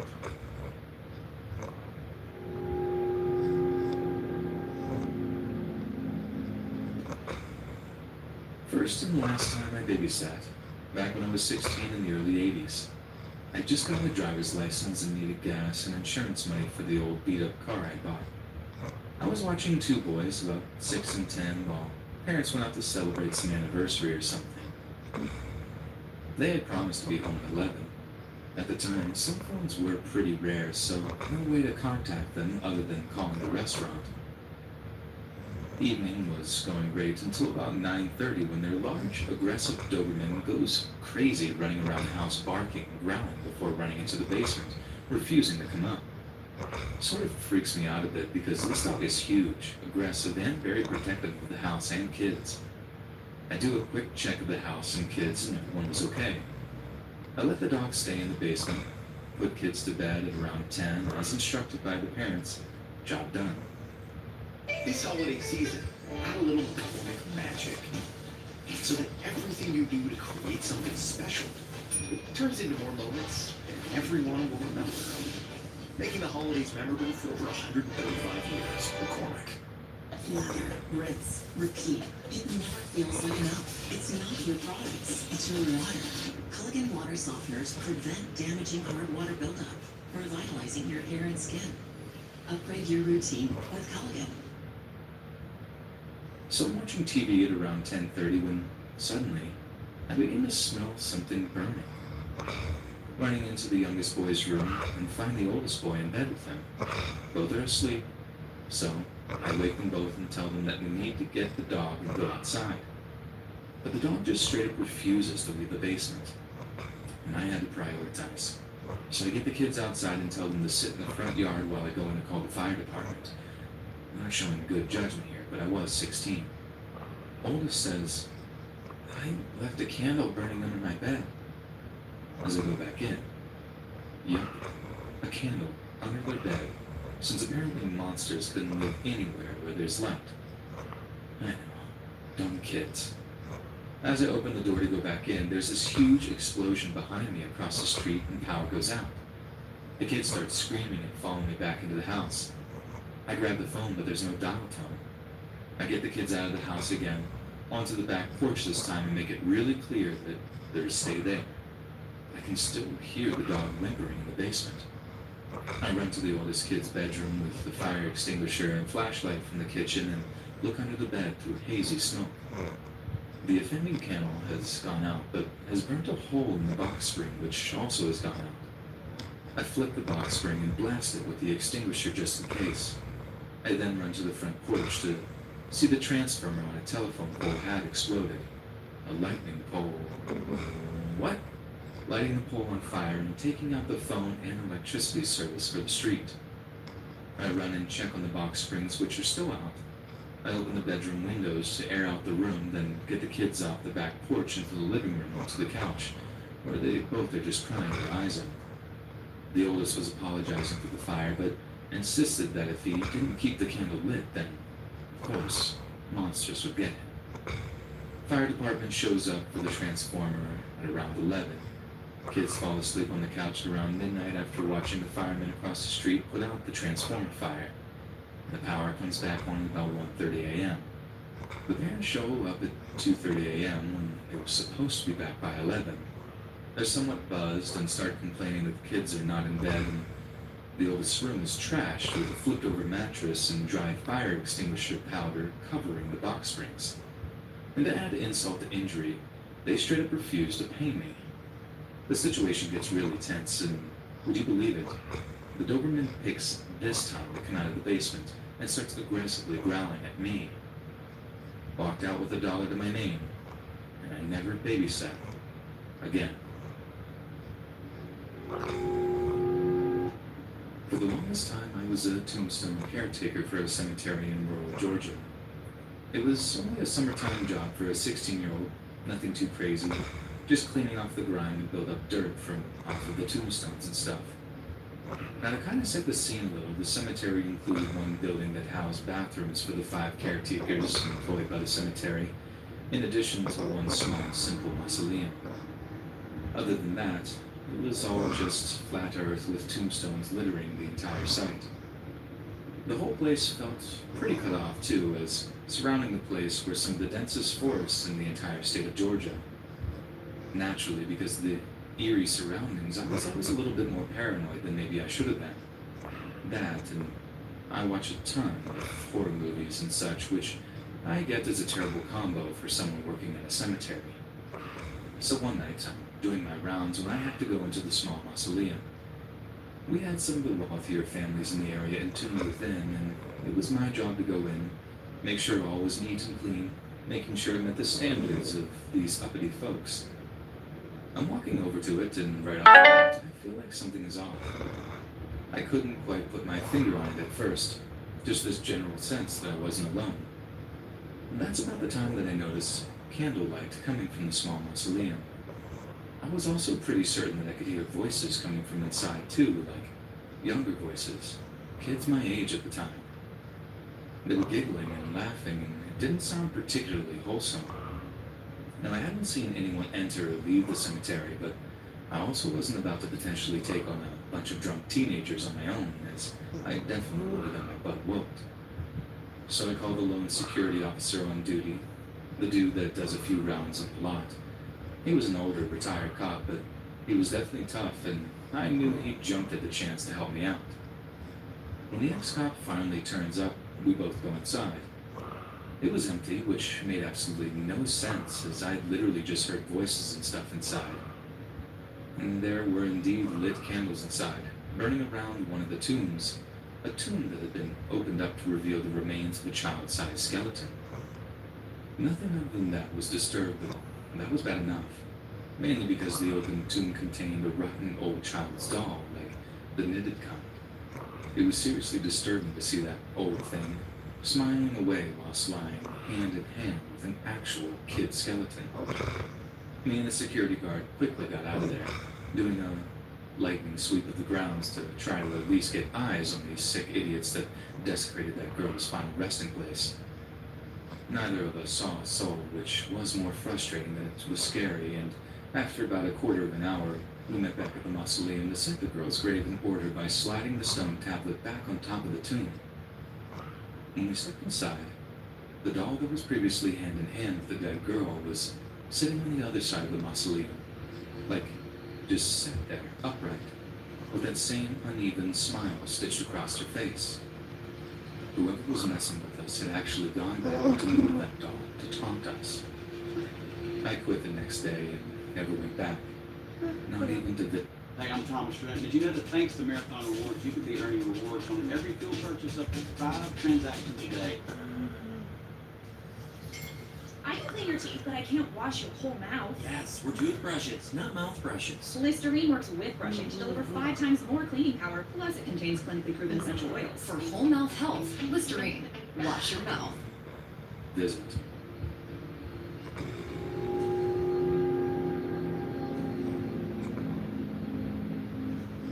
Okay, so years ago, my dad purchased a cemetery when I was in middle school, and I worked for him through high school graduation. I did yard work, mowing, weeding, tended to flower beds, etc. And aside from the occasional shadows seen out of the corner of my eye or hearing strange sounds, the cemetery was actually quite a peaceful little place. But the strangest is when you have a burial in the crypts. Basically, you dig down about 5 or 6 feet to expose a giant pair of stone slab doors. You pull the stone doors off and then drop down into a tiny, cold, dark room. These rooms can either fit 2 full-size coffins, 4 children's coffins, by far the hardest to deal with, or years and years worth of cremated remains. So back in the 50s and 60s, families would purchase one crypt and the entire family tree would be cremated and interred inside it. Some just put the cremated remains in it and closed it up, but others lit candles and leave mementos, flowers and souvenirs, pictures and stuff like that. It's really creepy opening up one of those things after like 50 plus years and finding all kinds of melted candles and old pictures of the deceased people inside. Not only that, but when you hop down in there enough times, eventually you have a weird realization that you are at the same level and completely surrounded by bodies. And that one day, inevitably, you're going to be joining them. Another time, my best friend and I were earning a little money over summer at the cemetery, working as groundskeepers when we were juniors and seniors. It was easy money. We got paid $5 an hour, mostly for edging or trimming and generally keeping the whole place nice and tidy. We raked a lot of leaves and dug a lot of holes that summer. But we also got to tear around the grounds in what was basically a souped-up golf cart with our tools in the back. There was a lot of dead flowers to dig up, not to mention a lot of empty liquor bottles, beer cans, and unfortunately on occasion, even some used condoms. There was a widow who left scribbled notes on her husband's grave, almost all of them completely illegible. Also a lot of sodden stuffed animals left on the graves of children. It felt so wrong throwing that stuff in the trash, and take my word on it that it sucked even harder than digging holes. It was annoying to work in the rain, and it rained often, but it was truly a gravy job, no puns intended. The creepiest thing I saw was one of the old-style baby dolls that had been left on the graveyard. Not inherently spooky, I know, but what creeped us out was the fact that it was badly burned, almost like someone had gone over it with a blowtorch or something. Not just that either. It had what we discovered to be these big iron nails that had been drilled into the spaces its eyes should have been. Probably just some local college kids playing a prank or something. Heck, it could have been my buddy, but he never admitted to it. It just really creeped me out to see that thing one early morning, when there wasn't another soul in sight. Having said that, there was something far, far worse I encountered while doing that job. It was the naked corpse of a young woman my age, left neatly with her arms at her sides one foggy Saturday morning. She had been strangled right there. Whoever murdered her had also bludgeoned her horribly. She was identified quickly, and it turned out that she was a student at Lakewood High School, but her clothes were never found, and to my knowledge, her murder was never, ever solved. My friend and I were grilled by police on 2 separate occasions, and honestly, I think that was the scariest part, knowing we were actually implicated in the murder. But we didn't know a thing, and each had alibis, so thankfully we were eventually rolled out. And thankfully, the cops never bothered us anymore. I just pray that she's resting in peace.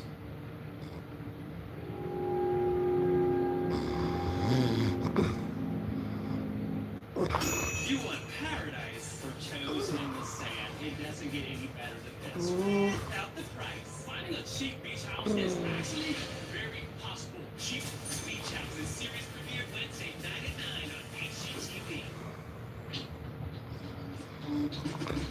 You can get with this, and you can get with that. You can get with this, and you can get with that. You can get with this, and you can get with that. You can get with this, because this is where it's at. The Easy Way Combo, only at Dave & Buster's. Former funeral director here. A bit of a setup first. The cemetery I run is real old, like by a good few hundred years. At least it must be, since the church next to it was constructed during the 17th century. Considering the fact that it is a pretty rural place as well, most people back in the day were buried with only wooden crosses and such, no stone or marble. So as time goes on, crosses rot and wither away, new people get buried, etc. Nowadays, due to less people living out here in the States, which means our budget is increasingly limited, the cemetery is really run down and overgrown. It is a really pretty place, and it's honestly pretty depressing. So as someone you can imagine, when you keep burying bodies in the same small patch of dirt for that many centuries, eventually the soil has been worked over dozens and dozens of times. So in the end, it consists of mainly bone meal. You can't even rake over the flower beds there without accidentally uncovering some teeth or finger bones or something equally grim. It's nothing but fragmented skeletons all the way down into the thin turf. The soil sort of resembles the kind of dirt you see near sandy beaches, except on closer examination, all the light-colored parts are just bone fragments rather than crushed seashells. Not really scary or unexpected, just super eerie until you eventually get used to it. You don't treat anything recognizable as human remains with respect and just tuck it away out of sight under a plant or whatever else you were putting there. Anyway, so someone was taking care of their relative's grave and decided to expand the area around the grave. For some reason, people around her are not particularly fond of grass, rather preferring a well-leveled ground with Zen garden lines made with a rake. The person removed the grass and was sprucing up the place with a rake when they pulled up a bunch of snow-white hair from the dirt. They must have just freaked out and ran out of there, leaving the cemetery attendant to stumble across what was essentially hair coming out of the ground. She reported it to the church, and supposedly they reburied the remains. Even with all my years as an undertaker, I'm not entirely sure how there could have been a body so close to the surface. But there's another incident that sticks with me even more than that one. My business partner and I had just gotten back to the funeral home from a call for a 27-year-old woman who tragically passed away due to terminal cancer. As we were moving her body from the cot to a embalming table, we heard an audible click, and the radio across the room turned on full volume of static. It's one of those old radios you turn the volume dial into a clicks to turn it on. We both looked at each other, pale as ghosts. He happened to be extremely religious, and this event visibly shook him. He found an excuse to leave early, not long after the incident. So I shut the radio off, as I typically use my iPhone to listen to music while doing embalming work. When I finished the procedure and was attempting to move her from the embalming table to a dressing table, I heard that click from the radio, and it turned on full volume yet again. At this point, I was fairly freaked out and got out of there not long after. My partner and I never spoke of it again, and nothing like that had ever occurred to my knowledge before or after.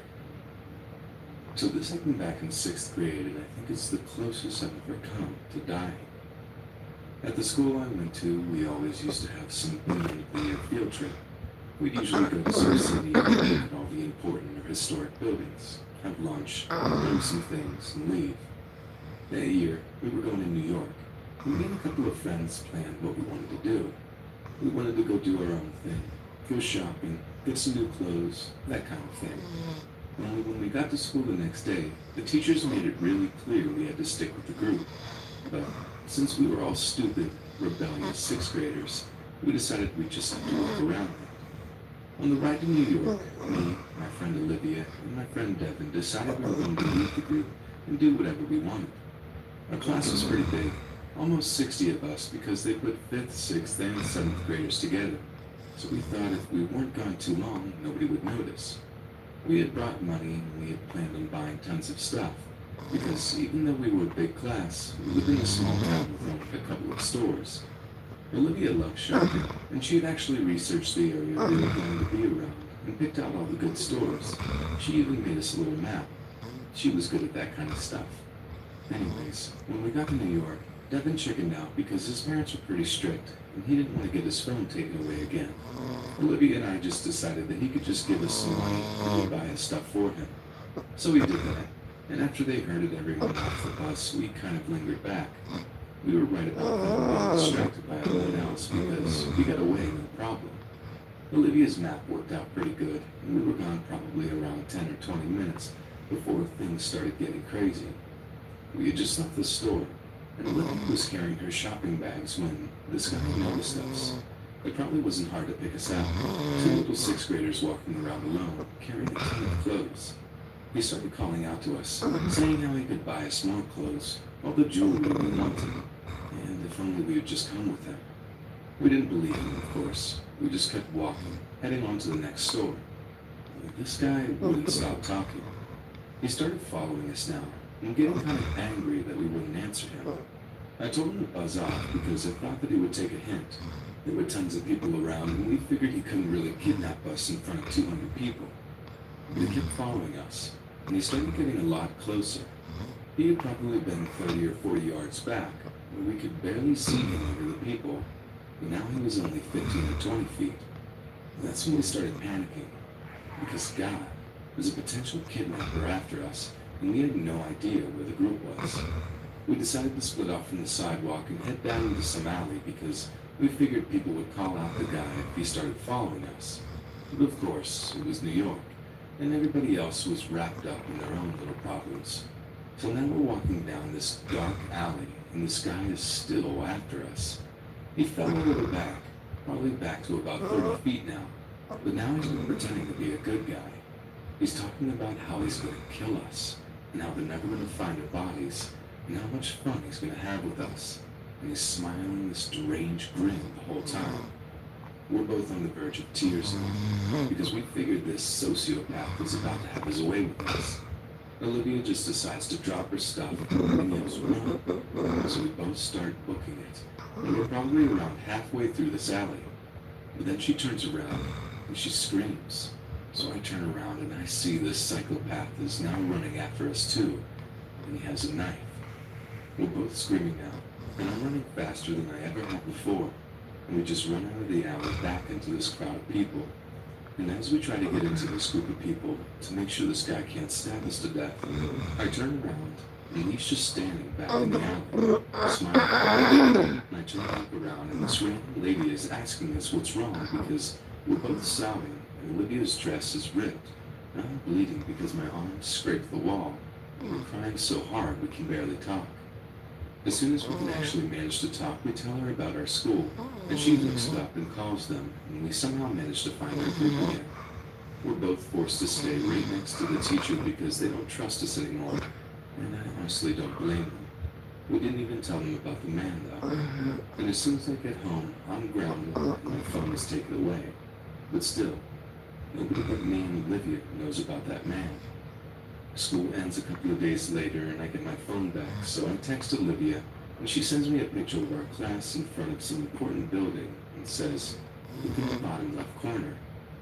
And that man is in it, mostly hidden behind some wall, but you can still see his face, smiling that deranged grin for the camera. We never really talked about the man again. I didn't want to bring it up and Olivia didn't either. I'm terrified of cities now. I like to stick to a couple of towns near me, and that's it. And there's a much lower chance of running into any psychopaths. This happened to me when I was in first grade, so about 6 or 7 years old. I'm now in my mid-20s. Every year, the first graders take a trip to the zoo, about an hour away from our town. I was a shy little girl, so I spent most of the bus ride staring out the window while the other kids were busy conversing with each other. A Jeep pulls up where I have a clear look into the vehicle and at the driver. We were on the interstate. I'm seeing him playing with something under his shirt, all the while looking at me and then back at the road, back at me and so forth. One hand on the wheel and the other fiddling with whatever was under his shirt. I couldn't keep my eyes up on him, fascinated about what he was hiding. And then he lifted his shirt. And yep, I got a good look at what he was playing with the whole time. He freaking waved at me. Granted, I was a little girl and had never seen one before, nor did I understand why he was doing what he was doing. A girl that was near me asked what I was looking at, and then she got to see for herself. She started hollering, and I swear to God, all the kids on the bus ran to the window to see what was going on. The Jeep gunned off, and I'm sure it got off the next exit. I remember telling my mom about it when I got home, but then I just sort of blocked it out of my mind. It was only several years later when I had 2 daughters of my own that I recalled this event. And just last night I was talking to my mom about it, wishing that I had been more mature and had thought to get his license plate number or something. All I remember is that it was a Jeep or SUV of some type and some middle-aged white guy. I just hope and pray to God that I, nor any other child in their life, ever has to hear or see something like that. When I was in high school, my 2 closest friends were Colin and Eric. They were both tallish, skinny guys. I was a small young woman who, as a 16-year-old, could pass for 13. One night we went for a walk. Well, I was walking and 2 guys were rollerblading slowly along. To get to my home, we went through the middle school parking lot. The lot was at the front of the school and a row of trees separated the lot and the road. Just as we entered the lot, the conversation broke as Eric and Colin decided to race to the end. We took off. As I was walking, a car pulled into the lot and slowly drove up beside me. It was about 10 o'clock at night, but the lights in front of the school meant I could see the car pretty clearly. It was navy blue and its black windows were tinted dark. Now, no decals or anything on it, nothing that said security or neighborhood watch. The driver was a Caucasian man, probably in his late 20s. He didn't look overweight, but his face was wide and looked a bit swollen or something. He was wearing a red shirt and a uniform. He rolled down his window and spoke to me. Hey, you're not allowed to be here. You're trespassing. I was confused. I stopped walking and took a small step toward the car to hear him better. Pardon me? I'm gonna have to take you downtown. Get in the car. Now, it was pretty clear this guy wasn't security or a cop, so I immediately put more distance between myself and the car. In a firm voice, I said, No. The driver looked confused at that. I glanced towards the end of the parking lot. Eric and Colin had seen the car and were skating back quickly. I tried again. You're in a lot of trouble. Get in the car. No. At that moment, Colin and Eric reached me. I think one of them asked the driver who he is. The guy didn't say a word, but just pulled away quickly. We all three discussed how creepy that was as we continued our walk. When I got home and said goodbye to the guys, I went inside and told my mom about the incident. She thought I was overreacting. I found an non-emergency number for police and gave them a call. They told me that the middle school did have a security officer there, but there was no reason that he would have had any right to ask me to get inside of his car. I have grapheme to color synesthesia, which gives me a very good memory for numbers and letters. I remembered the driver's license plate and told the police, but I'm not sure if anything came of it. I moved into a large studio apartment complex a few months ago. I am a single female with a 2-year-old daughter. My sister and a few of her friends came over about 3 weeks ago to hang out, have some beers, and play cards against humanity. My studio has an enclosed patio, save for a door-sized opening, no gate or door. Since my child was sleeping, I had everyone chill outside on the patio. Oof. We were having a great time, joking and talking, and listening to low-playing music, when the security guard entered my patio. Hi there. Are we being too loud? Has someone placed a complaint? No. You guys are fine. Just doing my rounds. We lingered for a minute more, then strolled out into the night. We continued our activities and didn't really give it a second thought. We returned about 25 minutes later, right after most of the group had left. Only my sister, her friend Cody, and I remained. He was an overweight, late 40s to early 50s white male and wore glasses. He strolled to my patio once again and started a conversation. We learned he is a retired cop that had quit the force after suffering a heart attack on duty.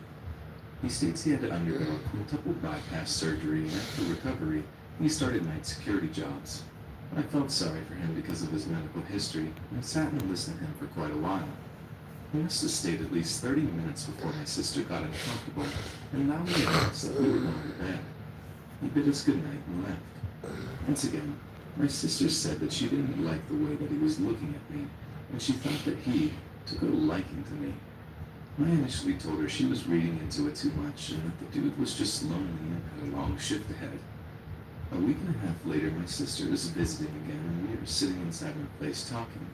My studio has a black screen door, which is visible to see through, and a wood door.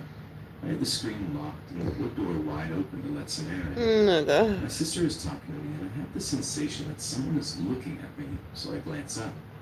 The security guard is standing at the doorway of my patio, staring. I say hello, and he jerks forward, as if expecting a conversation or something.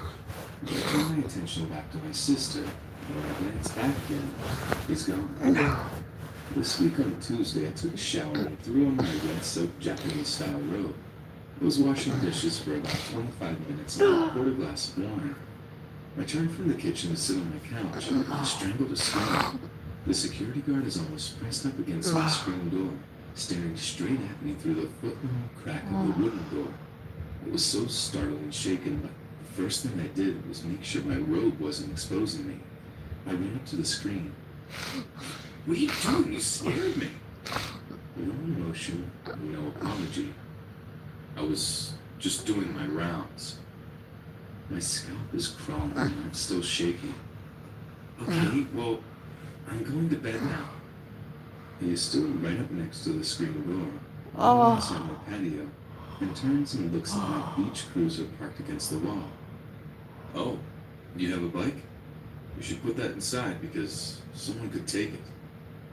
Yeah, I'll get to it. I pretty much slammed the door shut and locked the door. I sit down at the wine and calm my nerves. I was shaken up but wasn't sure if he really was being a creeper or just a lonely individual that was looking for someone that had expressed interest. After a debate with my friends and sister, I contacted the property manager. I was actually surprised at how quickly it escalated. They took me a verbal incident report over the phone and just informed me today that the guy has been fired. The property manager told me to call the police if I see him on my premises again.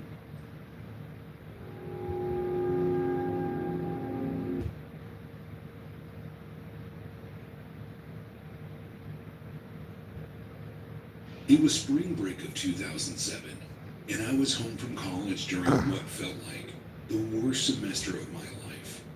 Classes were extra.